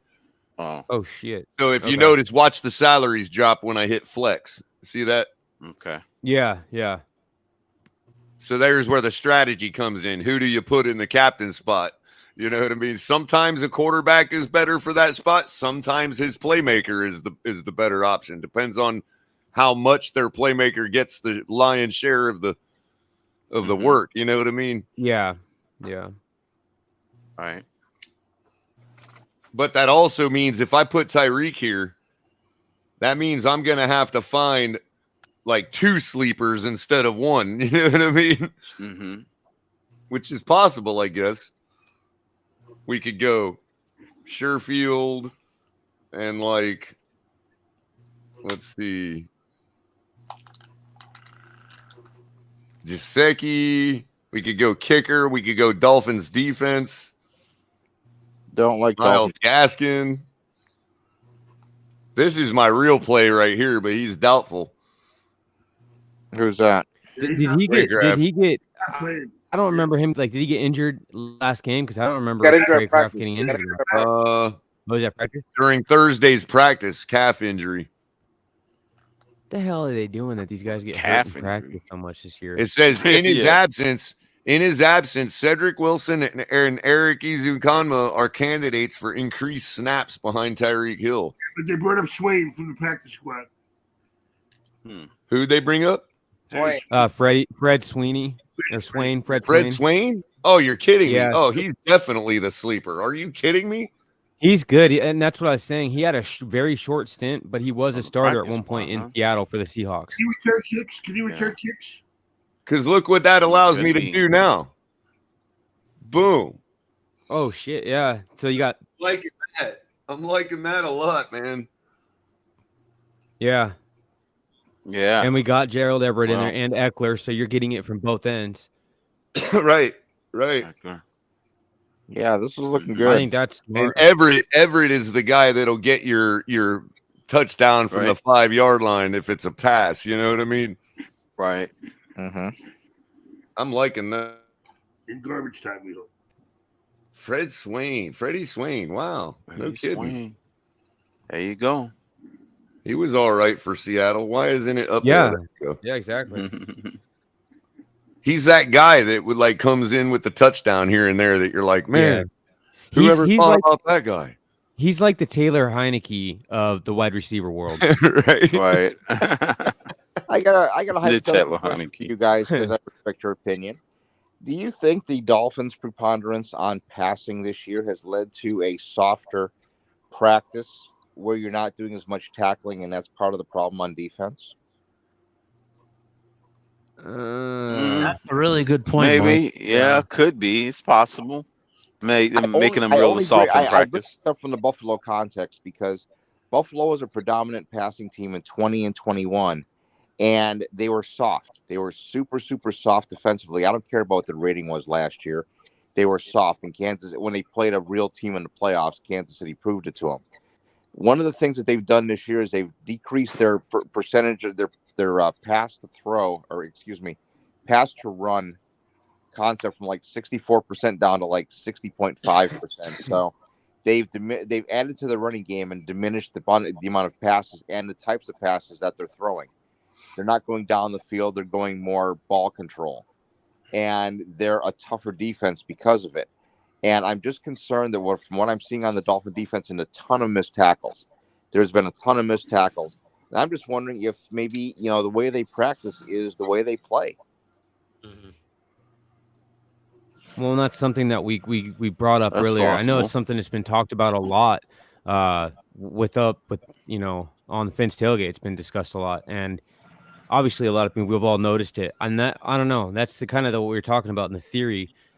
Like in my brain, if we're all seeing that, we've all mentioned it, I don't know, a million times about the tackling being poor. I would have to imagine that the coaching staff has seen it too. So my question is why, like, you think that they would be doing like increased tackling drills and taking precautions that are, like at practice, I would take the tackling to a different extreme to make sure that, the guys are doing what they're supposed to do and wrapping up. It just hasn't seen that way. It seems like the tackling has been one of those things that like it's had little spurts where it looked better, I guess, at times, but it hasn't really I haven't seen a standout improvement to where you could like stand back and be like, wow, okay, that's an improvement. So, guys, what do you guys think about this, man? Sorry, DTA. I was just you're thinking good. about the 3 games that have rain in the forecast, and I got a running back from each one of those 3 of those teams. That's actually smart. Saquon Barkley is listed as 50-50. What do y'all think about Breda having the production up there? God, I mean, you guys watch. I like Breda for that. I like Breda. Before last, and I watched Breda last year. He makes explosive plays, but there's no consistency. Yeah, he does. And then looking over at the Jets versus Buffalo, you got Singletary, Carter, Ty Johnson, James Cook. I don't know, Carter. I mean, what he costs? Or Knight, because one of or the things that Zamir Bam Knight, does, which is getting the most production out of all of them. Yeah, Bam Knight can run run outside, and Buffalo can be exploited if you run wide on them. And the thing between Cook and look here, really so Breece Hall was getting 17.4 per game. Knight's getting 15. So they haven't missed a beat in their running game. That's almost a sure pick right there for some production. I like that pick. Mm-hmm. And it's hard between Singletary and Cook because Cook's far more explosive. But Singletary gets those runs where he shifts it. He's an inside guy, makes a shift, make a shuffle, a little spin, and next thing he's off. Cook isn't as physical, but he's far more explosive. When you get him to the outside, he's very explosive. And you don't know how they're going to game plan the game. So that's one of those things. That's one of those same things of saying, with 2 great wide receivers, who's going to get the play? Well, how's the game going to play out? All right. So I hate to go with Amon St. Brown 2 weeks in a row, but they're playing. He's the cheapest. That's that might be. They may be coming from behind in that game. Yeah. Who are they playing? Minnesota. And they're actually favored, Ollie. Detroit's favored. Yeah, what They is it beat like him in 2.5 the first or game. something? They beat him in the first game. That's why. Ah, okay. So what did let's see what Brown did the first game they played. Well, they were ahead and then they lost. They lost like super late, if I remember. Yeah. He kind of had a mediocre game in Minnesota. Honestly, Culler, I keep bringing up the kid they got from Alabama. That What just they got? drafted. What's his name? Yeah, he's back. Williams. Jamison Williamson. Yeah. Williams or Williams is He's one of the two. yeah, he's back now. But He's been in a isn't long rehab. Isn't he a different style of receiver though? I still think No, Amon he's St. Brown is. explosive. Well, here's my point though: is He's that the explosion guy. I understand that's what you're stating, but I still think that Amon St. Brown is going to be the guy because here's the deal. Whereas that guy where Jameson may be a deep threat, explosive kind of style, Amon St. Brown is your possession receiver, and he's going to get more targets because of that. You understand what I'm saying? Mm-hmm. Like they're going to continue to give him targets and feed him, and that's what they've been doing all season long. Well, the Vikings. Yeah, but think about the Cameron Vikings' Danforth perimeter today. defense has been atrocious. You know. I see what you're saying. That is true as well. But I mean, look at Mac Jones. He pulled up like 382 on the Vikings. Yeah, the boundaries they've been their weakest link. Culler guarding perimeter guys. Plus Tyreek exploited them. For the Sunday night showdown, do you go quarterback or no? Did you pick a quarterback? You picked Tua, right? Yeah. I'm debating on picking a quarterback or going to another receiver. You know, Culler, I hate to disagree with you a little bit, but I think Tua's going to have a softer game, and I think Herbert's going to have better numbers in the game, but the Dolphins are still going to win. What do you guys think about that? If the Dolphins do decide to use, that would be the Dolphins' key to winning. Yes, I would say that. Tua has never had 2 bad games in a row, so he's it's not Tua having a bad game. It's what Tua this year, Batman? Where he put that stipulation on there. Let's say Tua throws 17 out of 22 for like 190 yards and a touchdown, but they run for 3 touchdowns and they win the game by 10. Herbert's gonna ring up a bunch of passing yards in a comeback effort. That's what I'm saying. Is it better to take Herbert with better numbers because the Dolphins execute a different game plan? Well, usually you're gonna take one of the quarterbacks, and then you're gonna take the other quarterback's wide receivers. So you know, like one or the other. So it just depends on whether you think that if a quarterback is gonna spread the ball out, if he's that type of quarterback, then you probably want to go with the quarterback because he's going to get all the points for everybody. But if you got a guy that focuses on one guy, then you probably just want to get his receivers.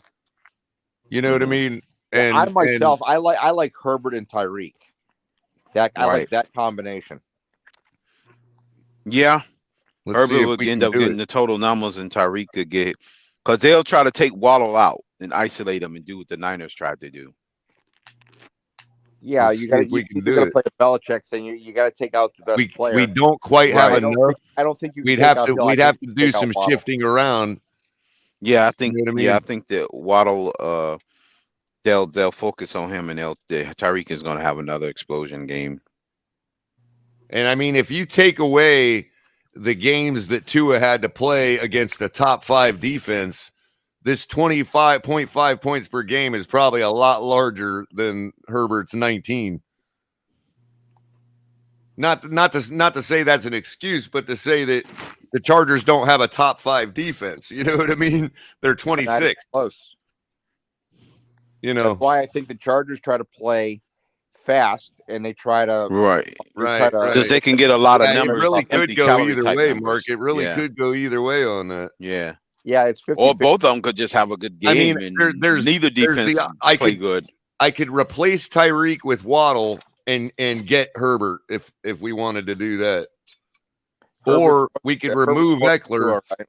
We could remove Eckler and get put on a couple more of his wide receivers of Herbert's wide receivers. I like Eckler to ring up a lot of yardage and touchdowns. Yeah, because he's a multi-purpose back. Right. Oh, yeah, we'll throw caution to the wind. We'll go with Uno. You know, the best quarterback ever to step foot on the football field. Exactly. Thank you. Oh yeah. Well, at least tomorrow till 8:15, we'll see what happens then. Batman, I'm gonna be straight up with you, Batman. If Tua delivers the Super Bowl and it is a win, I have to say that he's probably one of the best damn quarterbacks out there, to be honest. At that point, I mean, with the weather the way it's going to be in Buffalo, I'd imagine Allen's going to have quite a few ground yardage. Yeah, that's he'll be where running. I think that's where the main advantage is going to come. And look at this. Playing weather.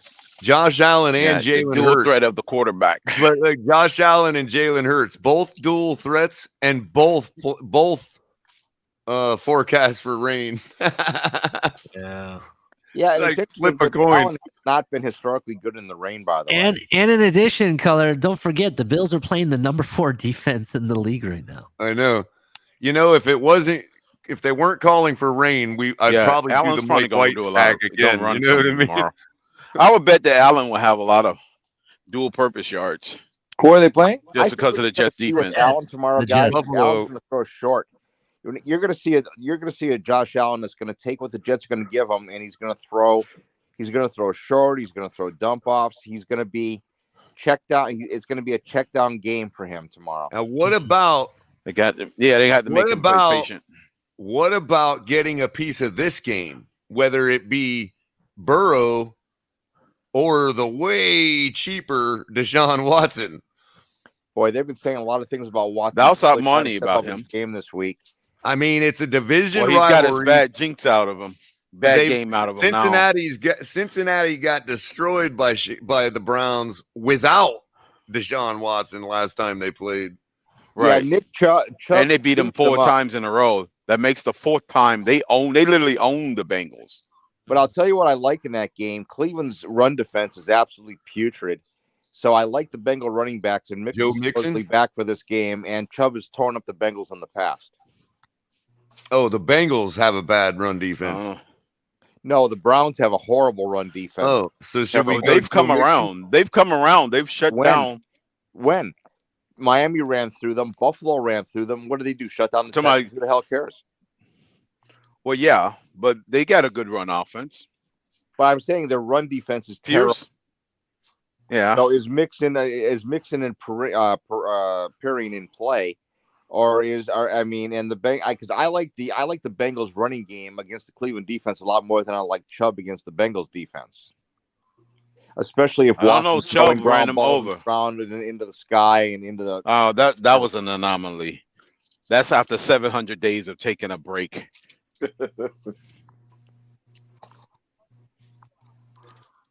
But the Bengals defense on the overall is good and they're well coached. A well coached defense, and I've never thought very much of Deshaun Watson and his football intellect, to be very honest with you. Obviously, his life intellect has a lot of issues to be addressed also. Well, he's well over that. Well over what? Being the kind of person that he is. Like Fisher, he's a top 5 quarterback. Top 5 prior to his freaking. He's got okay. This guys. 700-day hiatus. Okay, let me just clarify. I consider both Dak Prescott and Deshaun Watson as compilers. And Culler, from a baseball reference, the pitcher for the Dodgers that went to Milwaukee was a compiler. They compile statistics in the fourth quarter of games that they're hopelessly flipping behind. And they bring up a bunch of yards and go, He had one outlier season. He had one outlier season where he did that. The difference between Prescott and Watson. Watson's proven he's done it with nobody. Like Yeah, nobody. that is true. That is true. Yeah, Batman, he did it with what's nobody. done? Prescott said freaking what's it called? Amari Beat the Cooper Bills, and spotted the Watson Bills had- 19 wait, points in wait, a wait, playoff hold on. game, and then just walked them down, and then went to the championship game, in which his defense gave up 48 unanswered points to the Chiefs. He should have been in the Super Bowl that year. They was well favored if it wasn't for the freaking defense collapsing against the Chiefs. He hasn't had a supporting cast. Like he put up all those numbers. Watson won one Exactly. game. Watson That won one time in the game when he shit playoffs, the bed, that one and then series got that he killed by he the didn't Chiefs. shit the bed. His defense shit the bed. He was last time I checked, Watson wasn't playing defense when they gave up 48 unanswered points. But I am going to say that Watson doesn't play defense. Okay, I understand that you butthurt because he walked down the Bills when he spotted y'all 19-0 and came back and beat What you. I'm saying is Watson threw for all these stats, but the team was 4-12. He put up a lot of yards. And so was John Elway when he was 5-11. That's true. Every quarterback has a right to one bad season. One bad season, 700 games. So was Jim Kelly. Jim Kelly was 4-12. He went to 4 straight Super Bowls after his 4-12 season. I like every quarterback is entitled to at least one bad season over a 20-year career. He didn't have a bad season. He had a great season. He had a great series of fourth quarters in games that they went into the fourth quarter down by 20 points. Yeah, when they went to the freaking playoffs, and he proved it until his defense crapped the bed. No, you're conflating his off-field issues with his on-field issues and discrediting what the man did in football as a employee of the National Football League. Crypto's not going to be gaslighted tonight. What I'm saying is, who are we even talking about? Statistics in games that we're talking about Deshaun Watson. Culler, I like Jamal Williams at running back. Go back and look what he did to Minnesota in the last game. He put up 24.5 fantasy points. So, and I looked up Minnesota's defensive statistics. Listen to this. So Minnesota averages, they allow 23.2 points a game, right? They allow 115.1 rushing yards a game. They also allow 283.6 yards passing against them as well. So that's a total of about 400 yards that they allow a game. Right. So, Mark, about Deshaun Watson, do you think that? Yeah. Okay. It's the thought about buying low. Like, the guy's gonna have a breakout game eventually. He's gonna be back. Eventually, he will. When is that gonna happen? Does it happen this week against the divisional opponent in a big game? One more week. No, I don't think so. The Bengals are too. If the Bengals can hold down Patrick Mahomes, they can't hold down Deshaun Watson. And I like Batman's thought. That's different. They own the. One that's more apples week and find oranges. First yourself of all, flying high, Batman. You know what I mean? The Chiefs have proven themselves to crap the bed by 3 points against the freaking Bengals 3 consecutive times in one calendar year, and against the freaking Bengals. They only lost by 3 points. That was a freaking them crapping the bed. Had nothing to do with the ownership of the Browns when they owned the freaking Bengals for the last 4 times in the regular season. That's apples and oranges of the Bengals' dominance over the Chiefs by a measly 3 points in each outset. And the Browns have never played the Bengals with Deshaun Watson at quarterback. Right on. Yeah, the Browns have played the Bengals with all of their quarterbacks.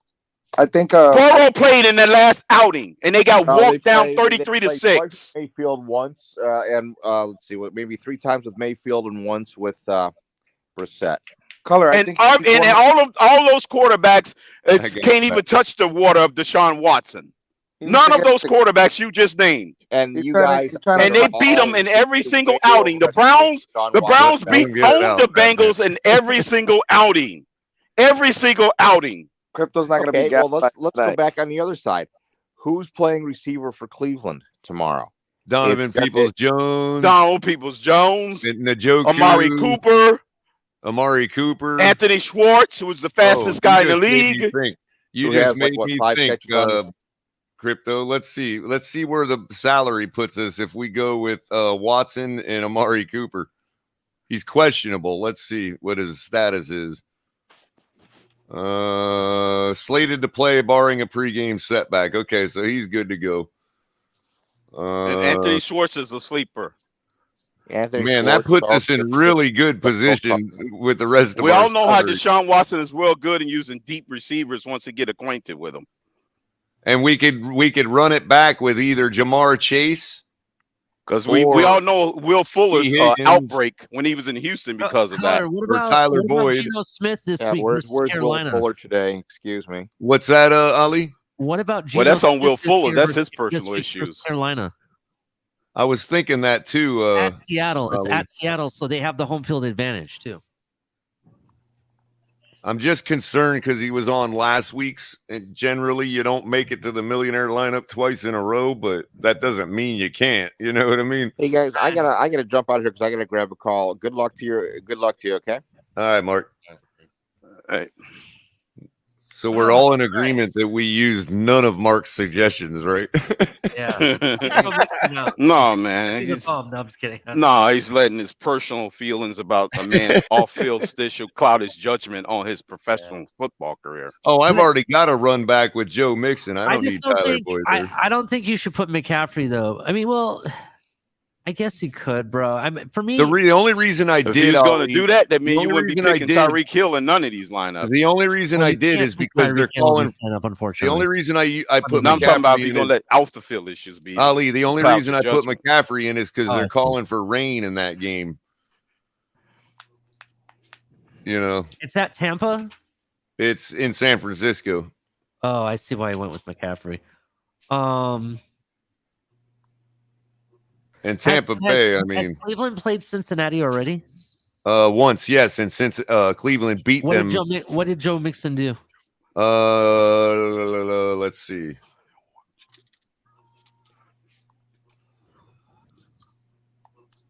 Not 12.9? kind of pedestrian, actually. Yeah, dude, I wouldn't put Joe Mixon, bro. He may like All them. right. I just don't agree with it. I think Okay. Jamal Williams is a safer bet. I got Jamal Williams in the flex right now. Oh, you do? Okay, well, I think he's a better pick because Well, let me put him up in the running back spot in case we want a wide receiver for our flex. Hold on. okay. There we go. I'm going Jamal Williams. I'll tell you why for a couple different reasons. Minnesota is their defense may be good or okay. Their run defense is not that great. Jamal Williams has been like a fantasy machine when it comes to goal line. Every time the goal line comes around, they're giving him the ball. You know what I mean? He put up 24.5 points against them the first game, and that was at Minnesota. This is in Lions Stadium or whatever they call their stadium now in Detroit. Yeah, I'm going Jamal Williams, bro. No, Richard, that's stereotypical. He's not a white guy. He's a black guy. Who? No, he asked was Anthony Schwartz was a white guy. He's a black guy. Just because he's light skinned doesn't mean he's freaking white. Well, just because his last name is Schwartz don't mean he's black either. Yeah. Just because but his I know last for name a is fact that McDaniel he's doesn't black. mean he's white He's a either. light skinned black guy. By the way, in case you all didn't know, the German word for black is Schwartz. Yes. Right, it is. Schwarzenegger means black plowman. Oh, wow. Yeah. Wow. Or is it the Austrian? Austrian, yeah. Is Njoku playing this week? I'd imagine. So I was thinking the same thing, getting Cooper and Njoku, but usually he's kind of priced up. Let's see. How much is Chubb? Actually, go look at running backs real quick. Look at Actually, Chubb's price. Njoku's not bad. Let's stick him in there real quick. Okay, good. He's Okay, actually in go. my regular fantasy lineup in I wanna the see how much morning. Chubb is. 7,800, right? Yep. What if you? Change out McCaffrey for him? Yeah, I kind of like that. Because, Tampa Bay's run defense could focus on McCaffrey and look at actually their have defense. success. They will. Them Let me give linebackers you- in Tampa Bay is Let probably me going to give hone you in on their them. defensive stats. I have it here, the whole list, right? I got the whole list here. So Tampa Bay's defensive stats, they allow 18.2 points a game, right? So not as much as Minnesota does. Rushing yards, they allow 118.4 rushing yards a game. Yeah, their defense is pretty good, bro. They allow less than 200 yards passing too. All right, so I swapped out McCaffrey for Chubb. Yeah. So we've got right currently, and we don't have to go with this yet, but currently we're on a Deshaun Watson stack with Amari Cooper and David Njoku. We're gonna need a run back for that game. Well, that would be Hunt. No, because you already got Nick Chubb. Why would you? Right? No. We want to run. Oh, yeah. No, we need a Cincinnati player for a run. Oh, wait, we can't put. If we're going, if they're going to be running the ball like that, then Cooper and Njoku ain't going to get the production. So we probably want to take Chubb out or go with a different. I still think Njoku would get the production, bro. I still think he would. Look what he did in the first game. Look what Njoku. True. I'm just saying that they conflict with each other, passing versus running. You know what I mean? Like if it's 60-40, we're screwed. You know what I mean? Yeah, I see what you're saying. Because This is there's only so ripe for much the time taking. in the game, and if we're expecting Watson to have to ball out, then we're going to get that Chubb yardage from passing more than anything. And I don't know. Right. We could abandon the Watson stack. I mean, that's always an option too. The moment you do that, this will be the game he throws I for know, 7 bro. touchdowns. I know it's going to happen. It's about to But I happen. don't want to chase because everybody has their input on this lineup. You know what I mean? If it was my lineup, I'd probably chase it for weeks on end. But you guys got to decide to chase that. You know what I mean? We got to vote on it because, yeah, it could just be another trial game. You know what I mean? I just have God a feeling forbid if that's the Millie Maker. he got the Millie whatever Maker cobwebs lineup, out last week. Their defense is ridiculous all of a sudden. Right. Now they're playing lights out on defense.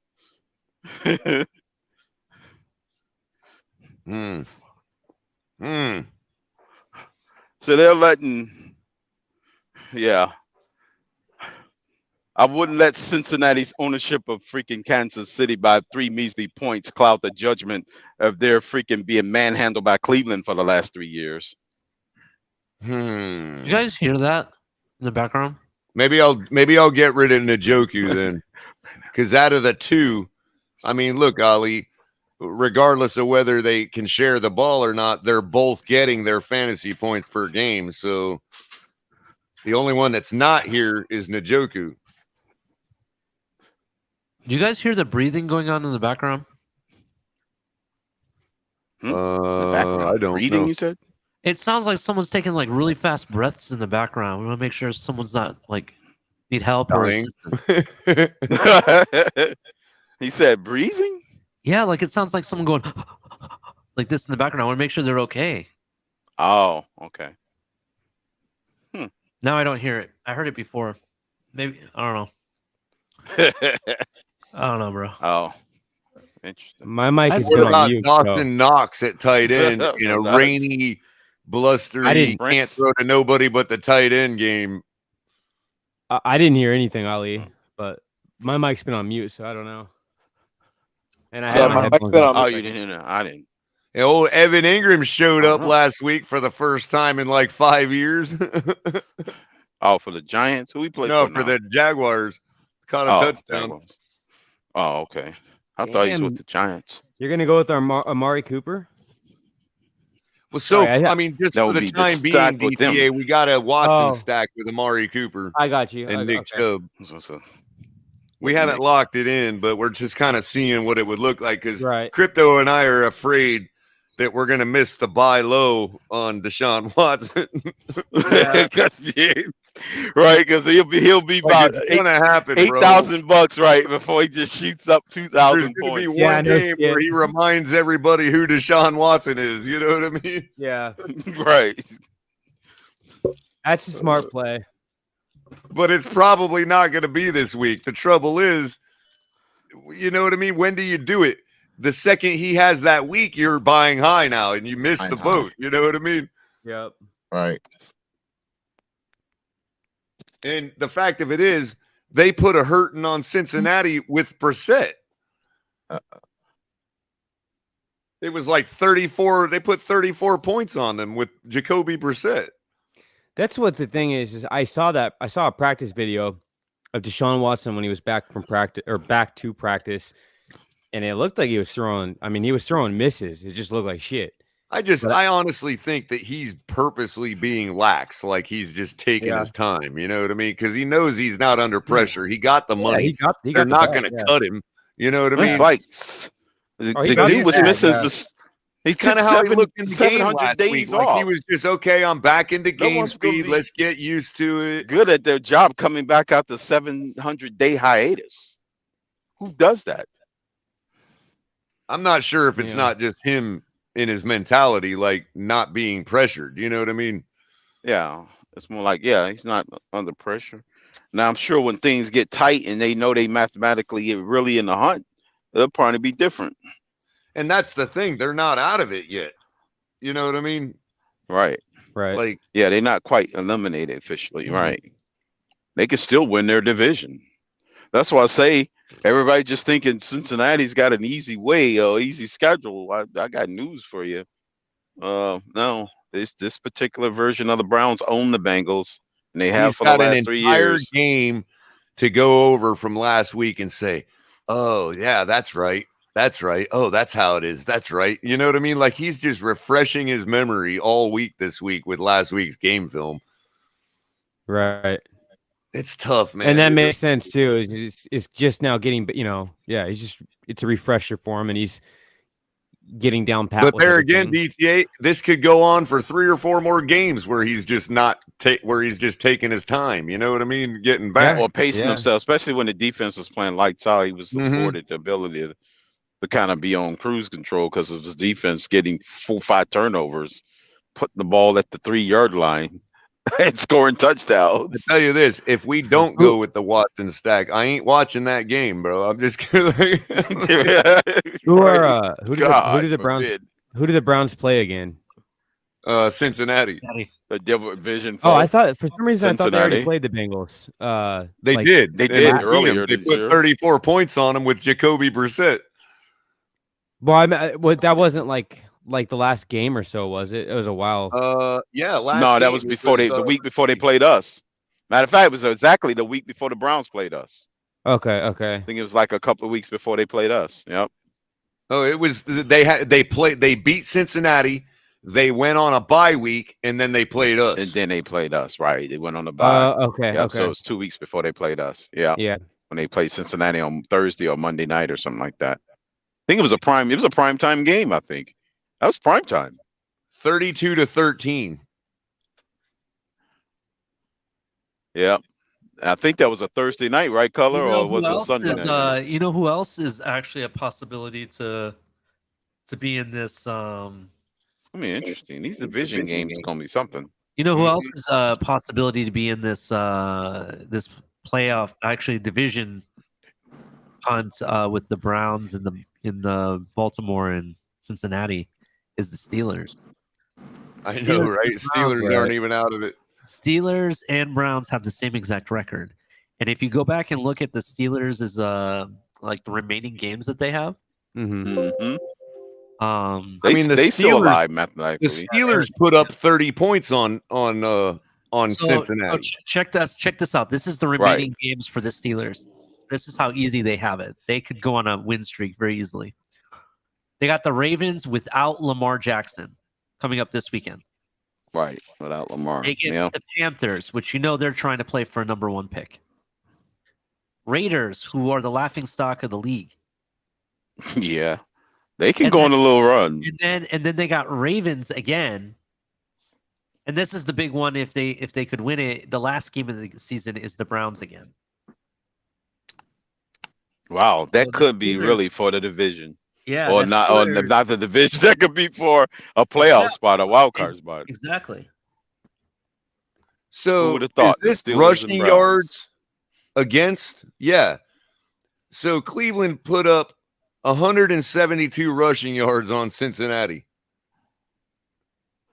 Yeah, I want to. Yeah, Mark, what about that? You want to say that Cincinnati's defense? What defense? That's right. That's Add that rushing performance to, let's say, Deshaun Watson getting right. Right, a mobile quarterback. It could be a bludgeoning. Jesus. Yeah. But that also makes me want to go the opposite and play a Burrow stack because Burrow they'll be behind to get right against them. You know what I mean? Right. Yeah, he probably wants to throw for 400 yards and because he's down by 20 points. Let's go. So let's go Chubb as our run back and do a Burrow stack. Let's see here. Cincinnati's defense statistically. Well, you would have to get Higgins because Chase will be too much. Right now, you have to go with Higgins. He's actually not bad at 7,900 crypto. Okay. Right now, per the stats, Well, Cincinnati, Higgins is what, like 60 something or 7,000? Okay. Cincinnati's stats are equal to Minnesota's. In fact, Cincinnati is sitting one rank higher than Minnesota's defense. Just so you know. Wow, really? Yeah, the numbers are almost identical to Minnesota's.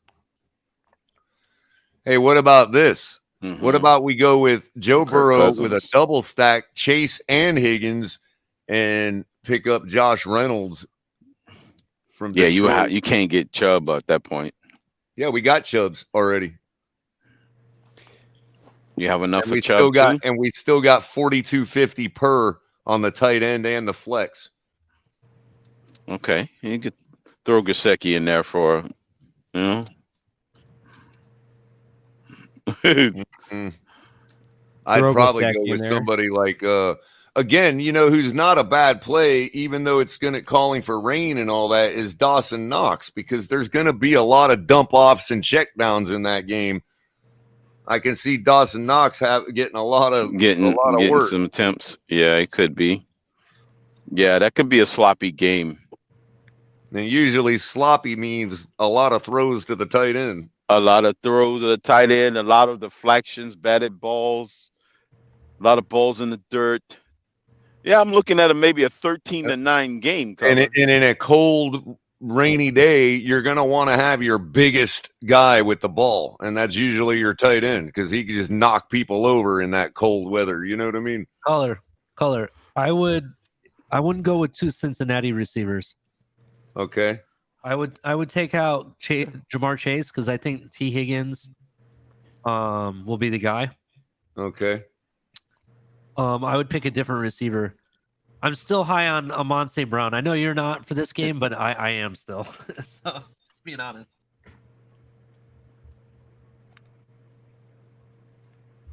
Okay, we can afford it because we're good. I mean, maybe I'm wrong, but let's see what we can do with this Dawson Knox play, because it gets us some money back. I do like Dawson Knox though. I like that. Another person to look at is Schultz. Schultz is playing Houston. I think that would be a good game for him too. Yeah, true. I'm just thinking that, man, his receivers, Dak is getting a lot of production, but all of his receivers are like getting nothing. Mm-hmm. It's weird. Yeah. So let's see here. Who do we got for wide receiver in the 4,000 range?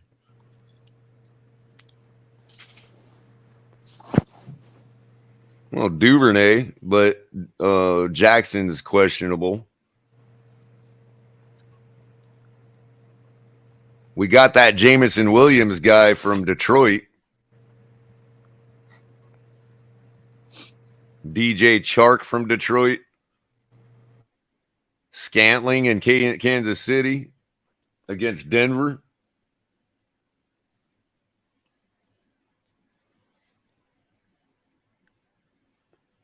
Did I lose everybody? No, I was when you said Valdez Scantling, I like that Valdez Scantling, like you said, because they're playing Denver, but they do have a good defense. Denver does. So I don't know. But the Chiefs are the Chiefs, and they're going to do Chiefs things. Mm-hmm.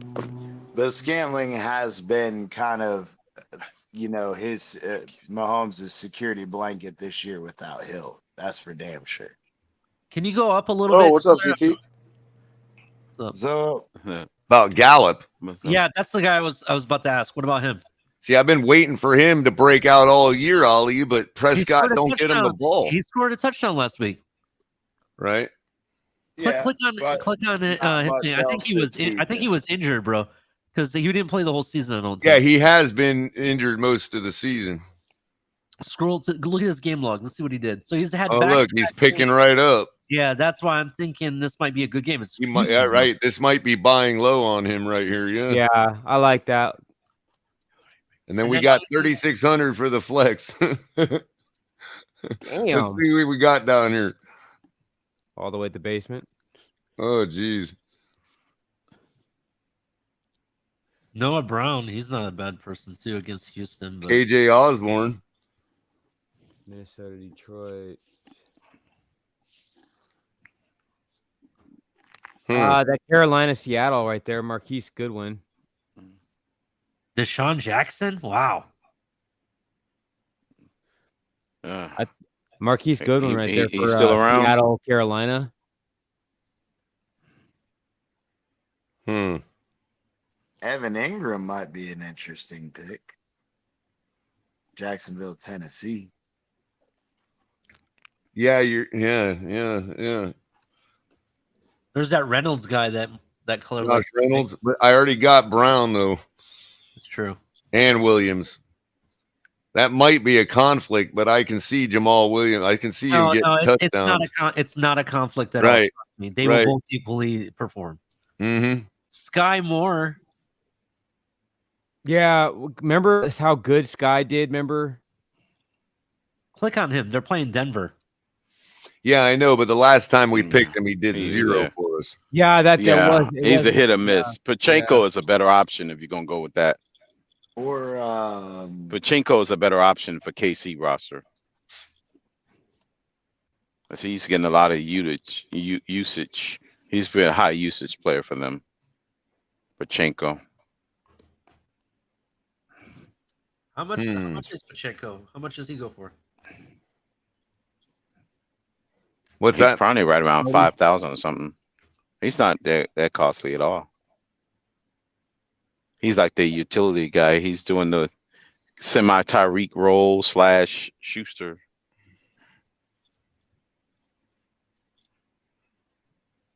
So who do we take out to give us a little more money?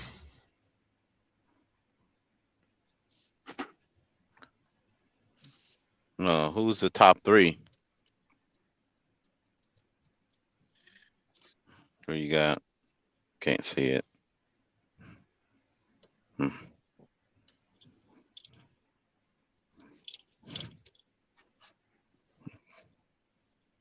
He's got Antonio St. Brown at 7,800, T. Higgins at 7,000, and Michael Gallup at 4,600. So Gallup is 4,600. Huh? Now that's 15. The Gallup is cheap. What about How do you guys feel about Thielen versus Detroit? Not a bad idea. Take out T. Higgins. Yeah, could be. Take out T. Higgins and put in Thielen just to see what the numbers look like. Thielen is actually on my fantasy, my Yahoo fantasy. Yep. Him and Devontae Smith. Where the hell is he? How much does Smith cost? Now you got 5,700. No, he's probably about 7,000. I don't know. Hurt's probably going to be throwing it to him a lot.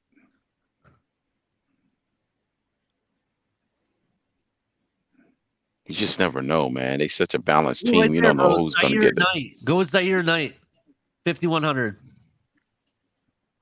Look at his potential. The running back.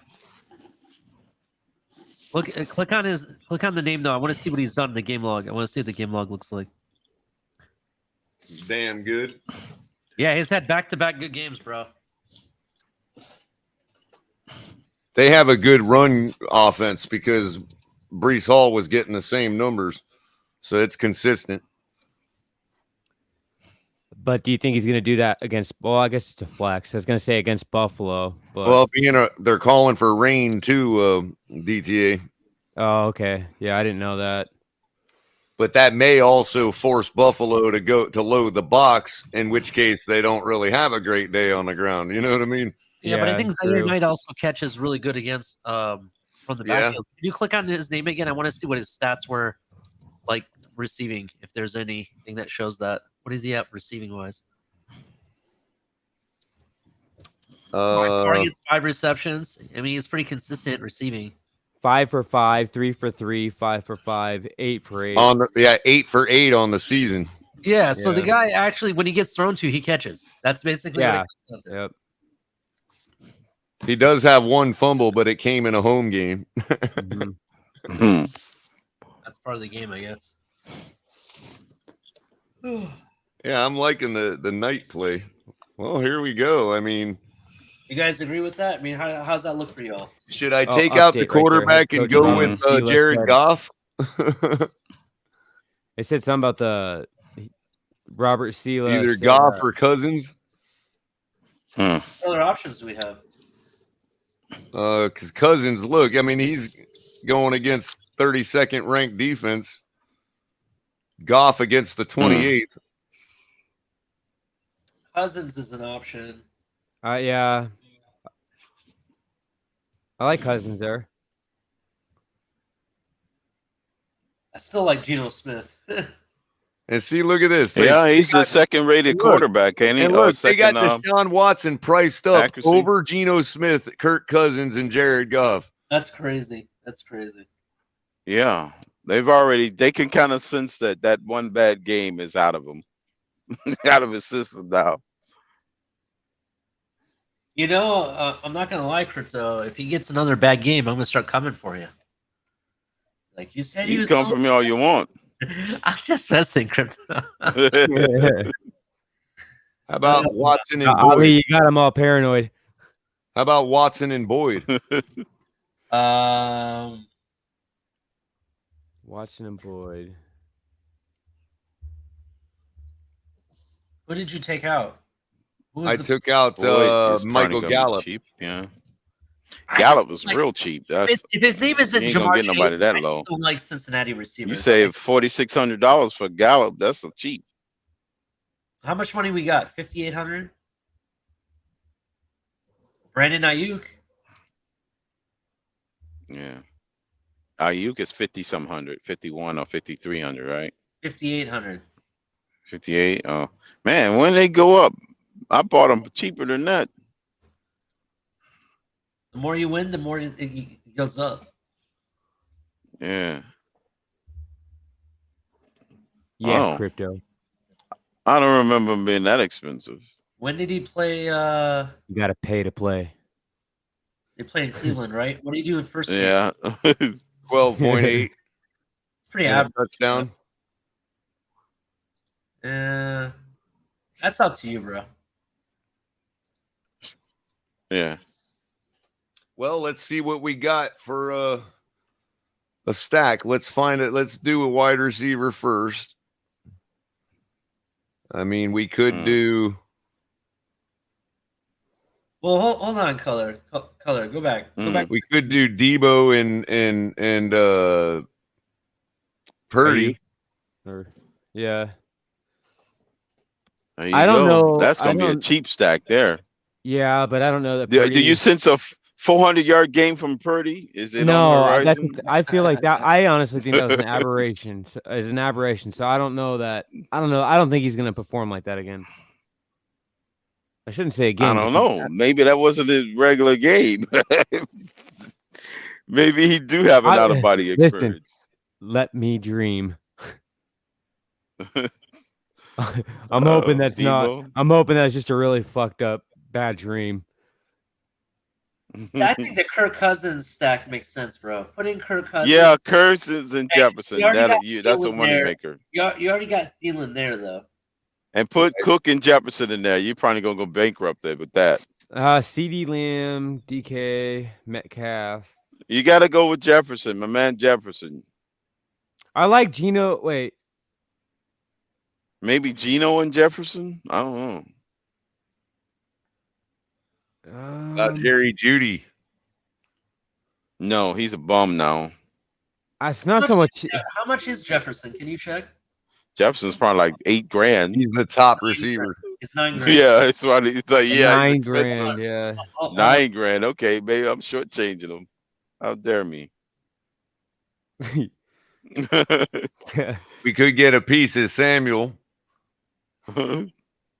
Actually, I can't believe they got him so priced down because of the quarterback. That's crazy. No, they haven't. Yeah, priced him but because he's had remember- injury. He has had. yeah. Remember, he's been Maybe injured. Jefferson Samuel will work. Well, no. Here's the thing, though, guys. Samuel was he was limping after the few plays when he played against Miami, so he was pushing it then. So this game, he may be doing the same. He may not be.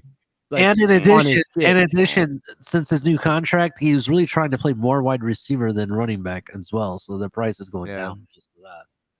Right. Yeah. Donovan Peoples-Jones. No, but they're going. He should be cheap. Yeah, That well, is a way to get it. That he's is a a way to get a secondary piece of weapon. Watson. Right. With Jones. yeah. Peoples-Jones. Man. Just think about how Cook was when he was in Houston. That second and third option. Well, what about So this? Peoples What about Jones. this? We could save just a little Huh. bit more if we do this instead. Jared Goff. I was just thinking that color. Now you got Hmm. 6,600 to play with, and you can We go- could get a piece of Christian Kirk against Tennessee I actually like that, or Lockett. or Mike Evans even. Yeah, Lockett will probably Yeah. go off against Carolina too. Yeah, I think Lockett is a good pick right there, bro. Seattle's they're gonna go shit on Carolina. But do you think? Mhm. Do you think? Oh, we don't have enough for Metcalf anyway. No, Tyler, So I guess it's between these guys. let's compare the stats. Click on Kirk first and see what he's done recently. And have they played Tennessee yet? No. He's kind of like all over. Well, no. He had a good game versus Kansas City, good game versus Las Vegas, Detroit. He had a good game. Mm. It's pretty consistent. Well, Detroit is not, it's not quite the standard bearer of defenses there, Ali. No, I'm just looking at what he does offensive production. That's all I'm looking at. So I mean, Lockett's gonna guarantee you your 15. You know what I mean? 30 fantasy points versus dude. Just put him up. I'm not even gonna joke around. Just put in Lockett, bro. There you go. That's your team. And we do have a receiver for Goff. Oh yeah. Who's his receiver? Who do you got? St. Brown. Sunrun? I'm on St. Brown. Okay, so that's the okay. And we do have a run back. We do have the run back with Adam Thielen. Yeah. So Thielen. Okay. How much does Hutchinson cost for tight end? Too much.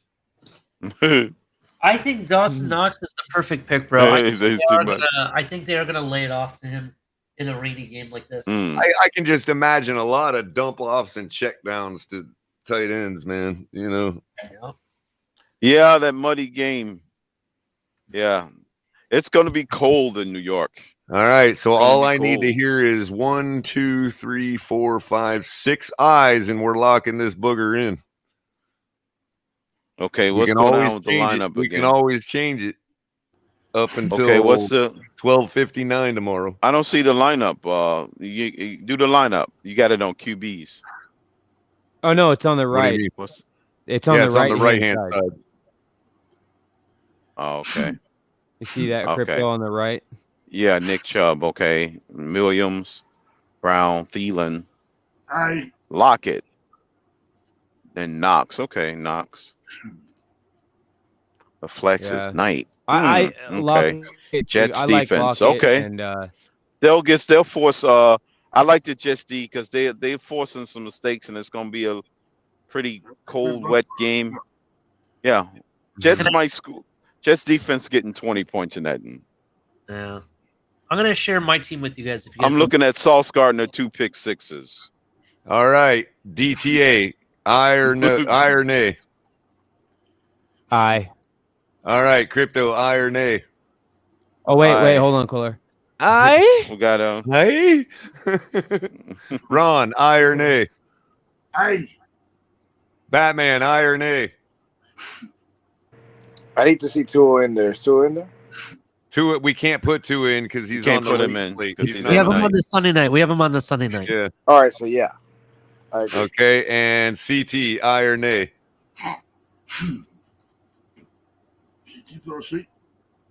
I'll answer for CT in the affirmative. How about you, Ollie? All right, we're logging it in. All right. I'm gonna There you share go. my I'm gonna share mine real quick. My All personal. right. Let me do that real quick. Night. Did they let you change it like up to an hour Yeah, they before can. kickoff or Yeah, something? Up to an hour before. up to Yeah, you 1 can. second Up before to if 1 you can get second. Yeah, Oh, wow. really. You could do the Batman for a trigger. Change No, it you when can the go even kickoff is in sooner the than that. air. So you Yeah. can do 12:59 and 30 seconds if you're quick No, enough. you can do like Batman does his picks when it's like Yeah. the kickoff is in the air. Yeah, Okay, you so Right by the before way, the guy real fields quick, it. guys, That's right. we have final poll results. Only 18 of you voted, you lazy bastards. And it looks like Joy has won out. 66% of people say hell they will yeah. marry Joy, and Yes. 33% say they will marry Lily from AT&T. Nah, Joy all day. Joy Taylor. Nah, Yeah. Lily. Lily. Nah, Joy. Oh man, And I I think saw her it's today. because Mike C made a good point. If you go with Joy, you got a chance to hang out with Jason Taylor. And Zach Thomas. That's And just a Zach bonus. There you So go. it's kind of a double whammy. Dude, Uh-huh. Joy Taylor could be my dominatrix. You know, any day. Zach and Jason is they related through marriage, you know? I'd let her whip me. She could take me to her playroom. Yeah. 50 Shades of Okay. Weird. I'm going Monica Bellucci. I don't know about y'all, but I'm already set with Monica, man. We're already married. We've got 3 kids. White picket fence. White picket fence. Monica Lewinsky. She taught me how Nah. to speak French. Yeah, no, wrong, Monica Ali. I know. I was kidding. Mon- I was kidding. He that- said that- like that's the first I one know that- I had it. I was gonna say that one sucks. And by the way, Monica Bellucci, born in Italy, obviously Italian with a name like Bellucci, but raised in France, speaks French fluently. There you go. Yeah, that's just too like hot. it. Well, this for is anybody. my team, by the way, that I picked. This is my lineup. I got Geno Gallup. Smith, Nick Chubb, Jamal Williams, AJ Brown, Austin St. Brown, or Amon St. Brown. I'm sorry, Michael Gallup, Schultz, and then I have Josh Oliver and Steelers. I would get Geno one of his wide receivers. That would be Lockett. Yeah, let me look at that. That's a good point. But You may over not who be able would to you take afford out, it though? without taking out somebody like eight. Remember, it's raining in New York. It's going to be. They're calling for rain, Yes. so that might shut down AJ Brown a little bit. I honestly too. I think on a bet. I don't know. I don't know what the value is there, but I think Lockett always over DK lately.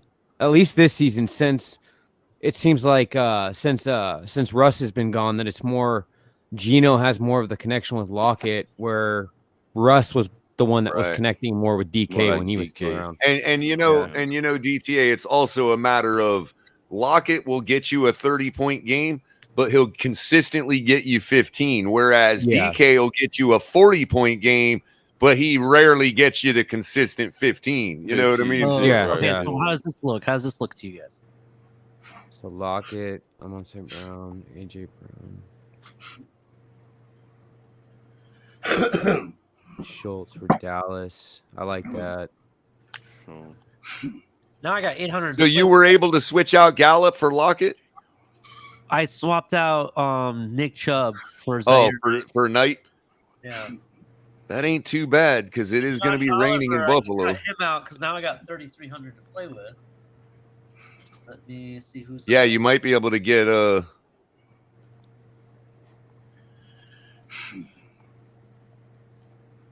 Sherfield. No, I'm thinking.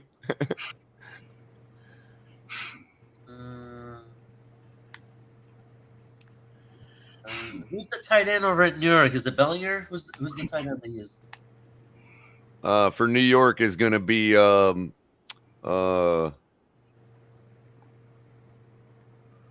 he didn't get any. I can't remember. Last week. Yeah, I can't think of New York's tight end right now. Agnew is good for a touchdown every now and then with Jacksonville. He scored last week. Jamal Agnew. Ron, you got the sneezy tonight. And look at the rank of the defense he's playing. You okay, Ron? They're playing Tennessee. What's their rank? 32nd. Well, I should say Got the sneezies. from what I understand for these ranks, for the opponent ranks, it's they give up the 32nd number of fantasy points to wide receivers. You know who I could go, bro? And he's honestly is the Jets' leading receiver. Conklin. I was just gonna say Conklin, That's the type of guy that could have a sneaky good game. Look at his New England performance. Yeah. For a tight end, that's ridiculous. But then see, this is how tight ends are right here. You get that game, and then look what he's done after that. You know, that's exactly how tight ends are. Scroll down on the list a little, Ali. Let's see where his last big performance was. So he's due. Look, he gets them about every 5 games. You know what I mean? He might break out them. Is an option.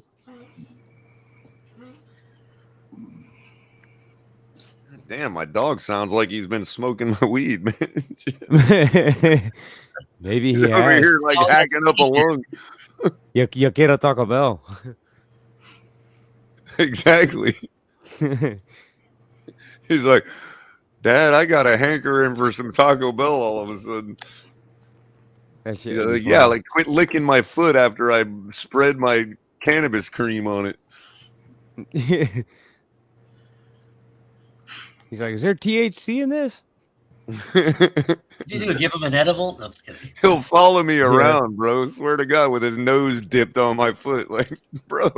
I don't know. What do you guys think? Conklin, maybe? I do like Conklin, but I'm trying to think. We also have to remember they have a better quarterback now. I mean, anywhere in that level of salary, Ali, you're hoping. It's kind of a punt. Yeah. Agnew really looks like a decent punt play. You know what I mean? Because he does have the potential to score, and they're facing a pretty crappy pass defense. Hey guys, I'm gonna say goodnight. I'm gonna go with it. All right, Ron. Agnew. Take it easy, All everybody. right, Ron. All right, Ron. You have a great Take it night. easy, Ron. Okay, Another Ron. thing, Peace out, Ali, man. I think Agnew returns their punts, if I'm not mistaken. Okay. I don't know if I get points for that, do I? Well, if he runs back for a touchdown, you will. Okay. All right. Well, I'm going to go ahead and go with this. I like this lineup, actually. So we'll see what happens. Yeah. Just don't blame me. I got all these lineups, bro. I got the Kirk Cousins stack, Jalen Hurts stack. Now the Geno. You like them double tight end stacks, don't you? Look at that. Where else did I do? Oh, yeah. Dude, this guy's I got Kittle on a lineup too. I think Kittle might have one of those games. Firemouth is kind of underrated, dude. Mm-hmm. Look at this. He's been, if they're going to beat a team like Baltimore, it's going to be through a guy like Freiermuth, you know? Yeah. And Kenny Pickett has been going to him a lot.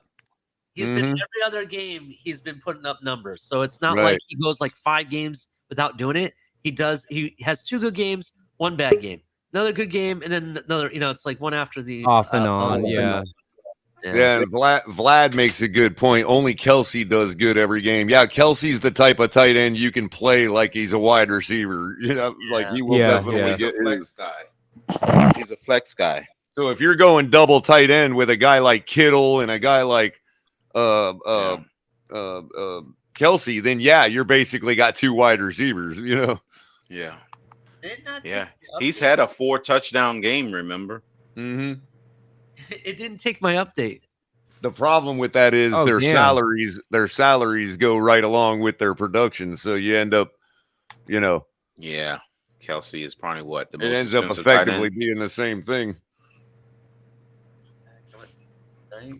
How much is Kelsey? Like $5,000? No, he's usually like 7,600. I mean, there's wide receivers that you can get more production out of for less salary. That's his problem. He's chalk. Right. I went with Agnew, right? He was the last person. Yeah. Wow. Yeah, update that. Come on. Well, we're going to submit this lineup probably like when the kickoff, right at kickoff before they receive the kick. like Batman. Do it in honor of Batman. Yeah. In the air. Oh, there's one more. Batman threshold is an hour. He gets an hour before the game. No, Batman changes his at halftime. Right. He's like, I feel like that's me in the halftime. Ravens game. Tua is finished in Miami by the end of the game. Who is the franchise guy? Right. I could see it. Oh, you should have heard me, bro. I was brutal at halftime against Baltimore. Oh man. Dude. Oh my God. It was classic. I was tuning in to y'all even while I was sitting in the stadium just to see everybody's takes. Like my halftime call against the Ravens could have made Dolphins receipts by itself. Right. That'd have been amazing. They could have started a whole Twitter thread just on me, just on my halftime call. Can you imagine if they had one? It was just if you just started a whole new page, it's just Culler receipts. Right, and it's from that game. Tua is finished in Miami. Fuck Tua. Yep. He's a half hour later, we're like, oh, it's the franchise guy. That's what it felt like during the Baltimore game. I swear to God. That's what I'm talking about, Ali. Yeah. We were all motherfucking at halftime, man. Yeah. I said it, I said it right in the shit. This is the beginning of the end of Tua. I said it right. It's over. If you would have heard me was during like, the this could be 49ers it. game, you should have heard the shit. I had to do like 10 Hail Marys. Yeah, it was bad. I had to go to confession because it was bad. I was pissed. Father, I got a little over exuberant in the 49ers game last week. Used some not so Had to good go language. to confession.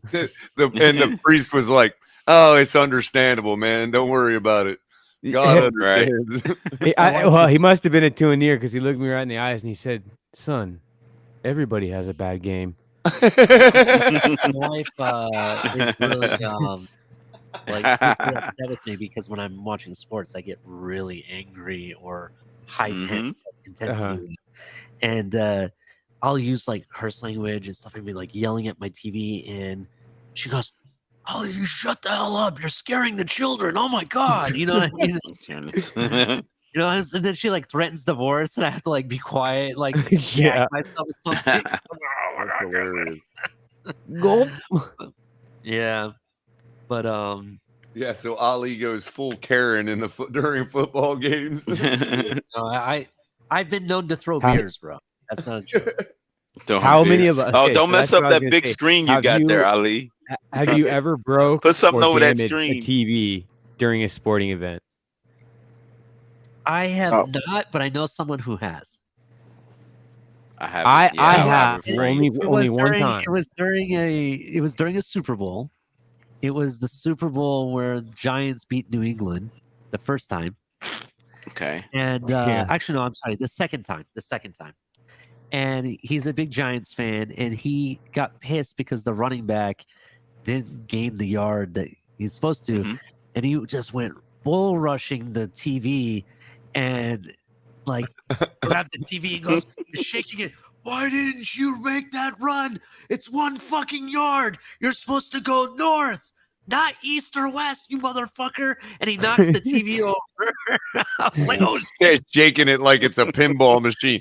If Right. I shake it, it'll get an extra inch.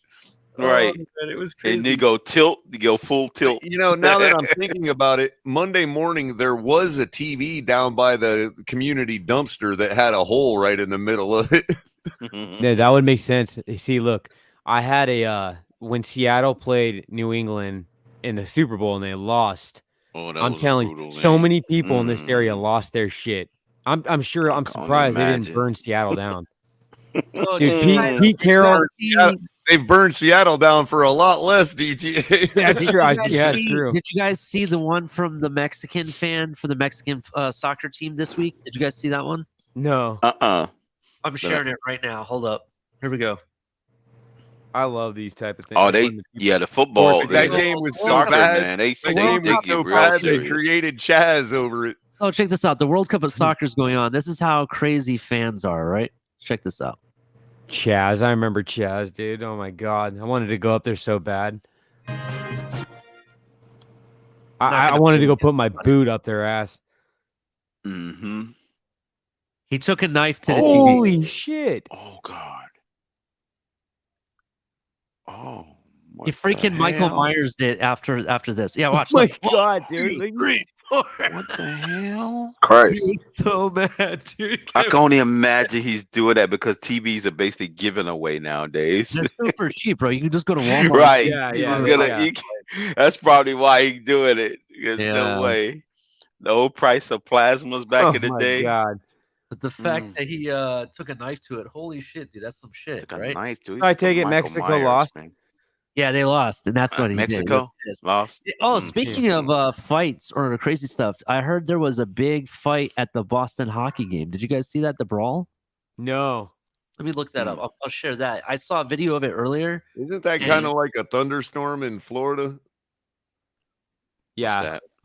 Fighting and hockey, they're hand in hand. Yeah. In 100%. Boston, right? Fighting and hockey in Well, Boston. you get the allotted time, like 37 seconds, right? This wasn't players. This wasn't players. These were fans. Oh. This happened in the fans stadium. Oh, okay. So hold on. Look there. I can't remember what game it is. I have to look it up after you do that. Though, I'll find out and I'll show you guys another time. But I can't remember what two teams it was and what game. But hockey. There was but this was an NHL game and there was so some of the players ended up going up into the stands. Okay, so this was last night's game. Hold on. Let me show fighting this the fans. This is crazy. Let me show this. This is last night's game. Let me make it big for everybody to see.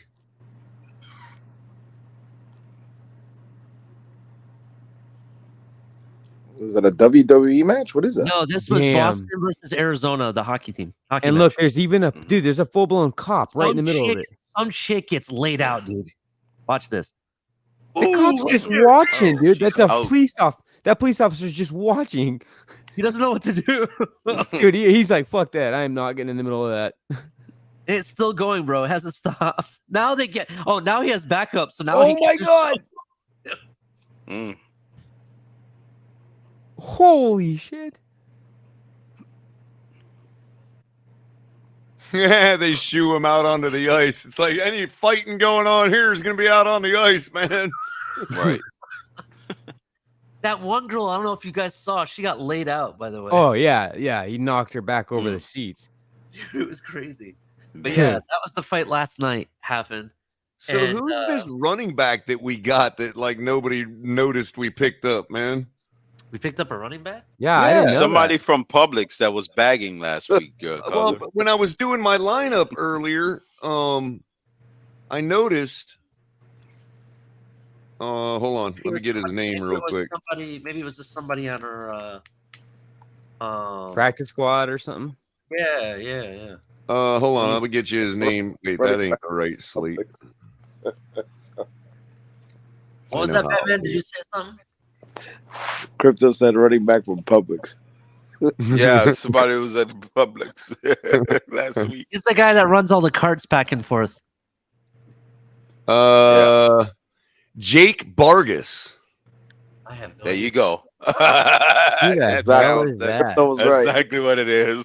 We also have he's employee of the month last week. We also have LaMichael Perrine. Yeah, we have that guy from New York. We had him like a couple weeks ago. Right. But yeah, this Jake Bargas. I didn't even know we had this. He guy. sounds like a real estate agent. Isn't it just State Farm agent? Oh, Yeah. did we pick him up from Minnesota? Yeah, he's from Minnesota. Yeah. He's a State Farm agent. Oh shit! It's like a good neighbor, We Culler. picked him up November 8th. Like a good neighbor. So he was a while ago. We probably mentioned it. We just probably didn't look too much into him because we didn't know who the guy was. State Farm is there. Right.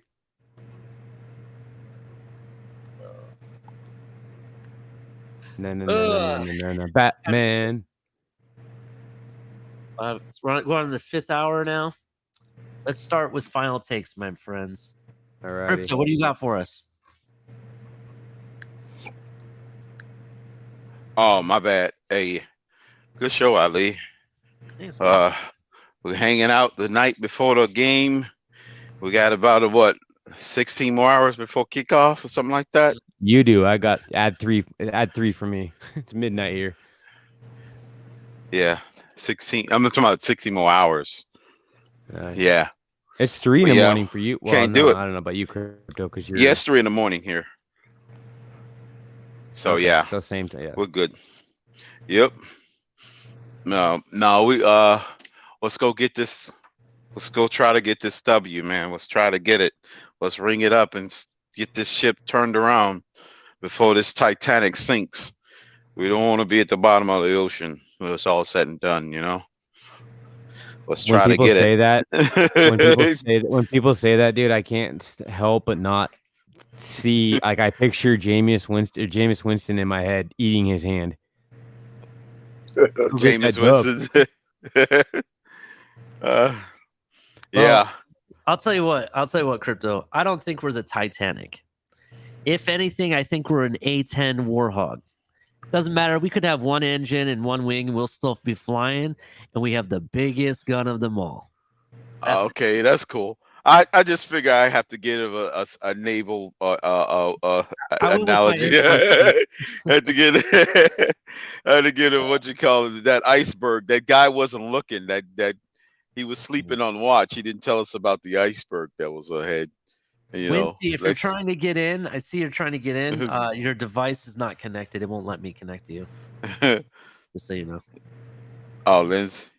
Wincy is trying to get in. He's trying to get in. Oh, Wincy. Yeah. But anyway, so yeah. So anything else? Any bold prediction for tomorrow? Two is throwing yards. I think Go ahead, Crypto. no wild one, just a regular old classic shootout, like in the honor of Marino and Ken O'Brien, that type of a shootout. Whoever has the ball last, which I think we'll have the ball last, so I think we win it by 3 points. All right. Yep. I like that. All right, we'll have an old classic shootout. Yeah, I like that. All right, Crypto. You can hang out back if you want. Hang out backstage. Okay. Cool. No problem. All right. Batman. I didn't get to listen to your show. I don't know if you had a show last night or the night before. But I haven't had a show this entire week because of the whole issue with me. But I'll be back Monday. So no predictions this week. You sound sick. No. I'm fine. I'm just tired. Yeah, we're gonna win. I expect Tua to have a really good bounce back game, and it's not going to be easy, but I think I had like my chances more than I did with San Francisco. Say that. And again, Tua doesn't have back-to-back bad games, so I expect him to have a good game, and we're going to get this W and go to Buffalo next week. Yeah, I kind of agree with you. I kind of feel like we're going to win too. I do think it is going to be close, though. That is one thing I do feel, but I kind of liked how McDaniel and Tua both, took the blame for a lot of the issues, and how they answered and responded. You know what I mean? I kind of feel like I guess it gives me faith that I think they'll figure things out this week, and they'll fix it. They'll make sure that they get it done. You know what I mean? They damn well better at taking responsibility. Say that again? Said they damn well better at taking responsibility. Well, yeah, I understand. I'm not saying that they wouldn't. It's just that you could tell by the way that they answered questions. They knew what was up, so it sounded like they knew where their faults were. So Right. It's not like, well, I'm Zach Wilson. Well, that player, this player, blah, blah, blah.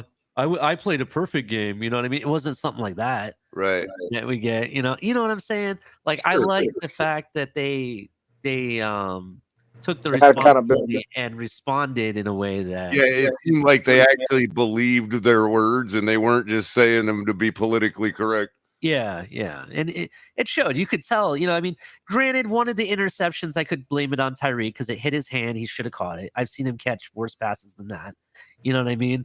But you can blame him for the drop, but you can't blame him for the interception. The one that hit his hand and he handed it right to the corner. That's what I'm saying is, yeah, you can say you can use the principle of it hit your hands, you should have caught it. Mm-hmm. But the interception was caused because of the trajectory of the football. Like, so what if he wouldn't have got a hand on it? You know what I mean? Like, okay, well, if he didn't touch the ball, that player would not have intercepted that ball. I'm telling you right now. well, all I'm saying is you don't know. Like, I see what you're saying. You know, I just meant that, like, yeah, he's responsible for the catching the football. Mm-hmm. You know, but beyond that, for me, if the ball hits you in the hands, okay, I can understand if it doesn't hit you in the hands and it's way above your head and stuff. I get that.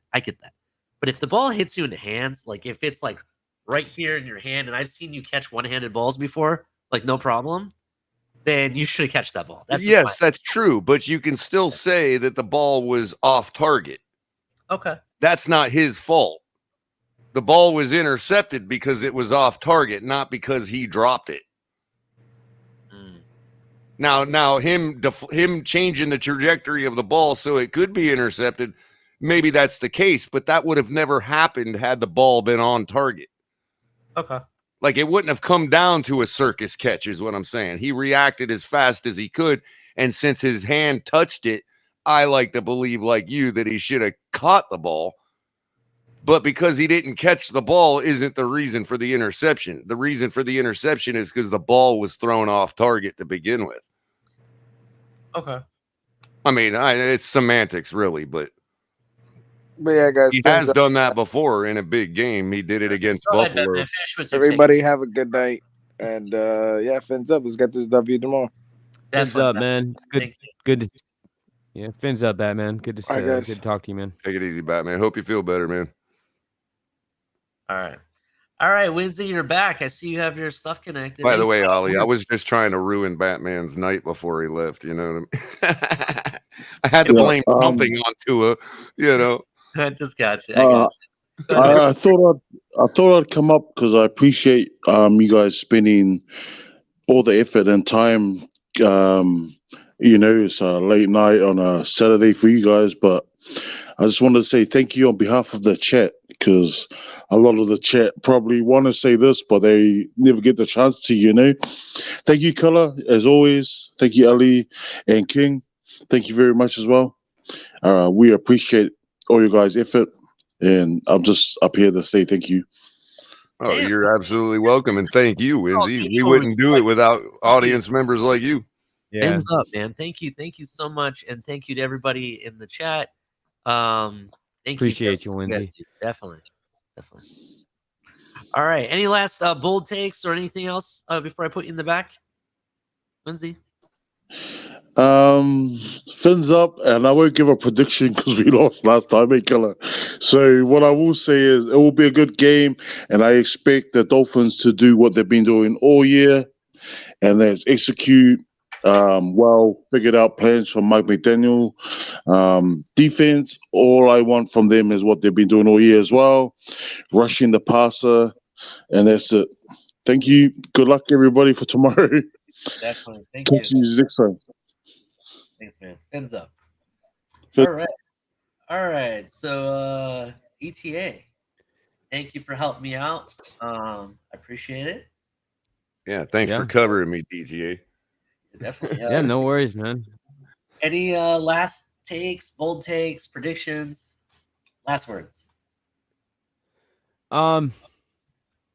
Just to piggyback a little bit off what Wendy said, man, appreciate you guys. Always the effort and amount of time you guys take out of your personal lives to do this for everybody means a lot. And it's have a place, especially like on a Saturday night before a game, to come shoot the shit, talk Dolphins. So thank you for that. And as far as the Dolphins, man, we just need to go in and win. Like I think we're at that point now in the season where, especially because we got a couple losses under our belt, that like things are going to start to matter a lot more. And I can't stress enough how much I want to see this team in the postseason. Like I want to go to a championship, even if it's not like, and I don't want to sound counterintuitive because the Super Bowl is the only goal in mind for me, but regardless, I want to not just end at the regular season and be done, right? And sit on the couch watching other teams. I want this to work. I want this team and they put in all this effort and money and time spent into fixing this, and just I want it to work. But I think for the Chargers, man, we got to take it a game at a time. We got to go in there and handle business. Maybe when Tua gets done beating Justin Herbert's ass, he can brush his hair for him. I don't know. We'll see what happens. Yeah, definitely. We'll see what happens. I mean, I really feel Tyreek's going to have a big game. You know what I mean? Not only is he going to break the record, I think he's going to put up some touchdowns tomorrow, and do his thing as he has always done for the past 4 years to the Chargers. Like I said earlier on before Culler came, Tyreek Hill owns the Chargers. He has since his rookie season. You know what I mean? If you go back and look at everything that he's done, I don't think there's a game that he hasn't done something that is, extraordinary in any of the games that he's played the Chargers. I really do want us to get this win, so we'll see what happens. But That being said, we've beat good defenses. We've lost to good defenses. But the one thing we haven't done is lose to a bad defense. We're playing a bad defense tonight. And I got us winning 33-14, just about the same kind of score as except our defense gets a little more right, but about the same kind of game we've played against every one of these bad defenses. We probably are disappointed because we don't score as many as we think we should. But I still think we pull it out. We put up the 30-something points and we win 33-14. That could could possibly be it. That's a really good point, Culler. I mean, to be honest, it could be a close game, and then in the fourth quarter, for whatever reason, we score a bunch of points. I mean, this is a true fact, but Tua does lead fourth quarter quarterback. His rating is like 127 something in the fourth quarter or some shit. I believe it's one. I think he leads 115. It's 115 now. But he's still number one. In the fourth quarter though. Yeah. Oh, okay. But he's still number one. So that is really big right there. But yeah, that's what I think. Any final takes from either of you? Anything else? One other thing, they probably get out front early because it's home. It's maybe a special teams play. It looks bleak for us again, sort of like Detroit, and we just lock it down and start scoring and running away with it. I mean, yeah, I know they got a lot of firepower. Mike Williams is back. Keenan Allen. I mean, yeah, you're going to see a lot of Keenan Allen. You're going to see a lot of Austin Eckler. Maybe they put up more points than I expect, because of that. But I really don't see us having a problem putting numbers up on this team. So it's really a matter of can they keep up with us? That's a good point too. But do you think that Kader Kohu should at least play all right, against them? Being I'm sure like Xavier. I have no issues with Kader Kohu now. I think Kader Kohu actually can perform. It's tough to defend Mike no matter who you are. He's a really tall, big receiver. You know what I mean? That's true. But I think he can defend him well enough. What my concern is, who's the next man up that's going to stand up now? Because after Mike Williams and Keenan Allen, both of those have been actually Xavier's the one that's going to take Mike Williams. That's right.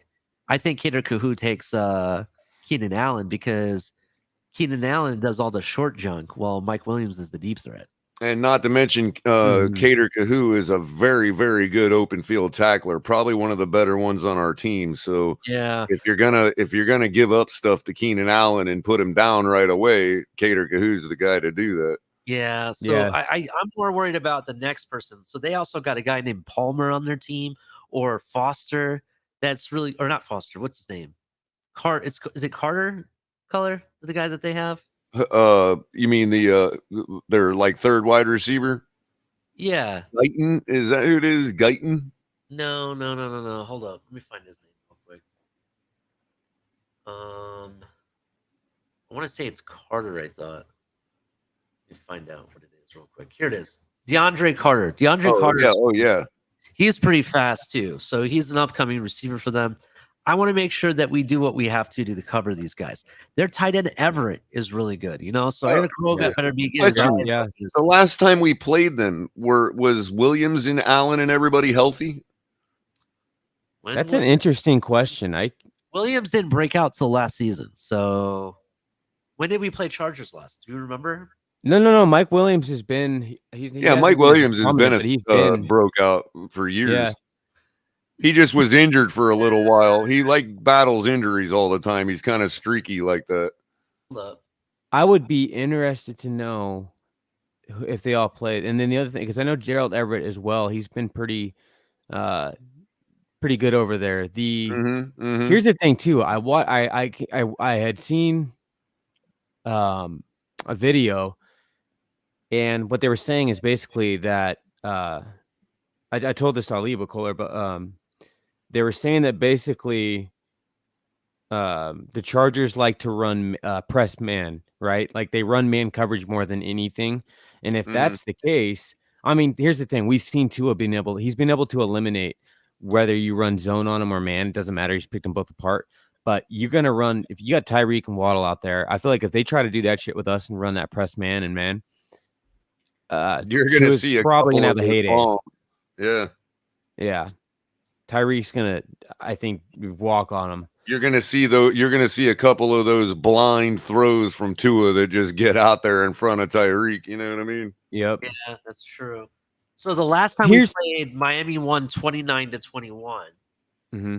And I'm looking for the stats here. How many times did we sack Herbert? Stuff like that. I mean, I think we get in Herbert's face and he has problems. You know what I mean? Yeah. If you rattle him. Keenan Allen and Mike Williams both played, and they had no more than 39 yards each. Combined? Oh, each. Okay. Each. Keenan Allen scored a touchdown. He had 39 yards. yards. Them down. Wow. Yeah. Eckler wasn't around. They had Kalen Ballage back then. Ah, that's right. Eckler was hurt at the time. Yeah. We know Kalen Ballage. Little Miami Dolphin trader. How much he got sacked. I was trying to find that. Kalen Ballage. Justin Herbert had 187 yards, 2 touchdowns, and an interception. Go figure. Wasn't Kalen another Bama product? Yeah. He came in. He was another Kenyon Drake for us. Slightly worse. Jay Ajayi was the most, I think, out of all the backs that came in. Remember when we had all the star backs? Like first it was Jay Ajayi, then we had the Kenyon Drake, and then we had the... No. Ballage didn't play for Alabama. Did he play for Arizona State or Arizona? Yeah, it was Arizona State. It was Arizona State, but he came in. He's the guy that scored like 8 touchdowns in one game in college. Yeah. Kalen Ballage was good in college, but then he came in. He played briefly behind Kenyon Drake. Right. Yeah. I have a question too. So I don't know if you guys saw my post on Twitter. I tweeted it out. If I remember right, it's from Joe Shad or something. But he was at like one of the pressers for each. For each player comes to the press thing and the I forget what you call that desk thing. Red podium. the podium. But Teron said. Teron said he could not, after that injury occurred, he couldn't, this is his quote unquote, his words out of his mouth, said he couldn't lift his arm and he had no power. So he said was going to try to play in a harness, but I don't see how a harness is going to help. Right. But let's say, I mean, it would help, but I don't see how it's going to give, if you can't lift your arm, that's serious. I don't know that right. A harness is going to allow you to, but so if he does play, let's say, okay, then fine. I would almost rather sit him. Like if you're no use because you're not healthy, like if you're of no use to us, I'd almost rather you sit. You might do more damage trying to play, and by damage, right. I mean like you might damage. The question is Eric Fisher, but good, better than 50% Armstead? You know what I mean? Yeah. Well, here's the thing though. But this is what doesn't make sense to me.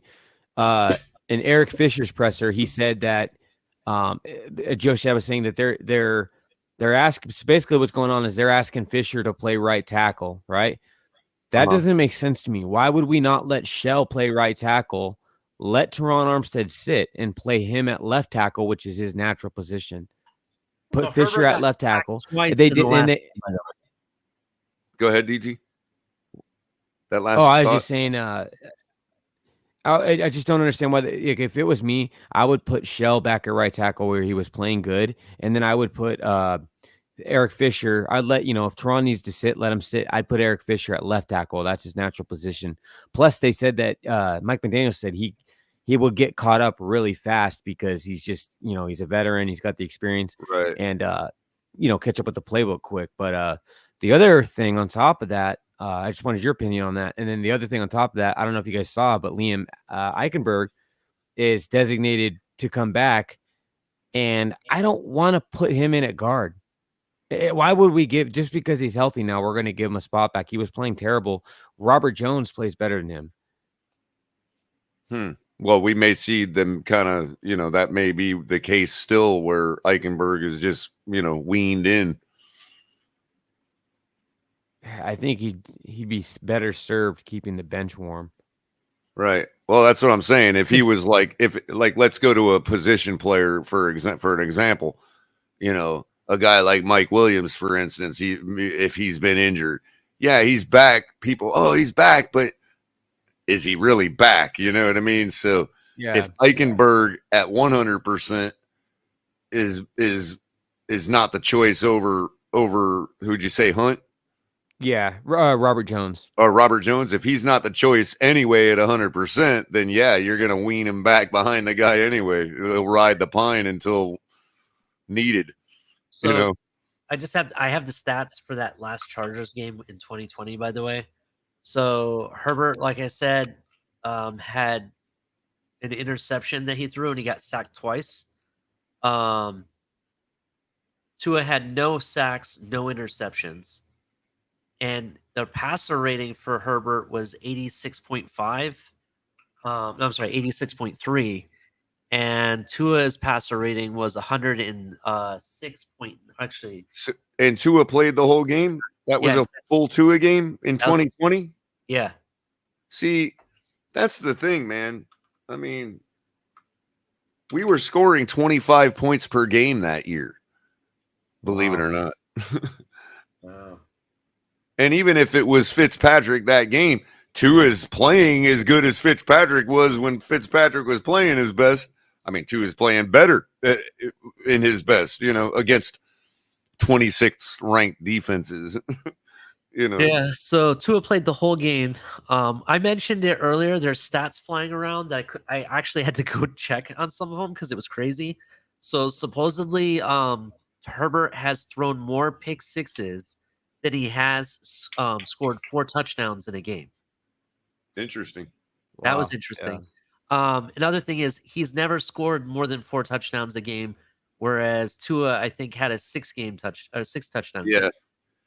And so another thing too, I didn't know that. I knew it looks to me like Tua is more consistent. Believe it or not.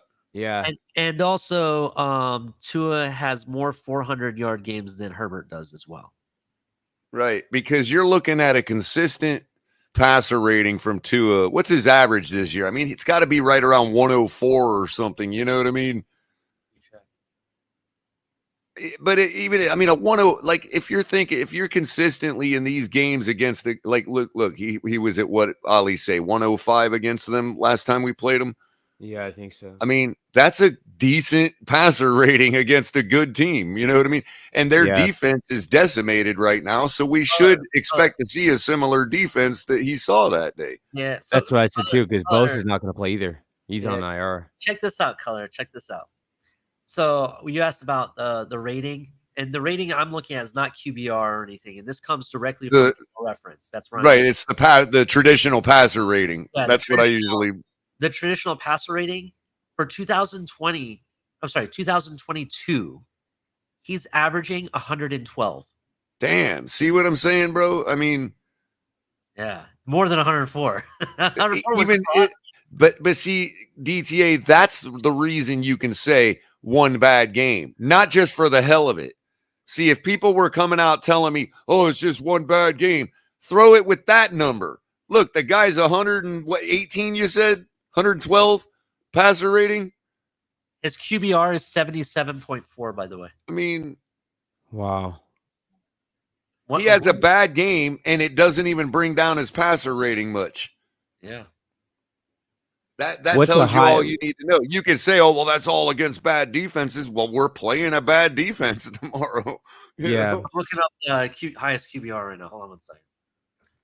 And he has bad defense, so he hasn't put up the numbers, but we've still won. We beat Buffalo. We beat New England. You know. Yeah. Well, that's the thing. Yeah. So Mahomes actually beats Tua in one stat. That's QBR. And it's 77.4 for Tua, 78.5 for Mahomes. So it's by 1%. That must have been after the 49ers lost, because I think he was above Mahomes prior to that. You know what, though? That kind of makes sense, because the ESPN QBR kind of factors in stuff like off-kilter throws and stuff like that. I would expect him to edge every quarterback out in that, being the type of thrower he is. You know what I mean? Right.